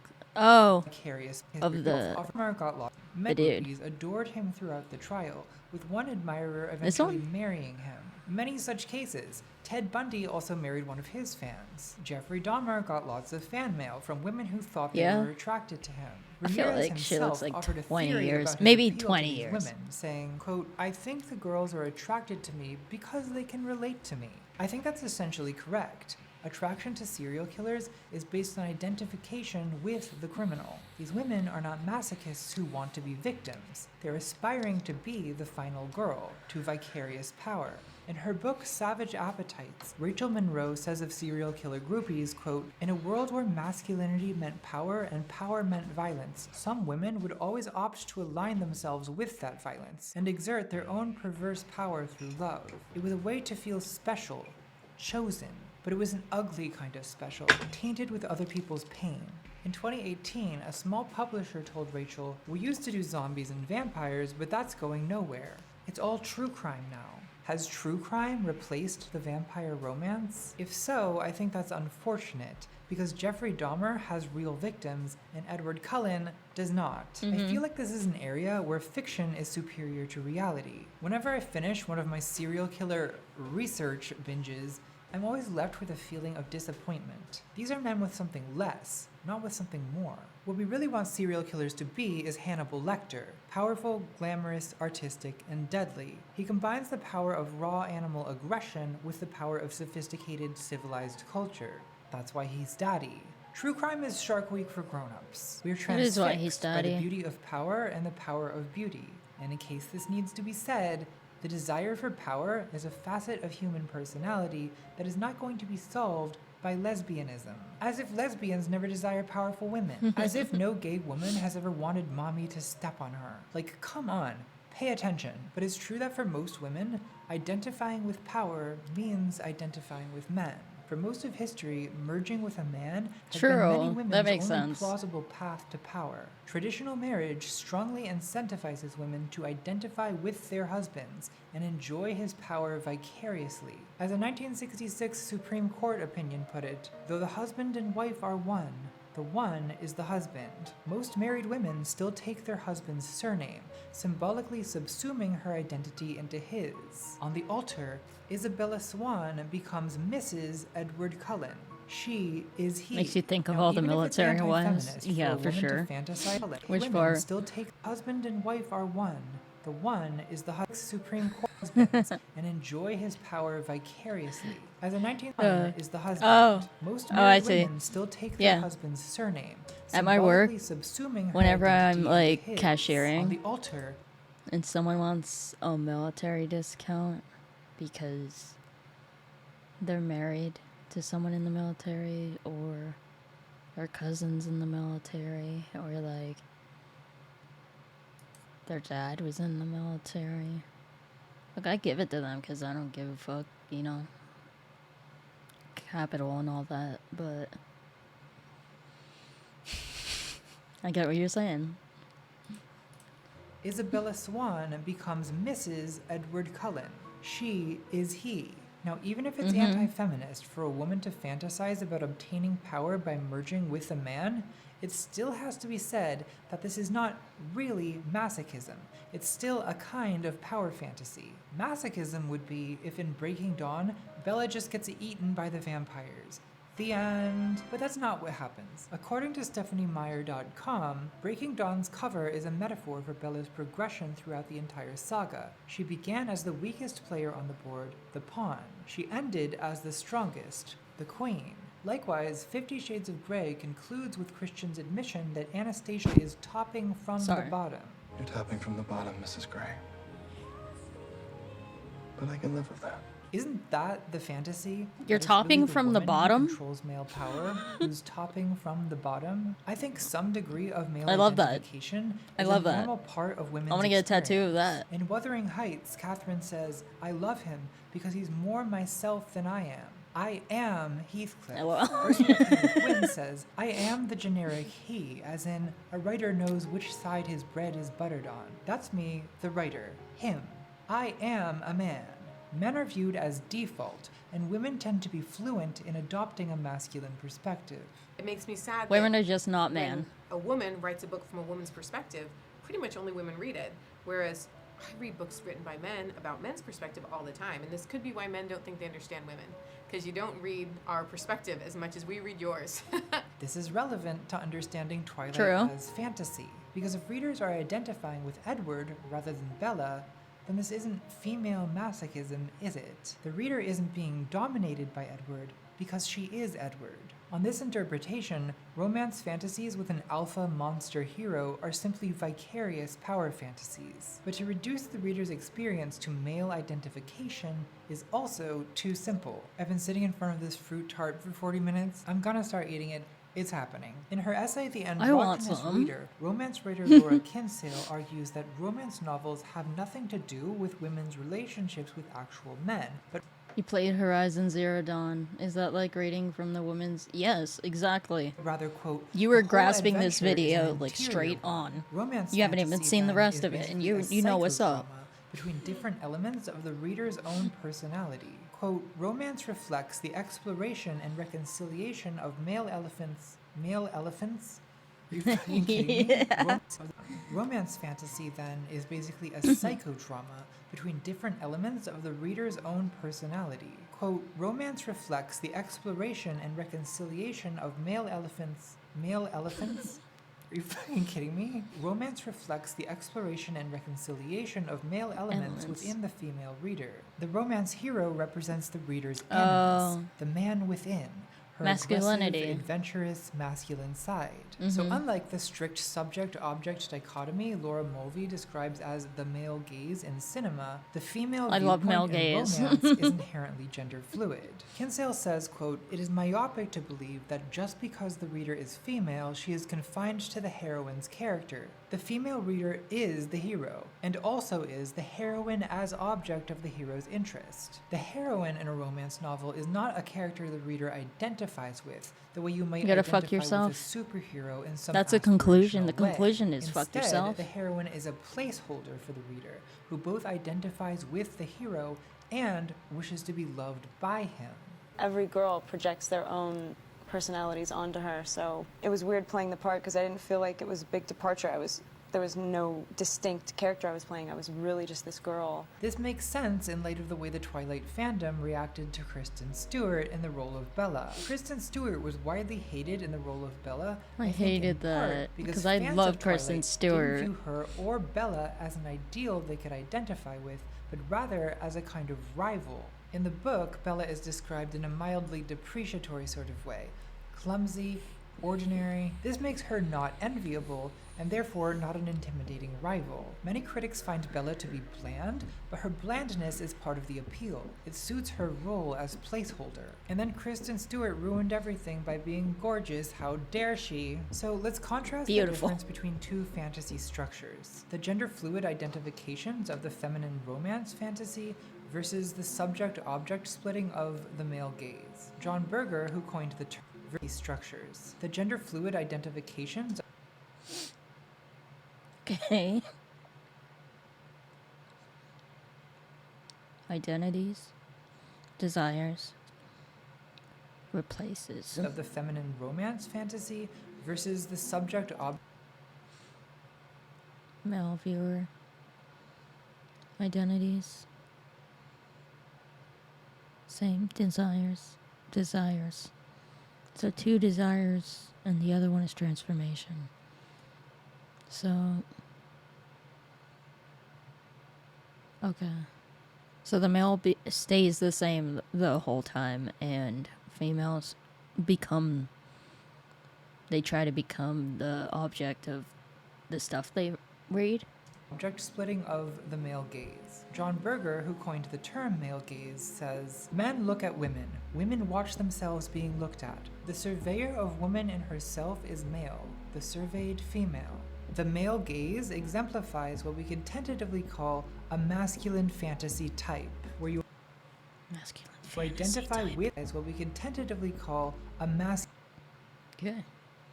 Fantasist identifies with masculine subject, but desires a female subject, and also Okay, so if you want to be masculine, you're just gonna desire the feminine instead of transforming into it?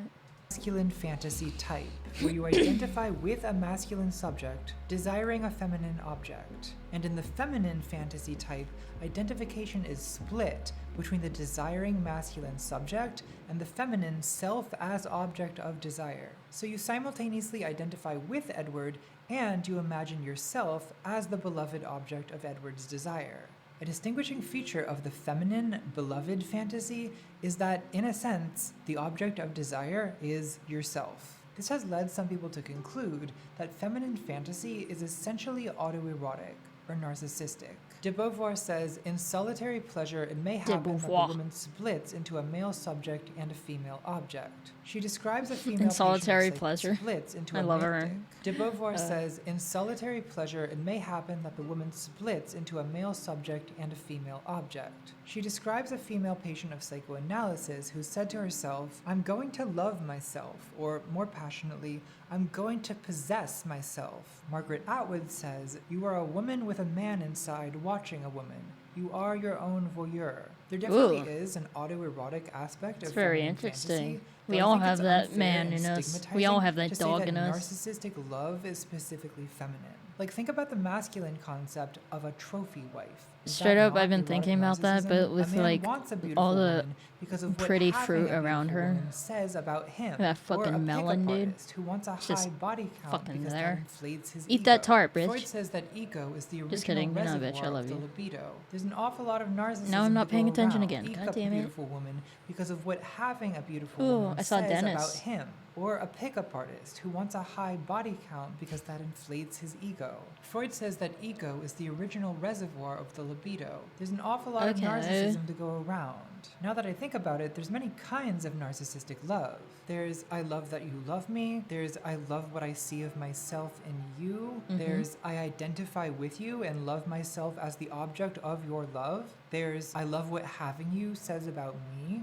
It's like when Bella shows up at school for the first time with Edward as her cool new boyfriend, proving to everyone that she is cool too. You know, everybody's staring. It's totally gorgeous, obviously. Filipino flag. But apparently nobody here is good enough for him. But Bella is good enough for him. She has what everyone wants. Even though she's not the captain of the volleyball team. I'm just kidding. I'm just kidding. Or the president of the student council. Half the feminine fantasy is loving yourself through the eyes of the hero. So the more powerful and esteemed the hero is, the more elevated the woman becomes as his beloved. And you may as well shoot for the moon. Darcy is one of the richest men in England. Edward is a, quote, godlike creature, a perpetual savior, the world's most dangerous predator. Christian Grey is master of the universe. I feel like this grandiosity compensates women for being stuck playing second violin. The escalation into theology is just the inevitable conclusion. Saint Angela of Foligno claims Jesus told her, "My daughter and my sweet spouse, I love you so much more than any other woman. I'm not like other girls in the eyes of God." In Harry Potter fandom, there were these women called Snape wives, fuck? eyes of God. So Jesus? much more than any other woman. I'm not like other girls in the eyes of God. In Harry Potter fandom, there were these women called She's like, Snape I'm special. wives. Why is it always Harry Potter? Can we do one video without talking about Harry Potter? Snape wives believed that Severus Snape was a literal god with whom they could have a personal erotic relationship on the astral plane. In her seminal paper on Snape wives, Zoe Alderton quotes a Snape wife who claims that Severus Snape would use her husband as a vessel during the physical act of love, so that while making love to her husband, she felt that she was metaphysically making love to her lord and master Severus Snape. And it seems like Snape was chosen because these women identify with him, for the same reasons women have always Snape identified wives. with Jesus, because he has relatable feminine-coded trauma, abused, like wife swap. humiliated, penetrated even in the case Wife of Jesus. Snape. But he also happens to be the god No, who it's loves something like you. that. It's like a fantasy of being Mary in the Pietà, the feminine urge to be I daddy's love mommy. that So if statue. you take Oh the my feminine god, beloved yes. happens to be the god who loves you. It's like a fantasy of being Mary in the Pietà, the feminine urge to be daddy's mommy. So if you take the feminine beloved Aw, fantasy to I wanna its be daddy's extreme, mommy. This is what you Feminine beloved fantasy. Fantasist identifies with masculine and identifies as the feminine self as object. Okay. You end up with narcissism escalated to theological proportions. And if you take the masculine lover fantasy to its extreme, you get objectification to the point of predation. This desire to pursue and possess that can get a little Jeffrey Dahmer, a little Ted Bundy. Now, every generalization about gender and sexuality is an overgeneralization. I think and she I've been ate, calling these like, two fantasy types good part of the masculine and tart. feminine because that's how most people recognize them. But now we need to question the assumption that lover equals masculine and beloved equals feminine. This assumption is part of DHSM, default heterosexual sadomasochism, and it's oppressive and imprecise, and I hate it. Both straight and gay people frequently conflate the dyads masculine feminine, top bottom, dom sub, lover beloved. And again, I really want to emphasize that masculine feminine refers to gender expression. Top and bottom are sexual positions. Dom and sub are roles in expression. Top and bottom Use these terms completely differently. The family-friendly summary is top giver, bottom receiver.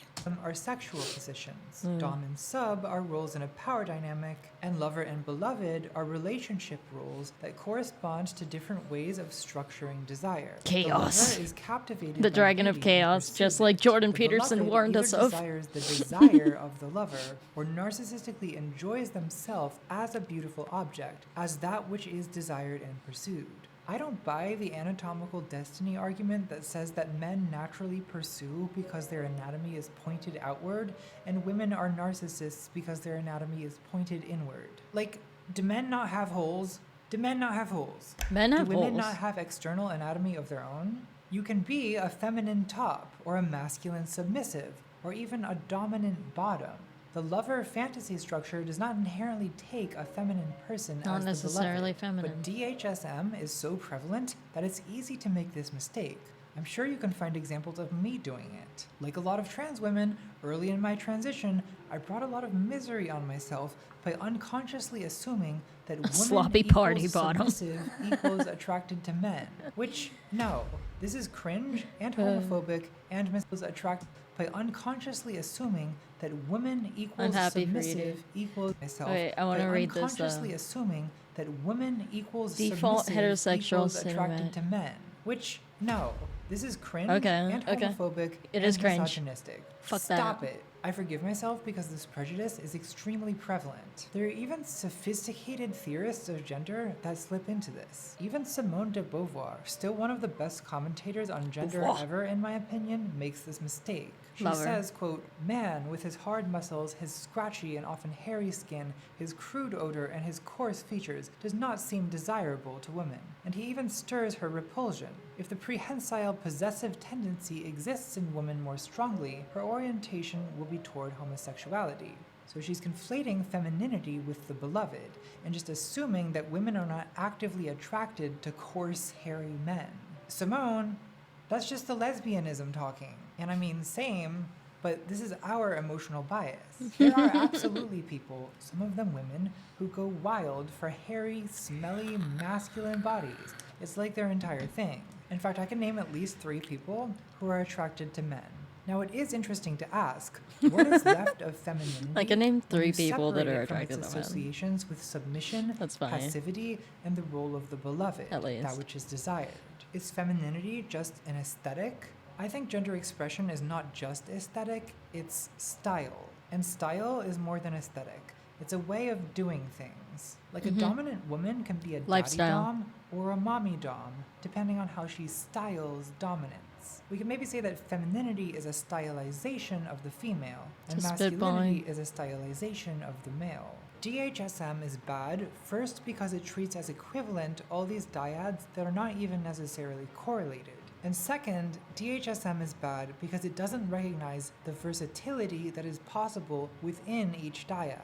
DHSM assumes that in every relationship, one partner has to be the man, wear the pants. And it also assumes that top, bottom, dom, sub, lover, beloved are fixed binary roles, which is just not true. But it's a in fact, I think dialect. it's It's often more than a dysfunctional dialectic to split feel to it. sexuality in half this way. Like in a common heterosexual dynamic, the man desires the woman's body and the woman desires the man's desire. I think this is dysfunctional because in order to maintain the separation where he is the subject and she is the object, the man has to degrade and objectify the woman. But the woman's ego is wounded by the degradation, so in order to compensate, she has to imagine that instead of the mediocre schlub she's married to, she's instead surrendering to the master of the universe, her lord and savior Severus Snape. I've noticed that even conservative straight people reveal at times a repressed longing for versatility.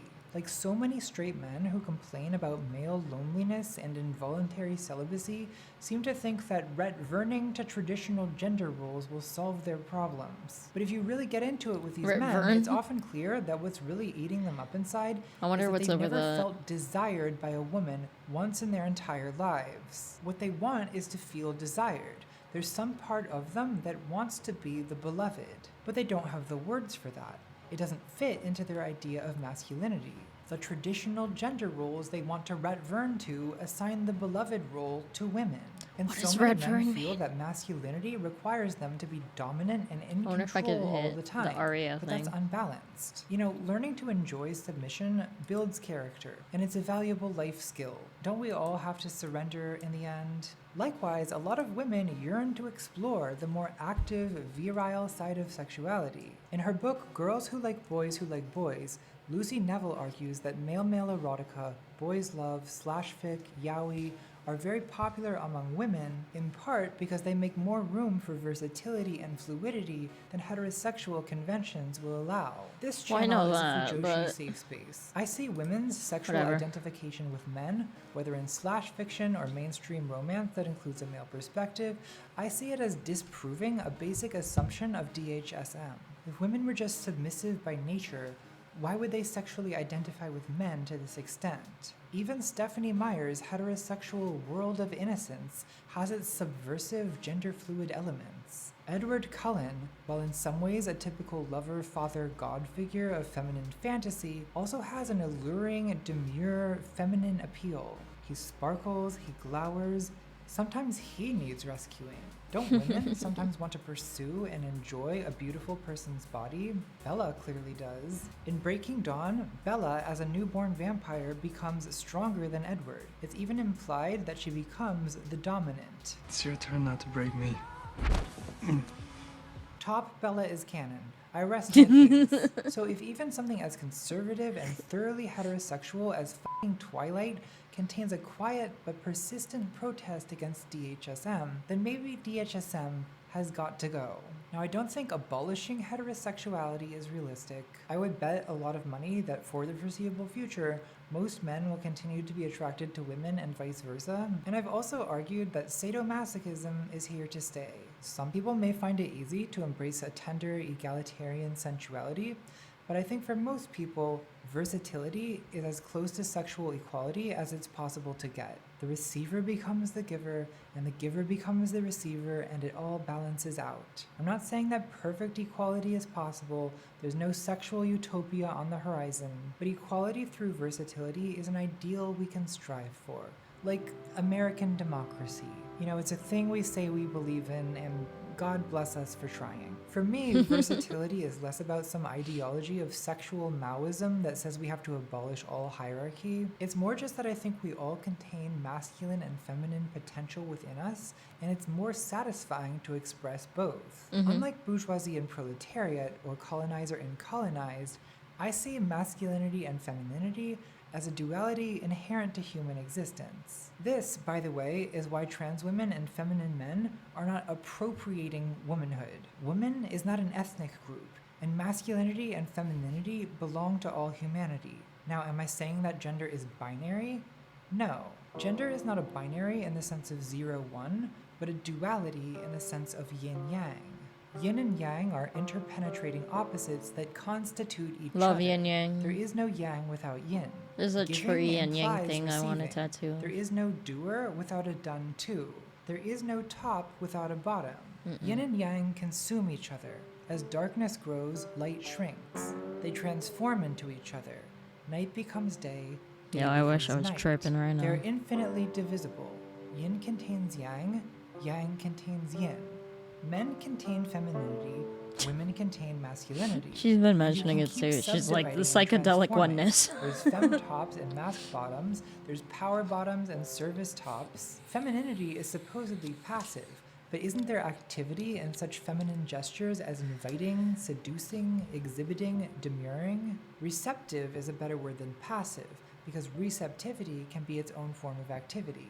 Pseudo questions like how many genders are there, or slogans like 2 genders, or even the well-intentioned idea that gender is a spectrum, I see all of these as symptomatic of a misunderstanding of duality. Yin and yang mean dark side and light side. There are 2 genders in the sense that there are 2 sides of a mountain, the sunny side and the shady side. There's still shade on the sunny side and light on the shady side. Depending where the mountain is, the shady side might become the sunny side. There is no shade without light, so in a sense, the binary is non-binary. In a way, it would be The binary true to is say that there is non-binary. one gender, the human gender, that has been split into 2, into 3, into many. Because yin and yang are mutually dependent, they're both a duality and a unity. Oh my Yin-yang. gosh. Now you might object, won't this sort of thinking I love the turn us into a nation visuals. of cucks? Are you trying to destroy So much easier to masculinity? Are you trying understand. to destroy the West? No, I'm not trying to cuck the West, okay? I'm not trying to turn anyone into cuckolds. I'm trying to bring the West into harmony with the Tao. Is that so wrong? Is it Cucktown. possible Twilight isn't even about romance? Could this all be an allegory for a more spiritual quest? If a romance novel dramatizes the internal struggle to integrate the masculine and feminine elements of ourselves, then Bella and Edward are not just characters, they're projections of our inwardly conflicted nature. The predator and the prey, the lion and the lamb, the lover and the beloved. How can these be reconciled? In the last chapter of Breaking Dawn, Bella opens to Edward not only her body, but her mind. Edward's vampire power is that he can read Oh minds. yeah, I forgot about that, dude. Bella's is that she can shield herself from other powers. It's because Edward could not read her mind. I that he forgot fell that in she love with goes full Bella, because vulnerable. desire needs a boundary. It needs separation. But at the end, Why Bella does it says, look like "I she's knew my eating less shield of better the now. tart I now? understood the part that fought against separation from me, the automatic instinct to preserve self above all else." And she begins to lower her shield, letting Edward into her mind. Simone says, the supreme aim of human love, like mystical love, is identification with the loved one. When all barriers fall, the two become one. As their minds begin to meld, Bella thinks, we continued blissfully into this small but perfect piece of our forever. Now you could call that cheesy romance writing, but sometimes you get out of art what you put into it. So I prefer to see Twilight as a bold statement about the paradoxical equivalence of love and death and immortality. The end of separation is the end of desire. It's life, it's death, it's unity. It is the absolute. It's perfect. Forever.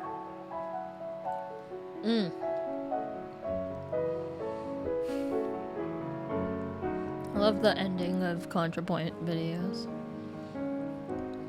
She plays piano very well.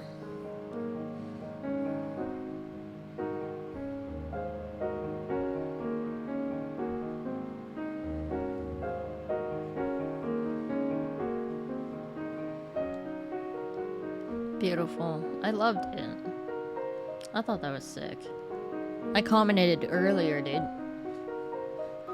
What I commented was,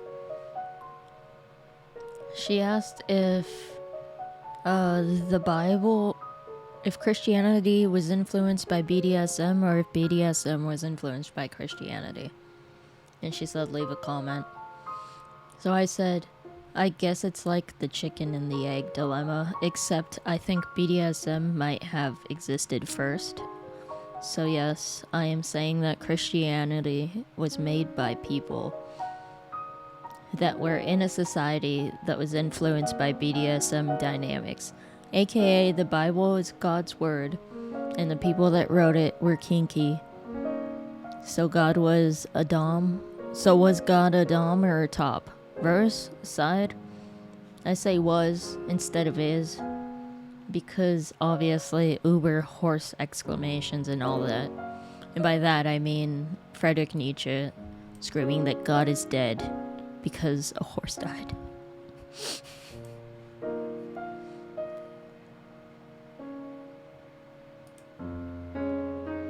I need to press some button. Oh. My camera turned off. Thank you. I don't know how to fucking fix that shit. I turned it already on, like, never turn off, but it fucking does it. Still fucking does it. Thank you. Beautiful.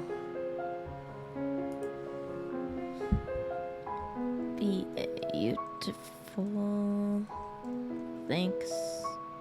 Thank you, Mother, for your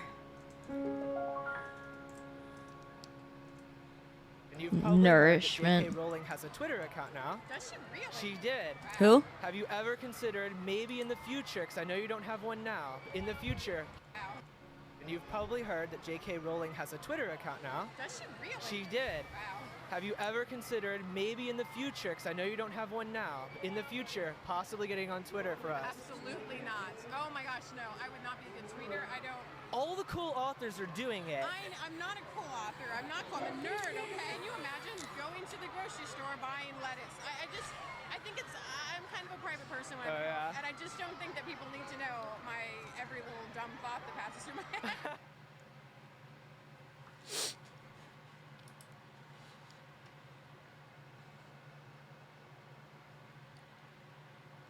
What? No. I don't think Twilight is perfection. In the beginning she said, it's more like Twilight. We liked it, and then we hated it. But then we're like, you know, there's no point. There's no point in hating it. Sacagawea. Sacagawea. Sacagawea. Sacagawea. Sacagawea. Sacagawea. It's Stephanie Just really not Meyer. giving us the time of day at all. The further we go, we're getting more and more Yeah, lost. she just kind of Boy, looks we really don't know where normal. we're going. Lewis and Clark really wanted her attention in those days, and some people sometimes have issue with some. Dude. I want to play games. I still don't have a controller though. I need to buy one. Need to buy one. Need to buy one. Yeah. Let's fucking go. Let's fucking go. I'm gonna do it. I hope it's just on me. Okay, it is. I'm gonna buy the controller and the headphones and liquid for my cat. Cool, cool. Change. I want this one. And then use this payment method. Okay. Place order. Sick. Look, see? And I got these cool fucking earbuds. I really wanted this. I loved this skit.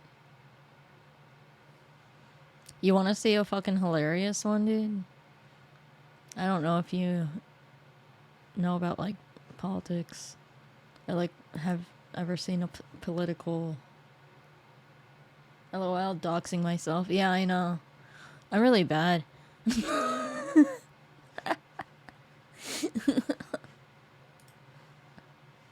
I'm so bad.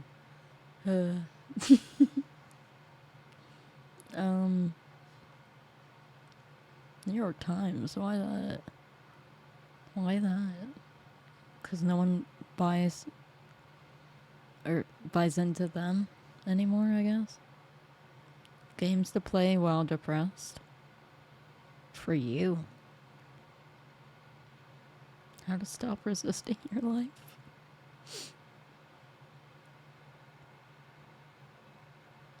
Apparently there's a bunch of employees leaking. Oh. Well. Oh, leaked.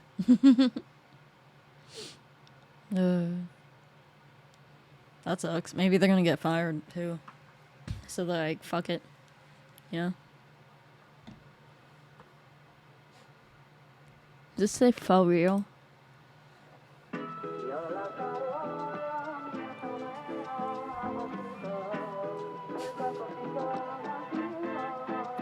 I said that I loved you, but I didn't. I don't know why I said that. Maybe I was just in love with the fat ass. But the pussy wide open like a tit tat. You're a fool if you think that I miss you.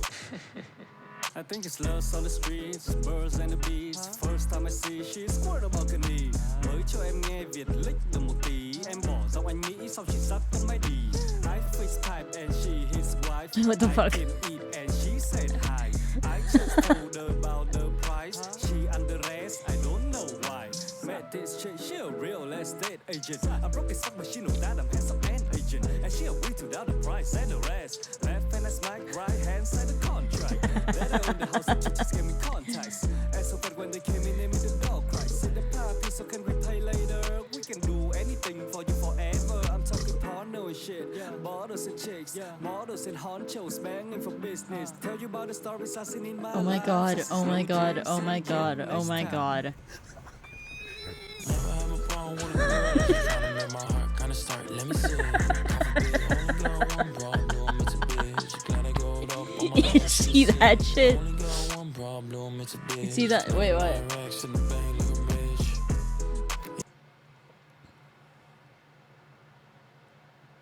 Pissed off about Israel coverage? What happened? Did something new happen? Yeah, baby, no money. Making sex. If I stress too much, would you still like me? Yeah, you check out my type. Hey. Nike, and she knows what I like, and she I'm mad about a lot of doesn't like things. me, and I know that she likes when I call her But that's also a good reason to go to Coffee Bean instead of Starbucks. Yeah, keep it between you and me. Keep it hush. Yeah, I cannot believe you're into me. I think it's lust. She suck on my I be like, no. My body like, ha. They know I'm a pussy mother. Tryna fuck a rock star. Says I'm big and hot out there. 100 beers, baby, no money. When she link me, wet like Kobe. Yeah, I'm too rich. Why you got so many red flags? Bitch, I'm from Vietnam. Yeah, what the fuck's up with his eyes? Shit, and easy, you know it's tough. Chima. Baby on the beat, you know it's tough. Bởi ra sân bóng không ngọt phải chấm. Oh, okay. Có thể gọi anh là đẹp trai nhất Việt Nam. Oh. Interesting. I like that. Eyes in my teeth when I eat you see feeling. Đại diện cho Phan Lê Nguyễn Trần chuyển vần. Bitch, I'm on fun from Saigon, Vietnam, you heard?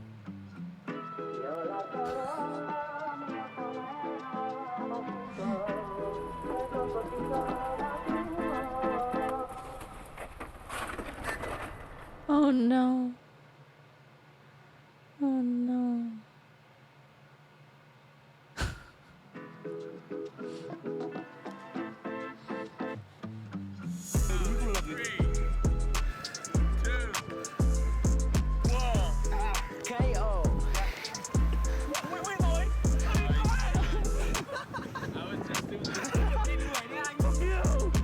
It's like when I go to the Philippines. Love that.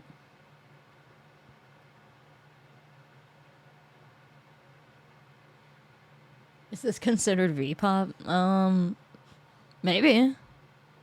Maybe, dude. You know what song I've been listening to lately? I wonder if there's like a music video for it. It's called Karma is a Witch.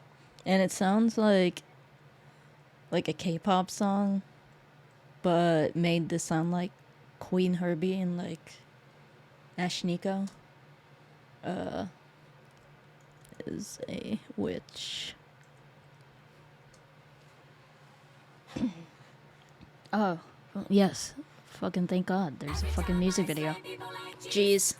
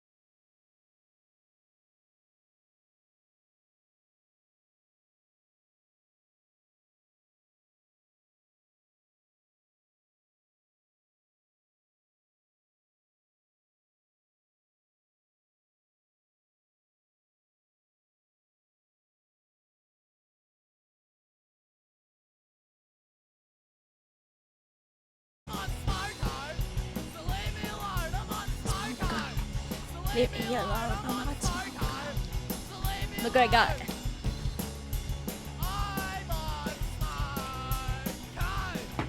He told me to order one. And I said I doxed myself for it. Don't worry.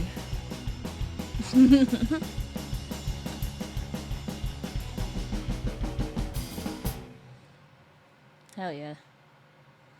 Love the chats. I love what they've done. Let me see here. I want to make sure everything it doesn't have to be open is closed.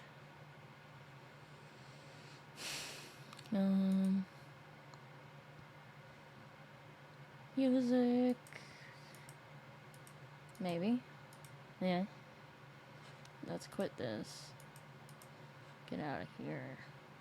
OBS has to be open, obviously. App Store. Get the fuck out of here. Okay.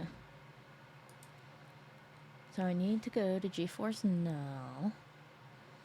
And then I need to pay. I put money. I got my paycheck today. Or I cashed it today. And I'm going to pay for Ultimate again. So maybe I should go like this. There we go. So I don't talk to myself again. You can only see me now. I don't know. Okay. Continue. I'm on Smoko. So leave me alone. Hardware security device? No. I guess email. Okay. In order to pay for the premium, I need to go through the whole fucking thing.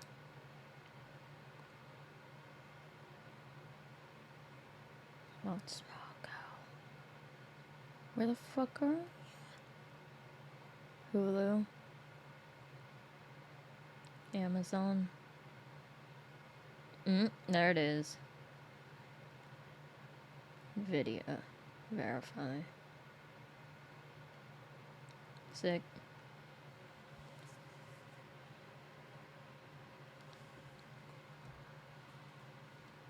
That's me. Okay. I forgot about the doxing thing again. I'm really bad. What are you gonna play? Probably 40s. I haven't played Fortnite in a while. I love 40s, like my comfort game right there. It's my current comfort game. Okay. Upgrade. So I want Ultimate. You know?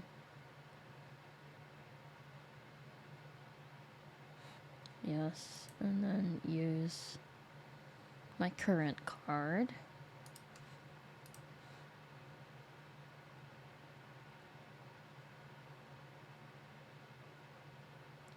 Sick. Sick. BRB. Brush your teeth, dude. Do it. I always listen to like a mantra. Cause then I'm staring myself in the mirror anyway. What the fuck was that? What just turned off? What just turned off, dude? Something just turned off. Oh. This. Oh gosh. That scared me, dude. I was like, what the fuck? God. The fucking light, man. Let me see. It's not bad without the light.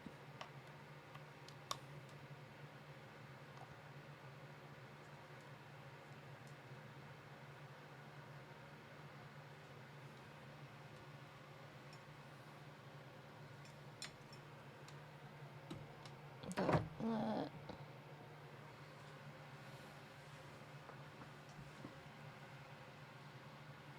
maybe.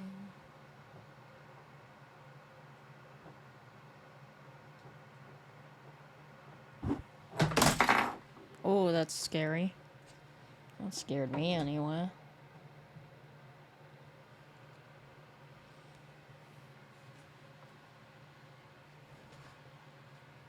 quote.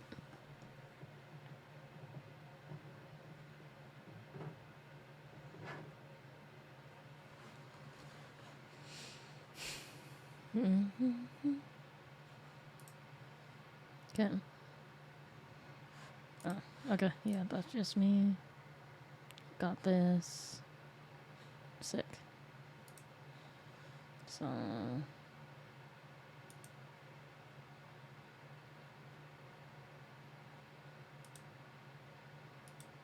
Close that.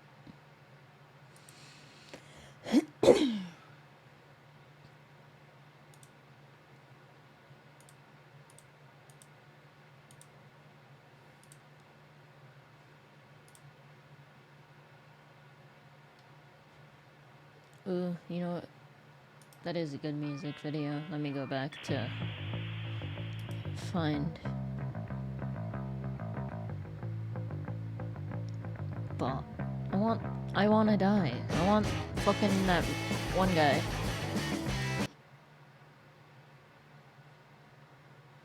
You know what I'm gonna play though? Subaru Crosstrek.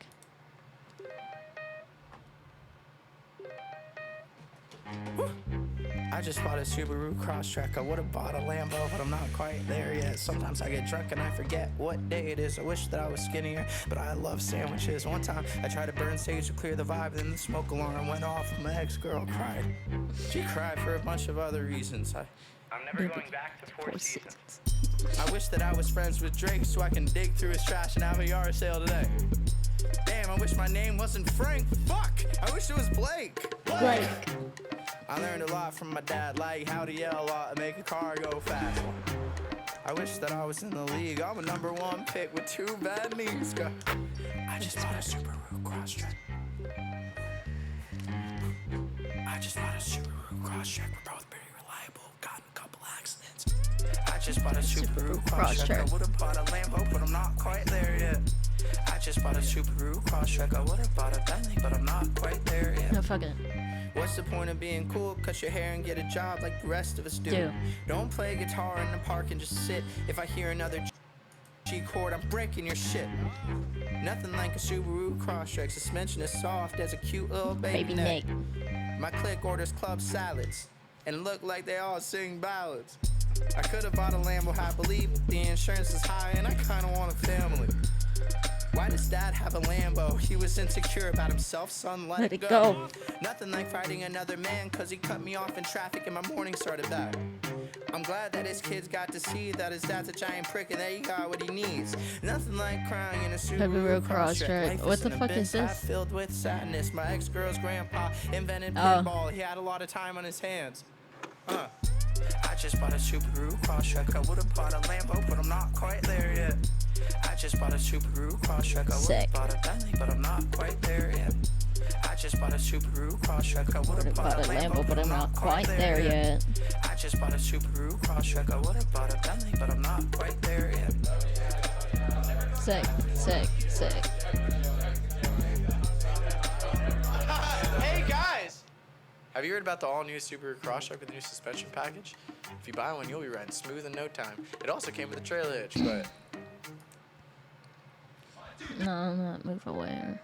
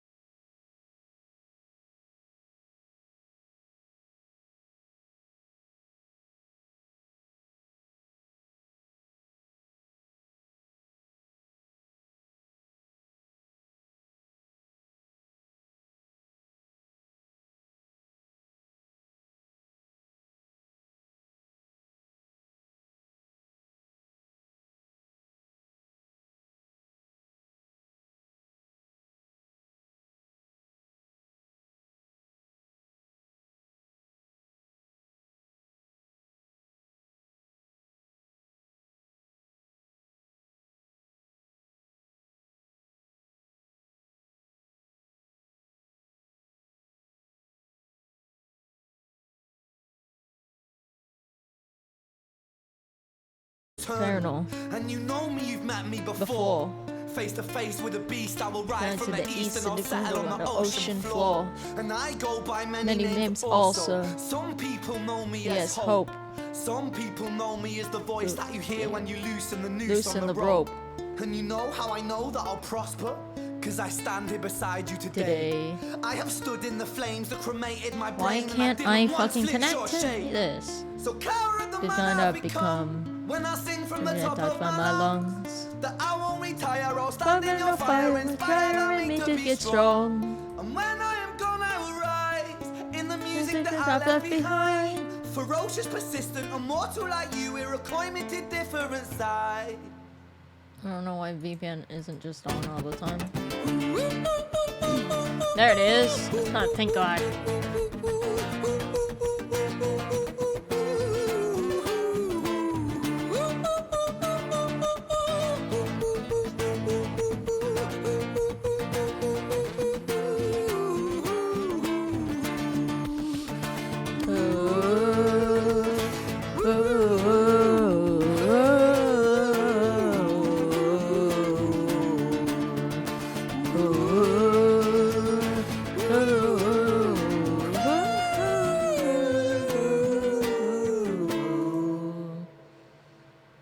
I want my Bob's playlist.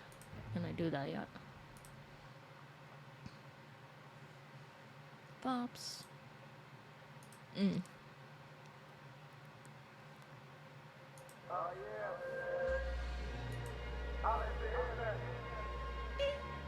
Yeah.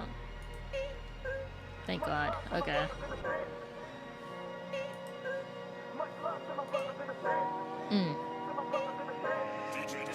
Pulling out the coupe at the lot, told him for 12 fuck SWAT. SWAT. Busting all the bells out the box. I just hit a lick with the box. Had to put the stick in the box. Pour up the whole damn seal. I'ma get lazy. I got the mojo deals. We been trapping like the 80s.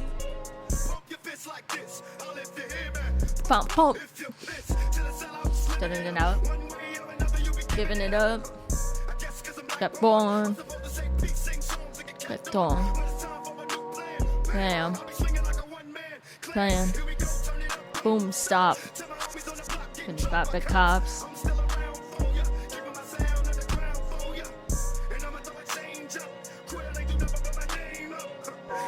You know what? Let's cancel this. Good for the live. Bells at the box.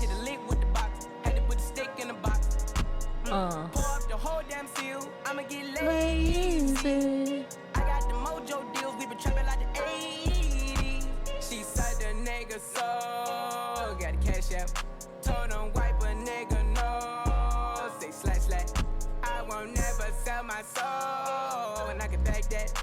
And I really wanna know where you at. I was at back. I know how it feel to wake up. Fucked up. Pockets broke as hell, another Take rock it to to sell. sell. People look at you like User, use. use. Selling drugs to all the losers, mad Brutal abuser. But they don't know about the stress Just feel feel pain. Baby on the way, man feels the pain. That's why you drink Tangerine, so you can reminisce and Wish. you wasn't living so Devilish shit. I remember I was just Like like you. smoking blunts with my crew, flipping those 62s. 62s. CED wasn't BED. BIG. I had to get PAD. That's why my mom's hate me. She was forced to kick me out, No doubt. And I figured out Knicks went for 20 down south. Packed up my tools for my raw power move. Block 19 for casket and flower moves.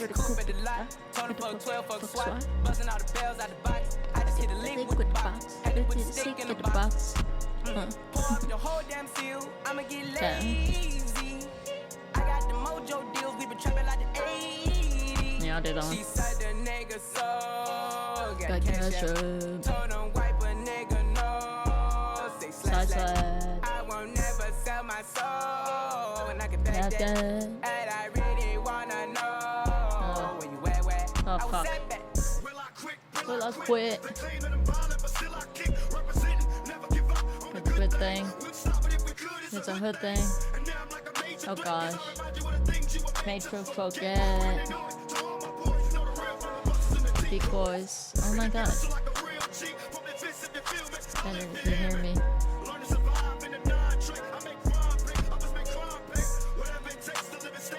Oh fuck. Keeps going behind the fucking thing, dude. Group with the live. motherfucker swat. Yeah, I'm gonna do this. I just hit a lick with the box. Had to put the stick in the box. Okay. Pour up the whole damn seal. I'ma get lazy. I got the mojo deals. We been trapping like the 80s. I think I'm gonna fucking go to my boy. My boy I always like to go to. Fucking little lifeguard boy. He's like my lifeguard till my...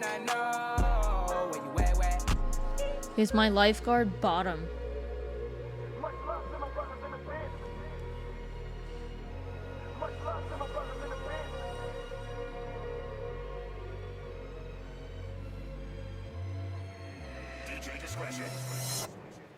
DJ discretion.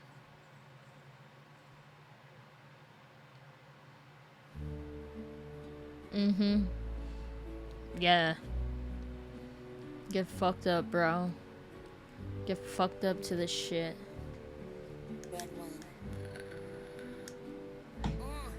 Let's go to the beach, let's go get away. What they gonna say? Talk the Bud Light. Yay.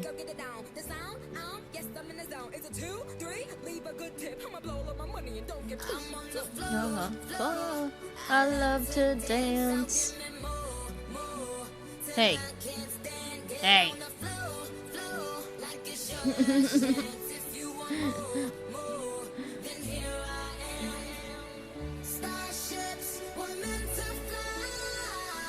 Hands up and touch the sky. Hands up, we're so high. Is it too loud? I can't tell.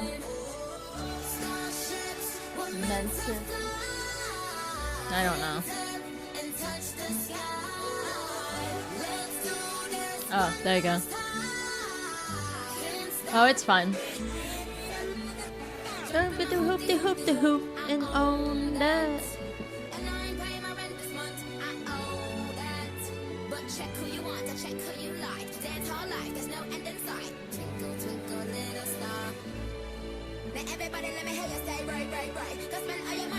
Okay.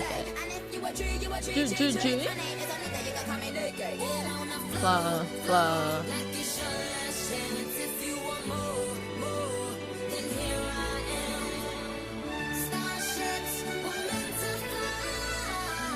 Hands up and touch the sky. Hands up, 'cause we're so high.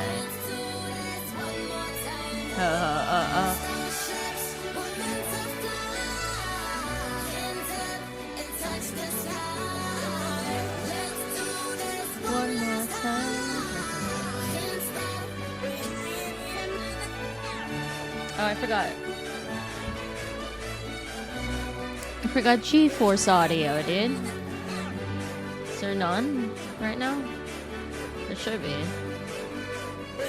Properties. I am the female Weezy. Okay. Right, what the fuck?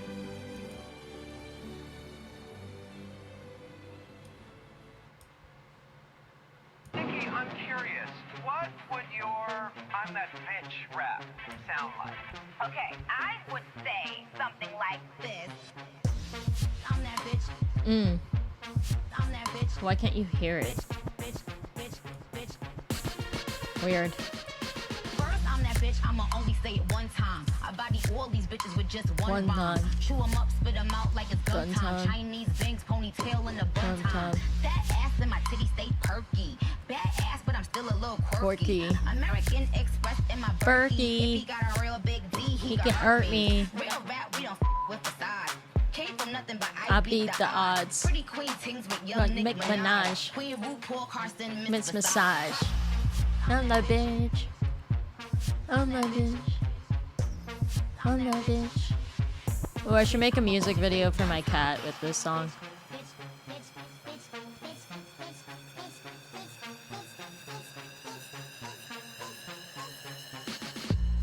I'ma only say it one time. I'ma only say it one time. Uh-oh. First, I'm that bitch, I'ma only say Say it it one time. I body all these bitches with just one rhyme. Chew 'em up, spit 'em out like it's bun time. Chinese banks, ponytail in the bun time. Fat ass and my titties stay perky. Bad ass, but I'm still a little quirky. American Express in my Berkey. If he got a real big D, he got hurt me. Real rap, we don't with facades. Came from nothing but ooh, you see that shit? Pretty queen things with young Nick Minaj. Queen RuPaul, Carson, Miss Visage. I'm that bitch. That's funny. Or it isn't funny, but it was cool. At least.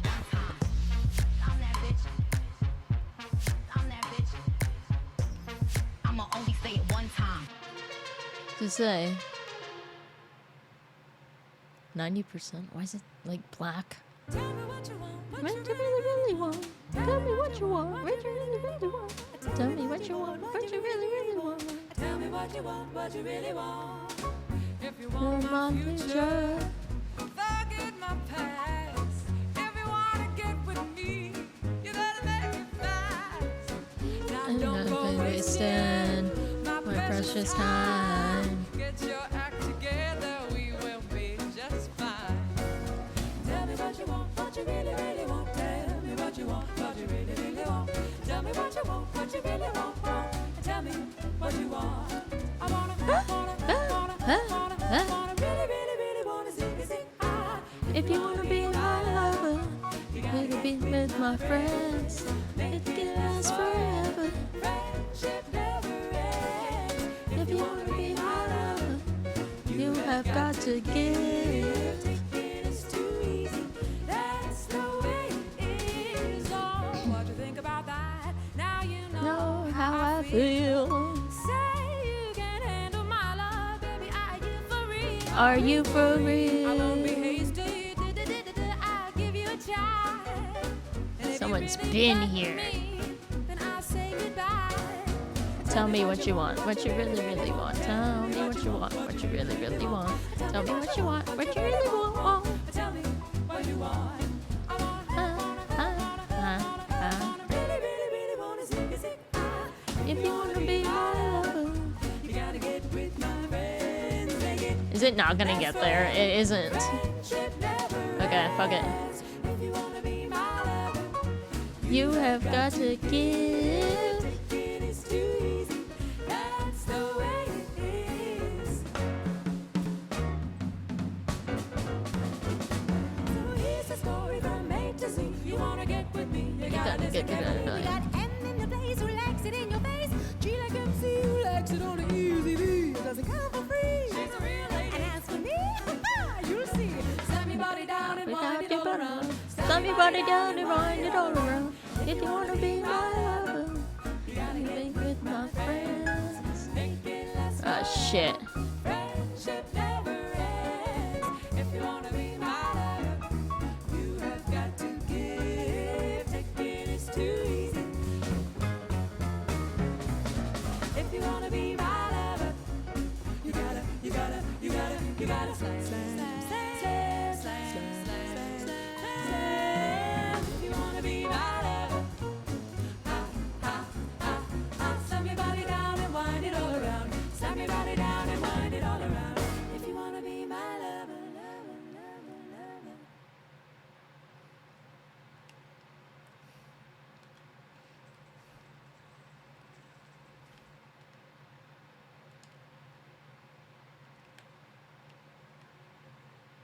Fail. Ah.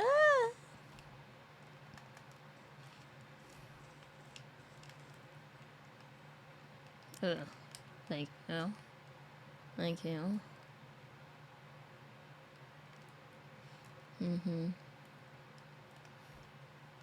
Yo, what the fuck? Where'd my music go?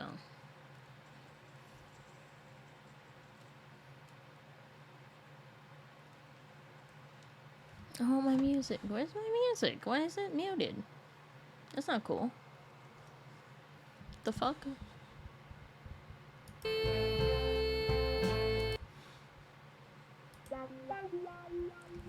Okay. This is a very interesting group. Your lovin's on my mind, girl. Your lovin' get me high, girl. Let's light it up tonight. We gonna rule. No drugs, just Mary Jane us. We love you, hear her saying, come on closer, baby girl, we up in smoke. This that Rastafari, fuck the kids who get high. Like just flip, don't give no shits, it's all love. If you feel it in the vibes, Blue Dog and Busta Rhymes, break it down and roll it up, it's all love. It's all love. Trip, kid, passes, but kid, life's a bitch, but I love her. Ash, she said we gon' crash the party, pass out, juice up all summer. Bluey, cool and cocaine to kick it, just bang the rhythm, so brother. Boozy tripping, go boozy sipping, so deuces just to come up. Speaking tongues, smoke rings and blunts, all summer no sleep, we be freaking fun. Blue Dog gonna reap with his steezy lungs, we gon' sing all night till we see the sun. That sweet sense of familiar, yeah, know that I feel ya. You show me that love and all love. If I was a mind reader, girl, I would see just what you was thinking of. Your lovin's on my mind, girl, your lovin' get me high, girl, let's light it up tonight, we gonna rule. No drugs, just Mary Jane us, we love you, hear her saying, come on closer, baby girl, we up in smoke. This that Rastafari, fuck the kids who get high, like just flip, don't give no shits, it's all love. If you feel it in the vibes, Blue Dog and Busta Rhymes, break it down and roll it up, it's all love. Look, It's all love. Feel the vibes as we smoke, just take a puff. Pass it back, we'll split the bag, no need to fuss. Smoke it all and get some more, then break it down and roll it up. Shout out to my plug, it keep me burning to the nub. And I stay high from wake time, steady smoking to the late night. Gassing up, then I'ma take flight. You probably heard of me through the grapevine. Spread the peace while we pass the leaf. Got the groovy sound and it's too unique. I learned how to smoke, then turn the master chief. When I roll a pearl, that's a masterpiece. Some blunts, some papers, got bongs in rotation. Got dabs at that station, everyone here. Thank God. So that sweet sense of Amelia, you know that I need you. So please, don't leave me alone. Cause when my world turns to fire, you know I get higher to keep me from feeling low. Your lovin's on my mind, girl, your lovin' get me high, girl, let's light it up tonight, we gonna rule. No drugs, just Mary Jane us, we love you, hear her saying, come on closer, baby girl, we up in smoke. This that Rastafari, fuck the kids who get high, like just flip, don't give no shits, it's all love. If you feel it in the vibes, Blue Dog and Busta Rhymes, break it down and roll God it damn up, it. it's all love. Might just go Rastafari, smoking until we all high. Got a couple for the car ride, puffing and bumping far side. She just keep on passing me by, that's what the song cried. And then I took a bong rip, never smoked with the wrong vibes. I roll it up and light it up, inhale, exhale, inhale, I'm stuck. I got this shit down to a science. First I twist and then I tuck. Was feeling down, you pick me up. I blew some clouds, they lift me up. Keep your feet up on the ground, it smokes too loud, can't hear you, bruh. Won't let you blow my high. They just wanna take me down. They don't wanna see me fly. She make me feel when I want to, numb when I need it, and when I need someone to call love.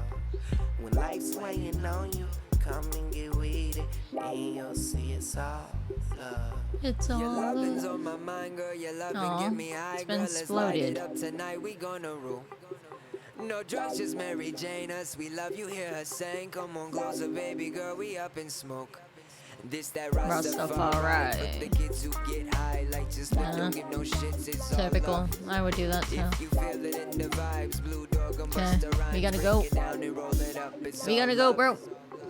Every night is the night to be as high as a kite. The weed tastes like OG, smell like slices of pie. She picks me up when I'm low and loosens me when I'm tight. Always there when I'm wrong and never leaves when I'm right. That's how I know it's for life. She's my light in the sky. She's the smile on my face, that glazed look in my eyes, the smell you in go. my clothes, food for my soul. Her name is Mary Jane. She loves me and it shows. Yeah, I know the cons. I'm more concerned with the pros. It's like a brain massage, only doing what she knows. So Miss Sweet Sense Amelia, you know I feel ya. You are the one I know.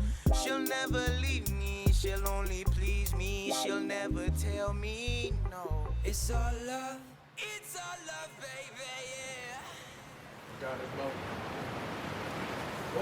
Oh shit!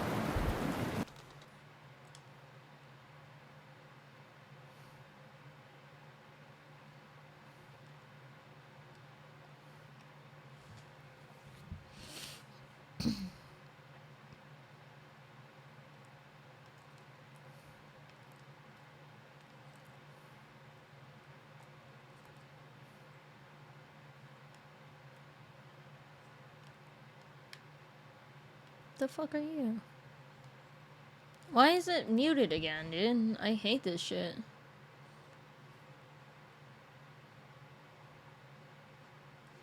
Fucking annoying. I see you.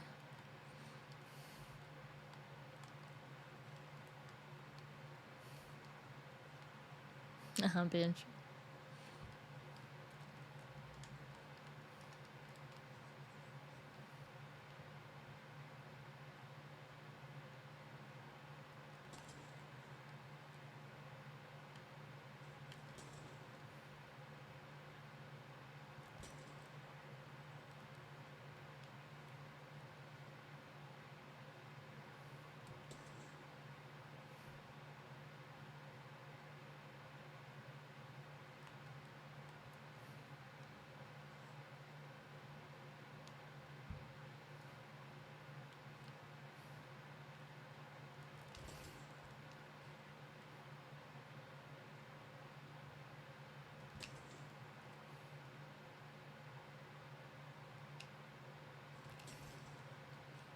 Get it, bitch.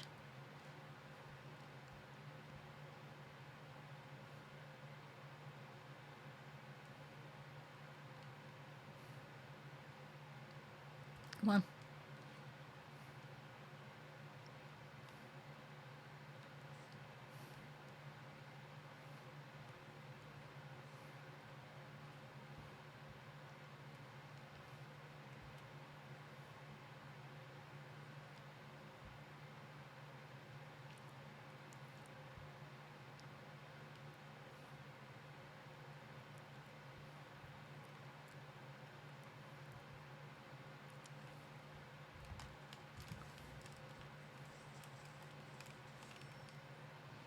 Hey.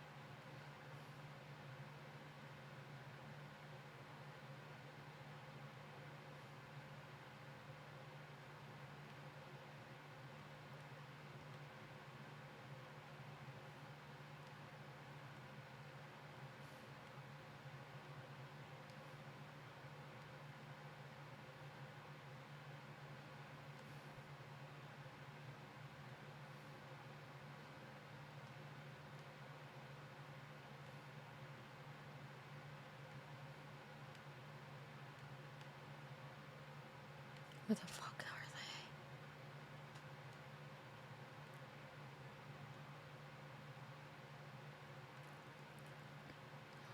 they? We're fucking going, bro.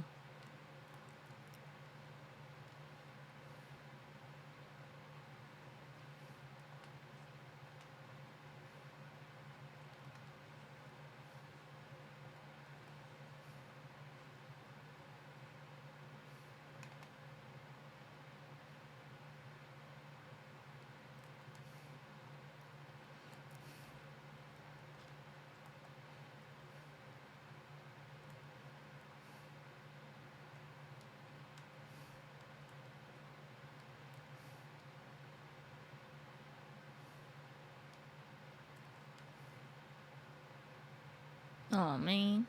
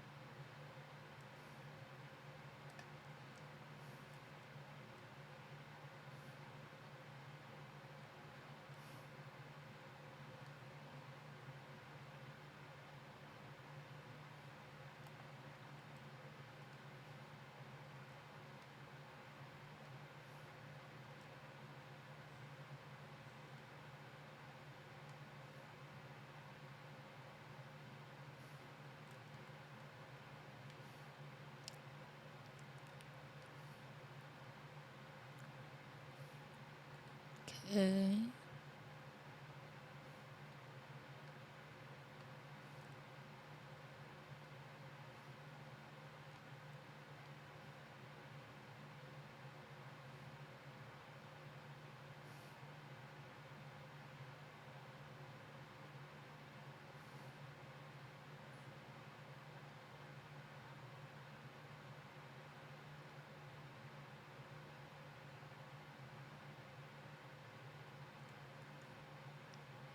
One of them's gonna come out of there. Oh gosh.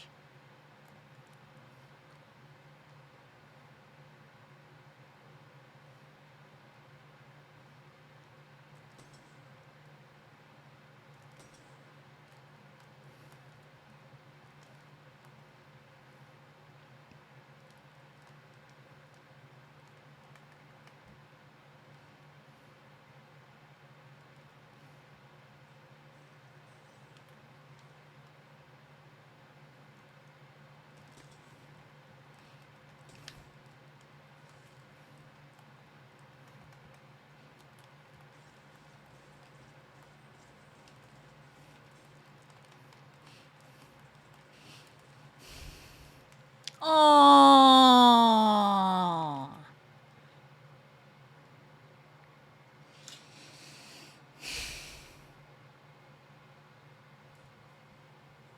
GG's. You know. GG's. That's all I can say. Fuck, dude. Let's go back. YouTube doesn't want me to play music.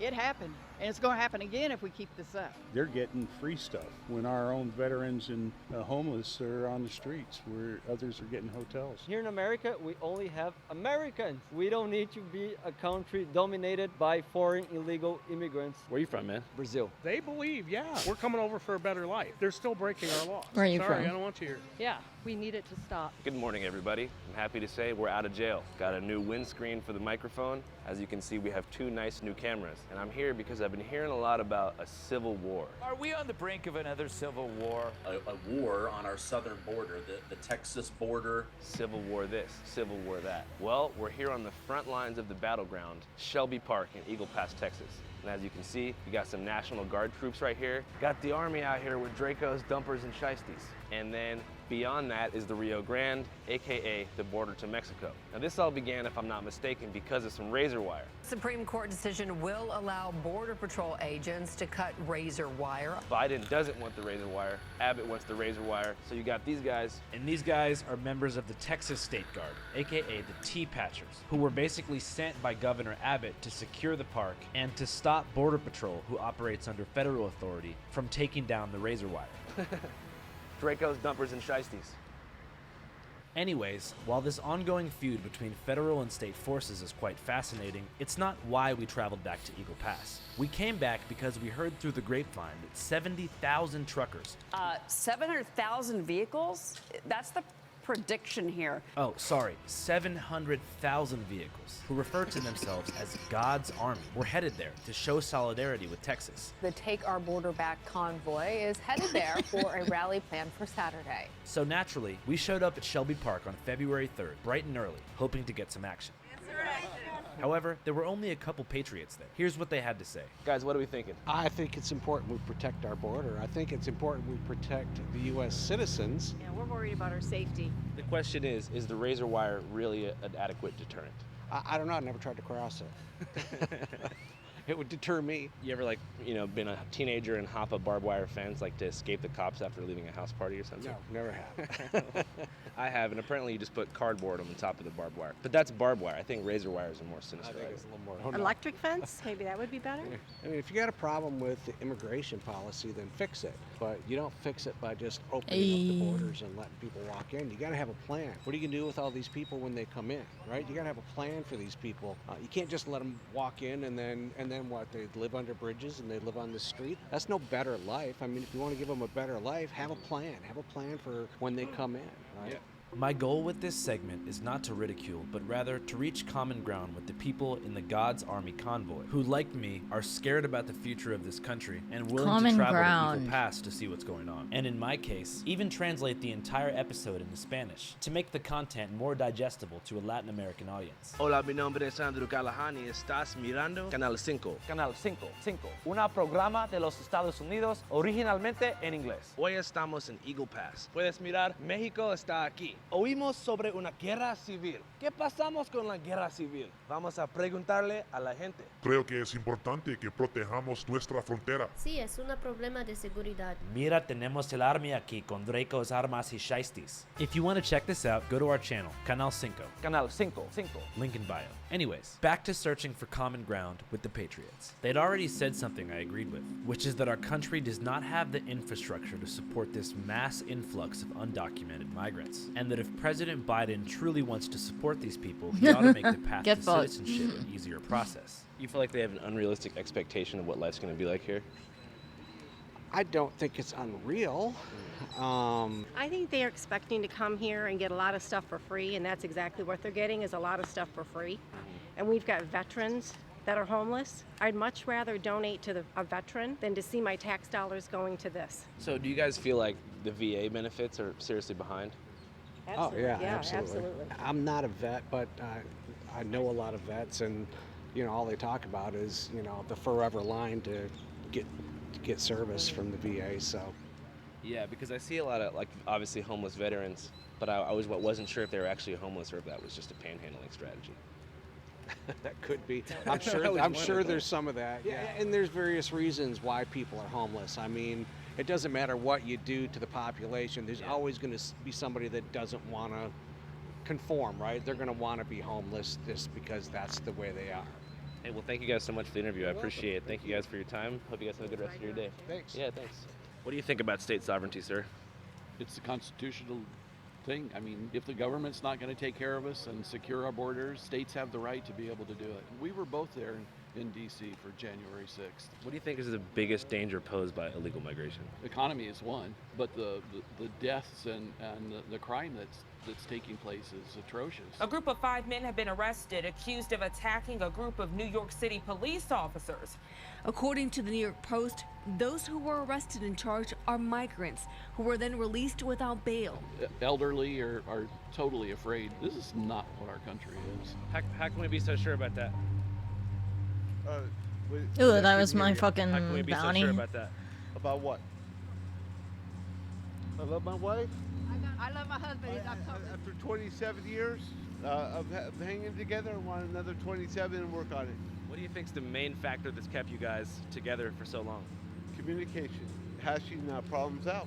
So whenever you guys kind of bump heads, you always talk it out? We have a spoon. Whoever has a spoon gets to talk first.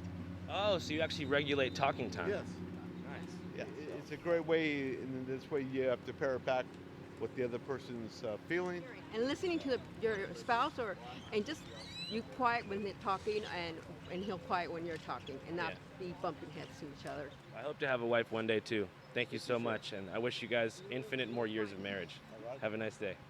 After interviewing the happy couple, I started to get a bit discouraged. The news said there would be 700,000 people here, but there were probably only 25 people. And in fact, more journalists than there were patriots. Surely this couldn't be the end point of God's Army's convoy. Then, from out of nowhere, a red-haired patriot told me the convoy meetup spot had moved to a secret location north of town. The trucks are not coming. How does one get there? How come? Because we are not engaging in anybody coming across the border. It's simply a exercise of our First Amendment right to free speech and gather. So you may see individuals from the convoy down here, but you won't see any trucks. How come?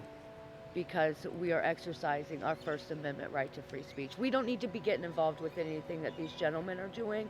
They're doing their job. They're trying to protect the United States and the unique conflict that we have down here.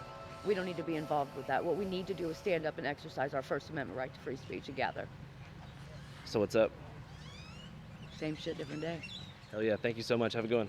You too, love. This all began reminding me of a different convoy that I followed about 2 years ago. For over 2,000 miles from Arizona to Washington, D.C. to show solidarity with the Canadian Freedom Convoy. To be honest, it was fun. Oh, shit. Get down, Willie Brown! How you guys doing, man? Here's all our people right here. Good to see you, man. You too, Andy. How are you? Good to see you. And as we got closer and closer to DC, the vibes intensified, which made for some great content. Are you an American? Do you believe in freedom? And are you freaking willing to fight for it? Yes!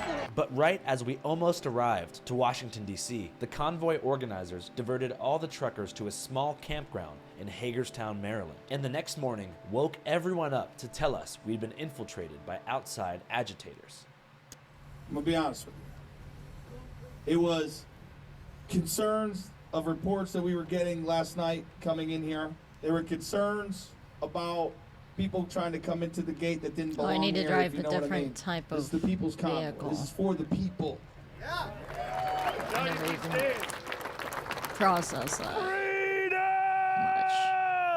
Upon first glance, this may seem strange, but it's not. This is the typical playbook for the post-January 6th hyper-paranoid conservative right, and here's how it works. Someone in the community, in this case, Lee Dundas from Orange County, California, or in the case of the Defend the Border convoy, Vince Sabin from Cape Cod, Massachusetts. From Cape Cod. Nice. Will convince hundreds of their friends to essentially carpool to a political flashpoint and claim that God himself is guiding them. What made you want to do this? God. It's good against evil. The battle's begun. Then they'll create a website to drive as many donations as humanly possible in a short period of time. How do you guys raise funds for this whole thing? It's thepeoplesconvoy.org, and the good, law-abiding, God-fearing, freedom-loving Americans who want to support them, they've been going there to donate. Through insurrectionary and biblical language, they use the convoy as a tool to drive donations for some kind of holy war. Then, at the last second, right before they might do something potentially criminal, they claim to be infiltrated by the FBI or Antifa. And then they draft an entirely new Please plan. tell me there's Over the hope. next several hours, lots of planning Good is going enough. to be occurring behind the scenes. In the case of the People's Convoy, they said the new plan was to do 45-mile-an-hour loops around the Beltway, which, for those unfamiliar, is a suburban circular interstate system that orbits the unincorporated suburbs around DC. So, to be honest, I expected the Defend the Border convoy to have a similar underwhelming finale. But still, I wanted to see what was up. Convoy time, bitch. Nah, that's kind of a weird vibe. It's convoy time, bro. It's convoy time, buddy. It's convoy time, Brother. fool. Brother. Imagine that's the new vibe.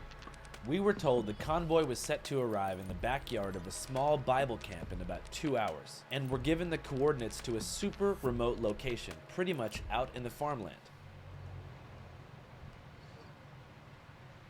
Ovejas. Ovejas.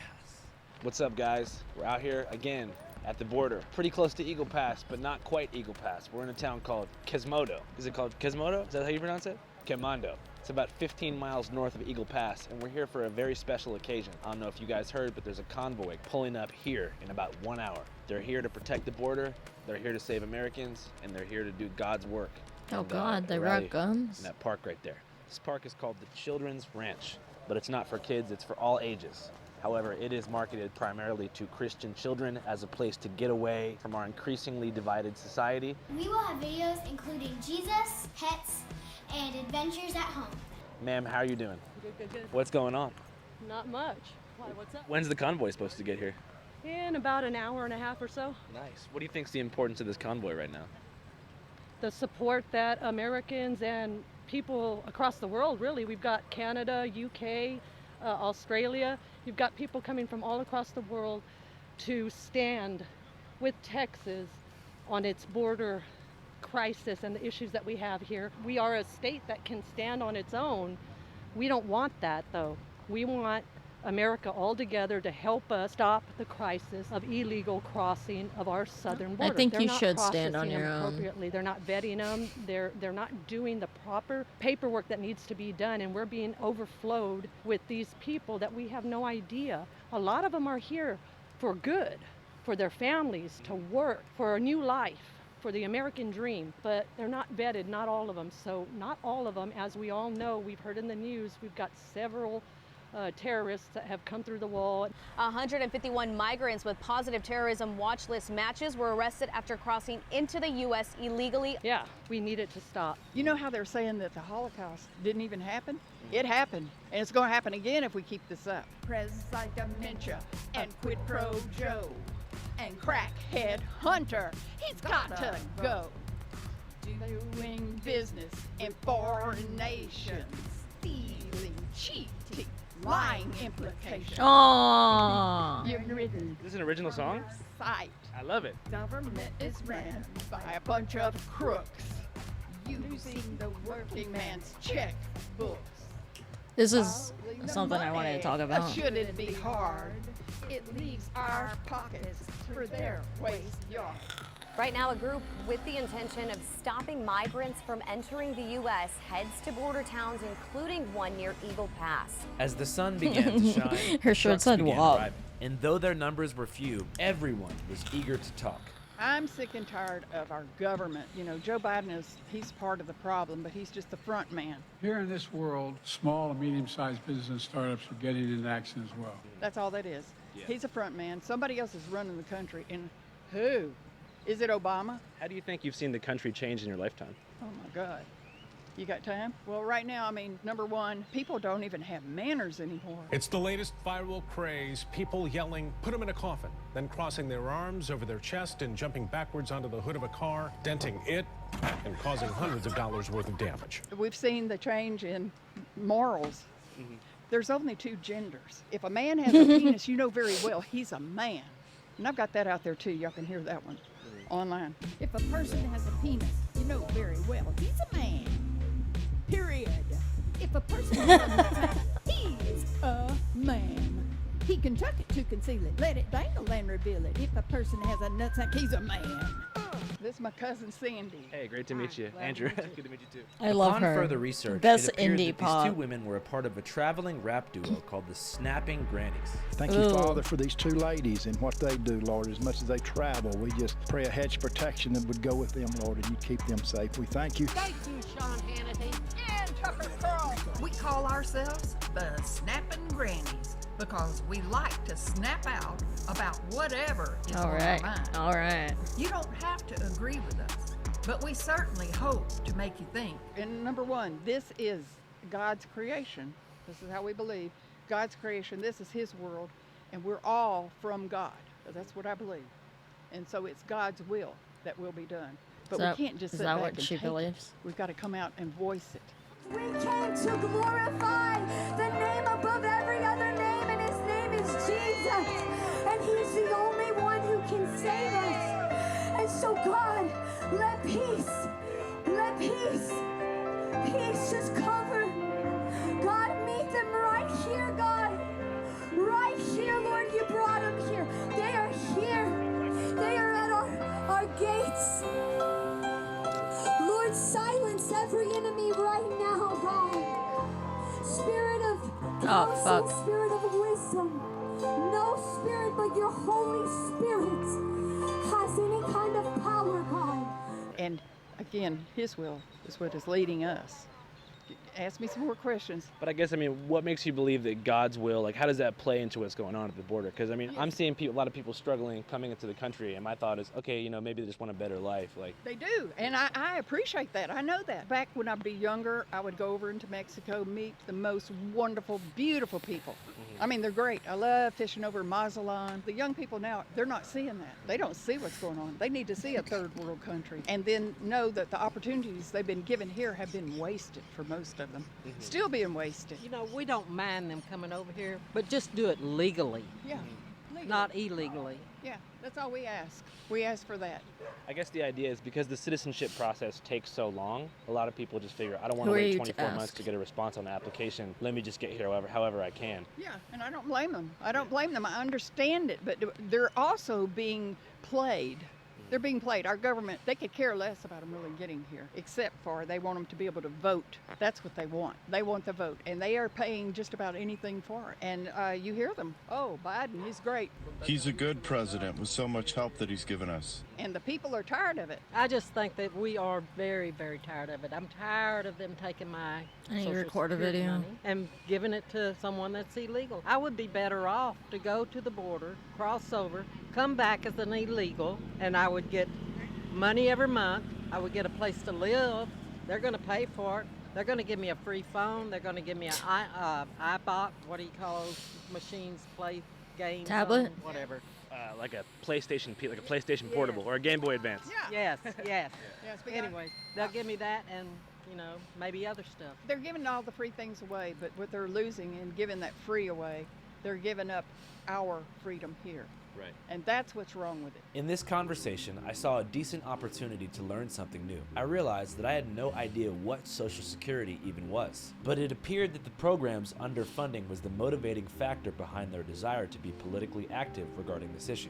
So I'm not too familiar with Social Security programs. So after you retire, do you get a monthly check from the government? If you work your ass off. Yeah.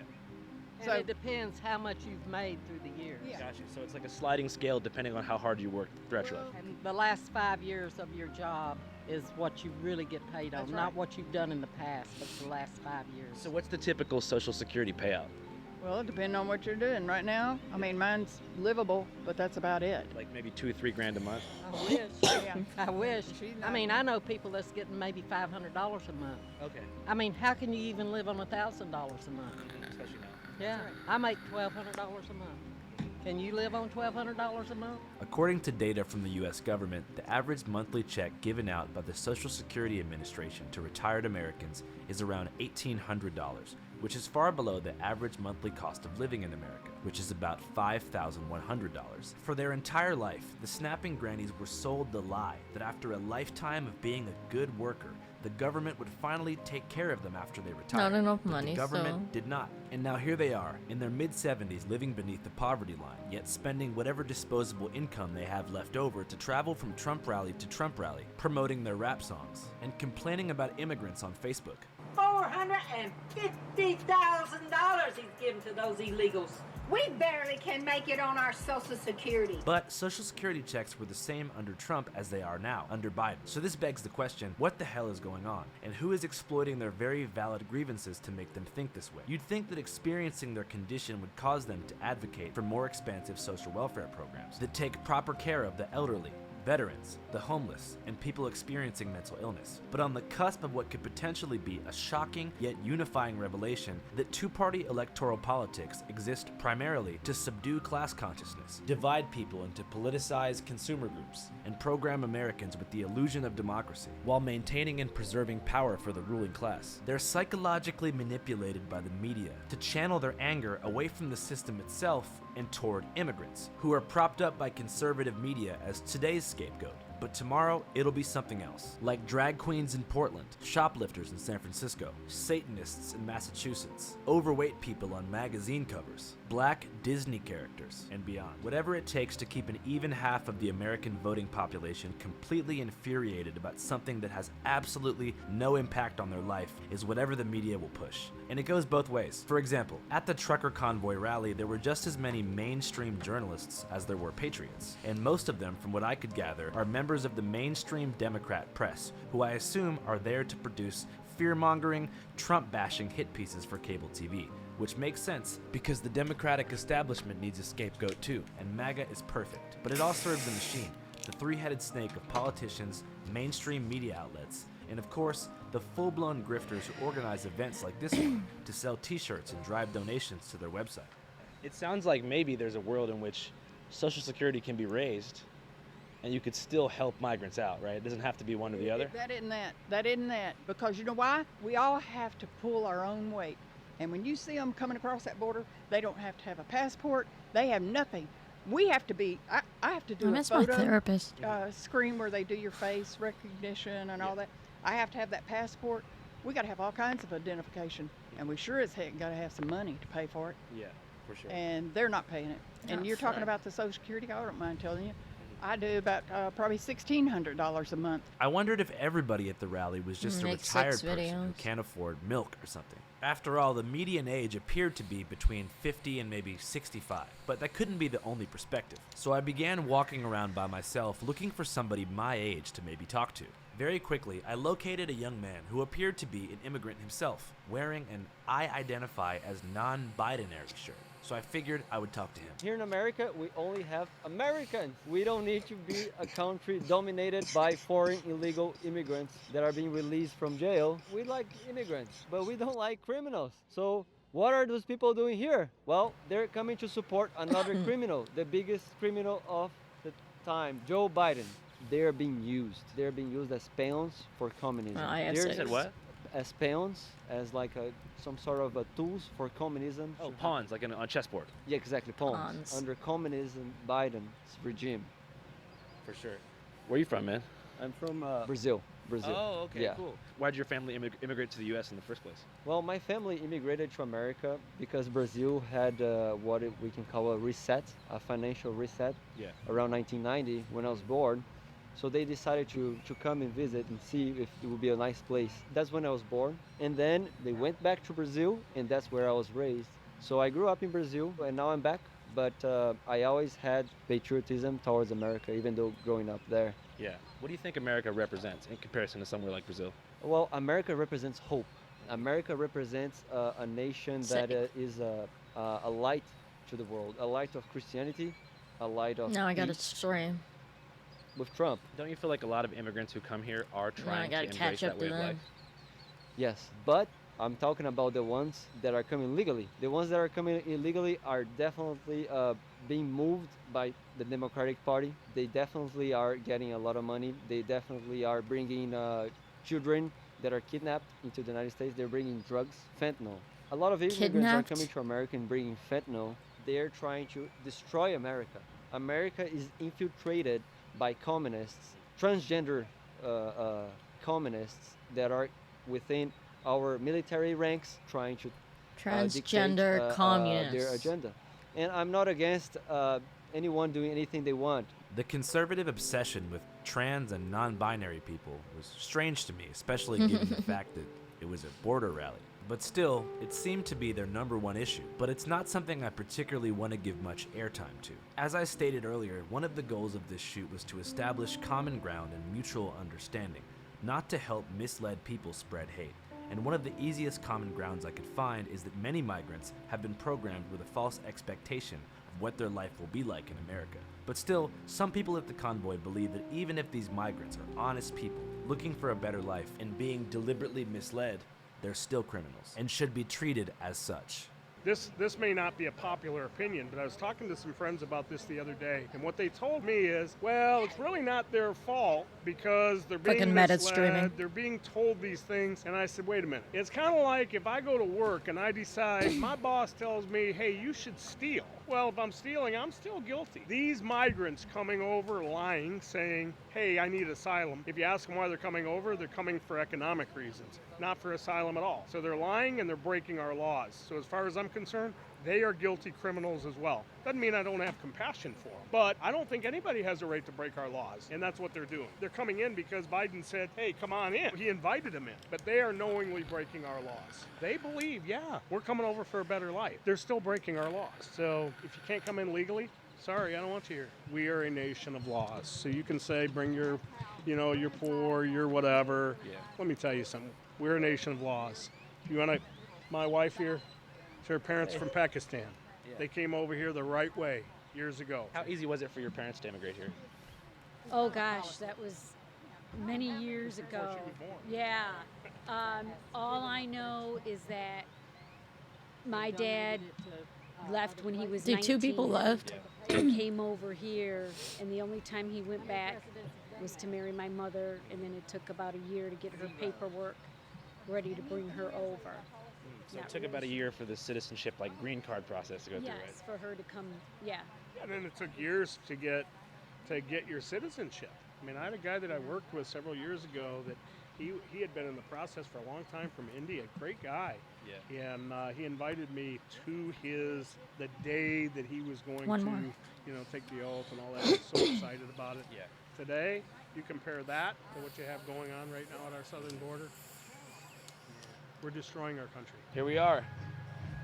God's army has arrived in totality.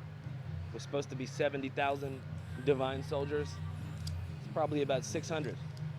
But they're here. They're taking the border back, I think, by means of classic rock covers and t-shirt sales. Aside from being a mellow, chill Saturday afternoon vibe, there's a lot of Christian vibes going on because after all, this is God's army. They're saying that if God was here, he'd be here right now taking the freaking border back because this is a war between good versus evil. Good is the American tax-paying patriot. Evil is the migrants, the communists, the cartels, the Biden administration, the Epstein flight list, and everybody else. But I feel like they might not realize that Mexico is like 95% Catholic, so it's possible that God's true army is in fact Mexicans. But hey, I didn't want to go there, but I guess I did. With the election coming up and stuff, I'm trying to give the conservative crowd more fair coverage overall. I think a lot of people, for some reason, especially because of the way that the HBO movie was produced, that I'm some type of like MAGA hater. And there's a lot of people online whose whole career and shtick is trying to make conservatives look as stupid as possible. And I think it's super counterproductive, and I think that it's led to a net negative in terms of mutual humanity and political understanding. So I hope that when you watch this, you don't go away thinking, damn, these people are so stupid, but you look at the underlying motivations and causes that are making them think this way. And one thing that we heard a lot about, is the lack of benefits for veterans and also how thin those fucking Social Security checks are. I cannot live on Social Security. I have to have something else coming in. A lot of it does fall on the government not looking after its own people, which you'd think would actually kind of shift them further left and make them favor socialism and more beneficial social programs. But instead, somehow, the problem is migrants. I wonder that between the mainstream journalists here to make them look stupid, people selling parking passes and t-shirts and subscriptions to their conservative websites, and just lonely people who are just falling for the propaganda and the Kool-Aid of it all, I wonder if there's anyone outside that triangular formation, because I don't think anyone here is like really that pissed off. But I do have this vision, like what would happen if like a bunch of migrants just like hopped the border right here and just like didn't realize they had picked the worst spot in the world. They just come out of the water, they like walk up, and they're just around all these people who have like seemingly never encountered one in their life, and they're just like, you're voting for Biden. I don't even think they can vote, but hey, I don't know. The vibes are good for me. I think it's time to get the hell out of here, guys.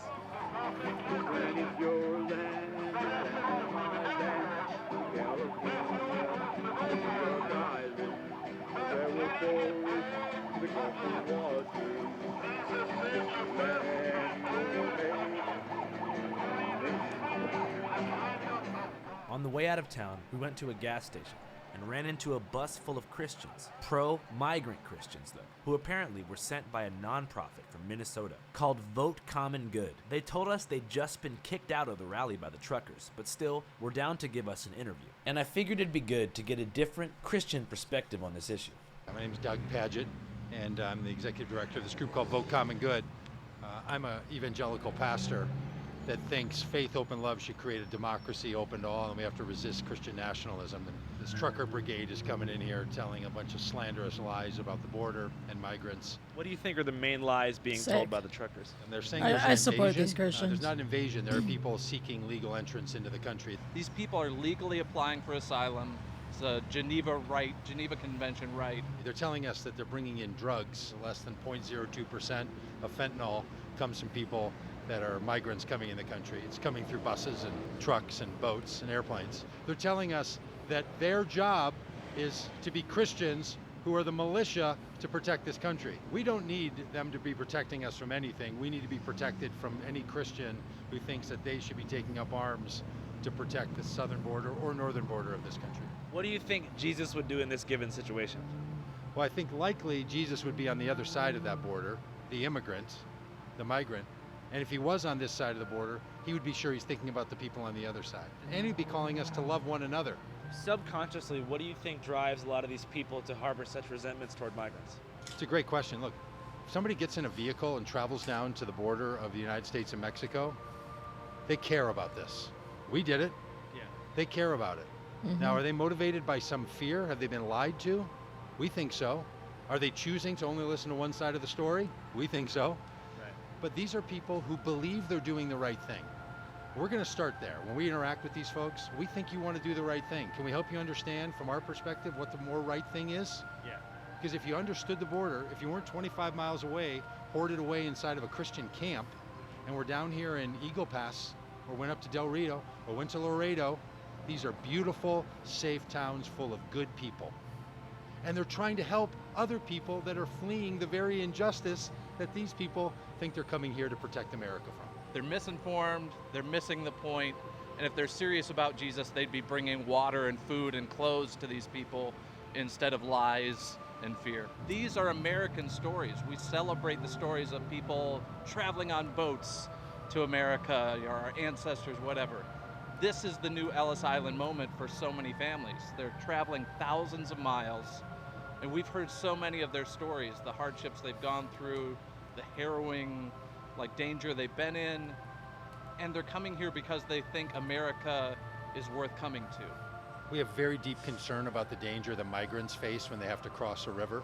We have very deep concerns about the danger the migrants face when our border policies force them to be trafficked by drug cartels. We have very deep concerns about the safety of migrants overall. And we want to make sure that other people know, first of all, that there's other Americans who disagree with that, and there's other Christians that disagree with it. And often what happens is we get in this battle where we say to people, you need to be quiet so I can talk. We don't want anyone to be quiet.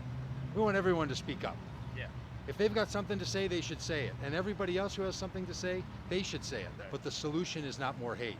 The solution is more engagement. Channel 5 live worldwide, Hollywood and Vine. Fuck the authority, Channel 5 News. Channel 55. We don't fuck with custers. And 5 is the best number.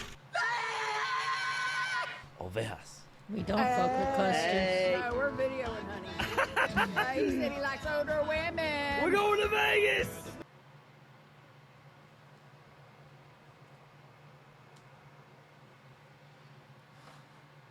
Is he gonna fuck that granny rapper?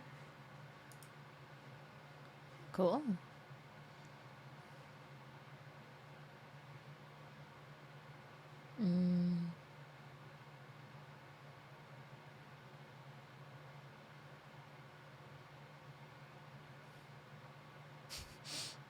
That's hilarious.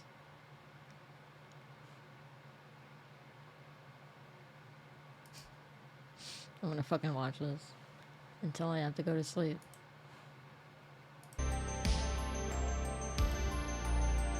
That's great. Since my church infiltration video last year, my channel has skyrocketed, allowing me to make a full-time job out of content creation and streaming, focused on tackling tough subjects with depth and nuance. As my most popular video to this day, I've asked myself many times, how can I ever follow it up? If I were to ever do a sequel, I wanted to do something different, but that stayed true to the original, but went in a bigger and grander direction.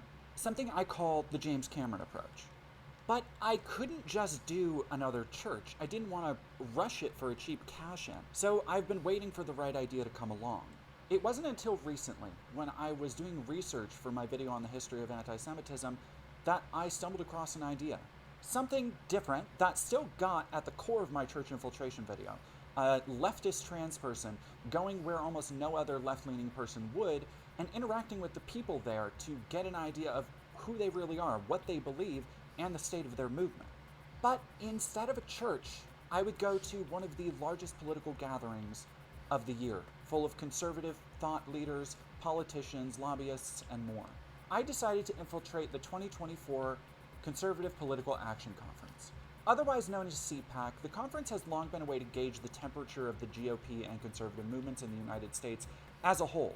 Some clips here and there may break into the mainstream, like Michael Knowles advocating transgenderism be eradicated, but by and large, CPAC goes unnoticed by most of society, except for conservatives. This is a gathering of the biggest representatives of the movement, laying out the ideological game plan for the next year, which to me represented the perfect opportunity. I've spoken about it at length in previous videos and streams, but there are some legitimately high stakes on the election this year.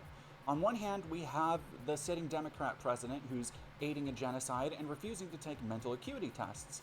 And in the other corner, we have a twice impeached overinflated hot dog costume who is being brought up on federal charges during his campaign and who promises to enact a series of sweeping Dude, I'm gonna make a totalitarian video. reforms through Project 2025 immediately upon entering office. As of now, Trump is the Fucking- presumptive nominee for the Republican Party, Let's and many go. of CPAC speakers echo that sentiment, being close allies or outright sycophants. Here. Which might bring someone to ask why. Why would I do this? Why would I go here? For a few reasons. One, because this election will be pivotal unlike any before. The state of both parties is dire, but conservatives continue to drift into open fascistic nationalism, advocating suppression of enemies and stripping rights, while the What uncomfortable have been liberals in my power ideas? barely lift a finger in protest. I am nothing if not curious. I want to know what the conservatives are saying, but also what their fans are saying, how the crowds react, what small talk do they make, how much of this incendiary rhetoric was making its way to their followings. Here I saw a chance to find out in first person for myself, provided I could blend in. But also, I wanted to go because since Trump, the conservative movement has been a hotbed of grifters, failed politicians, controversial and incendiary firebrands, canceled public figures. And so many of them have spun their support Forgot. into I think it was- podcasts, news appearances, and other products for a brand, much like Trump. It was in including the books, fucking- lots and lots of books. Like, the first step to being a conservative mainstay is getting a ghostwritten book to clog up shelves at a Costco and airport bookstores. 21. So it For wasn't some reason just that's a in my need to head. be in the know, to hear what attendees were saying, but also a need to see these grifts in action, to blend into an ecosystem of wannabe influencers and upper middle class fail sons all reaching for a piece of that power pie. Why is it so like of that? course, to go into a place like that, There you go. I couldn't just come in off the Okay, back street. This wasn't to going that. to be like a church service. I was in town for 5 days Back to fun. attend this. I needed a character, and I needed one who would blend right in. I needed to become Oh, my mouse fell. a disgruntled, edgy, upper middle class podcaster. And that took some work. Now, because not just anybody goes to an event like CPAC, Wait, what? I needed a cover story and background work. To become Keith, I had to look the part. That was actually slightly harder than I thought it What would did be. she say? Because after 3 years of, but by and large, CPAC action will be pivotal unlike any before. The state of both parties is dire, but conservatives continue to drift into open fascistic nationalism, advocating suppression of enemies and stripping rights, while the comfortable liberals in power barely lift a finger in protest. I am nothing if not curious. I want to know what the conservatives are saying, but also what their fans are saying, how the crowds react, what small talk do they make, how much of this incendiary rhetoric was making its way to their followings. Here I saw a chance to find out in first person for myself, provided I could blend in. That's why I But worked at a also, hardware I wanted store. to go because since Trump, the conservative movement has been a hotbed of grifters, failed politicians, controversial and incendiary firebrands, canceled public figures. And so many of them have spun their support into podcasts, news appearances, and other products for a brand, much like Trump, including books, lots and lots of books. Like, the first step to being a conservative mainstay is getting a ghostwritten book to clog up shelves at a Costco and airport bookstores. So it wasn't just a need to be in the know, to hear what attendees were saying, but also a need to see these grifts in action, to blend into an ecosystem of wannabe influencers and upper middle class fail sons all reaching for a piece of that power pie. So of course, to go into a place like that, I couldn't just come in off the street. This wasn't going to be like a church service. I was in town for 5 days to attend this. I needed a character, and I needed one who would blend right in. I needed to become Damn it. Keith, a disgruntled, edgy, upper middle class podcast bro. And that took some work. Now, because not just anybody goes to an event like CPAC, An edgy, I needed a cover upper-class story and background work. To become podcast Keith, bro. I had to look the part. That was actually slightly harder than I thought it would be, because after 3 years of light hormone therapy, masculine clothes don't quite fit me right, and my face and frame has started to lose its more masculine edge. To cover for that and other factors like pagan tattoos on my arms, I went with the style I like to call saltine chic, or as I've been putting it to my partners, Saltine my chic. Republican cosplay. With a mix of thrifting and online purchases, I formed a physical representation of Keith, complete with an Unremarkable backstory. Not very rich, but from an upper middle class background. College educated, but a Nepo baby, insulated from the larger world by what privilege he does have. Deeply insecure, but also deeply incurious about other people and the world around him. With all of that in mind, Keith's wardrobe came to consist of beige, gray, and navy. I needed to look like somebody who bought new clothes, but didn't particularly care about style. Someone who put forward a vaguely rough exterior without the experience to back it up. And more than anything else that would help me blend in, I needed to publicly and loudly show what I believed in. For shirts, I bought these two preposterous numbers from Amazon. Presumably, people wear these unironically, but I like to believe they were created only for purposes like these. I After love seeing it. footage of the Ronald Reagan dinner at CPAC, I also decided that a more casual look I love wouldn't those cut it there. shirts. So again, I went thrifting. I decided Keith didn't have much in the way of taste for style, but was simply emulating what he saw in others, which led me down a path ending in this loose Trump cosplay, tied together with a Brooks Brothers jacket with shiny gold buttons. It really gives the perfect conservative ruse of vague professionalism, giving a sense of status or class, and giving the wearer an unearned confidence despite fitting poorly and looking dumb. But I also needed a reason to be there. As Dead Domain, I wanted to go undercover among conservatives, both prominent and obscure, to get the literal feeling in the room on election issues at a time when mainstream conservatism has long ago tilted to open fascism. But as Keith, I had to be on board. I had to be a true believer, and I had to want to do my part for the cause. I needed something that would help me evade suspicion, help me blend in, to give me an excuse to record audio and video, and even take pictures with prominent political candidates and conservative figures, if I crossed their paths. I needed a podcast. So I went through the motions, and thus Patriot Northwest was born. With a little help from a blurry JPEG, I set up a new email and a Twitter account and an accompanying SoundCloud. And because I needed to get followers and I wanted this to look legit, I also paid for Twitter. Setting up the Twitter account itself was a look into how easily people can be led down pathways of radicalization, as simply following one conservative on the platform will quickly recommend additional followers who spout open anti-Semitism, racial slurs, thinly veiled calls to violence, and more. So as Keith, I followed them all, and the result was a nightmarish miasma of hate, but also paranoia. I saw plenty of open calls for revenge, advocating damn near open violence, retweeted by thousands. I couldn't help but wonder how closely the people at CPAC would align with this kind of rhetoric. Would people really readily admit to wanting the violent suppression of others if they thought they could trust me? Or was this just keyboard warriors posturing? Within a few days, I had boosted my follower account. To boost my bona fides, just in case anyone went to check on my name and backstory during CPAC, I spent some time commenting, retweeting, gaining new followers in the process. I want to be clear.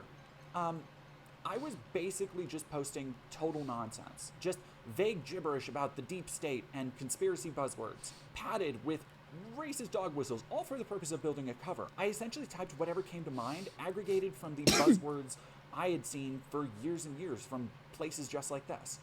Impotent rage at women, queer people, people of color, Democrats, and essentially anyone different than me being Keith. That's funny. Based in nothing, literally based in nothing.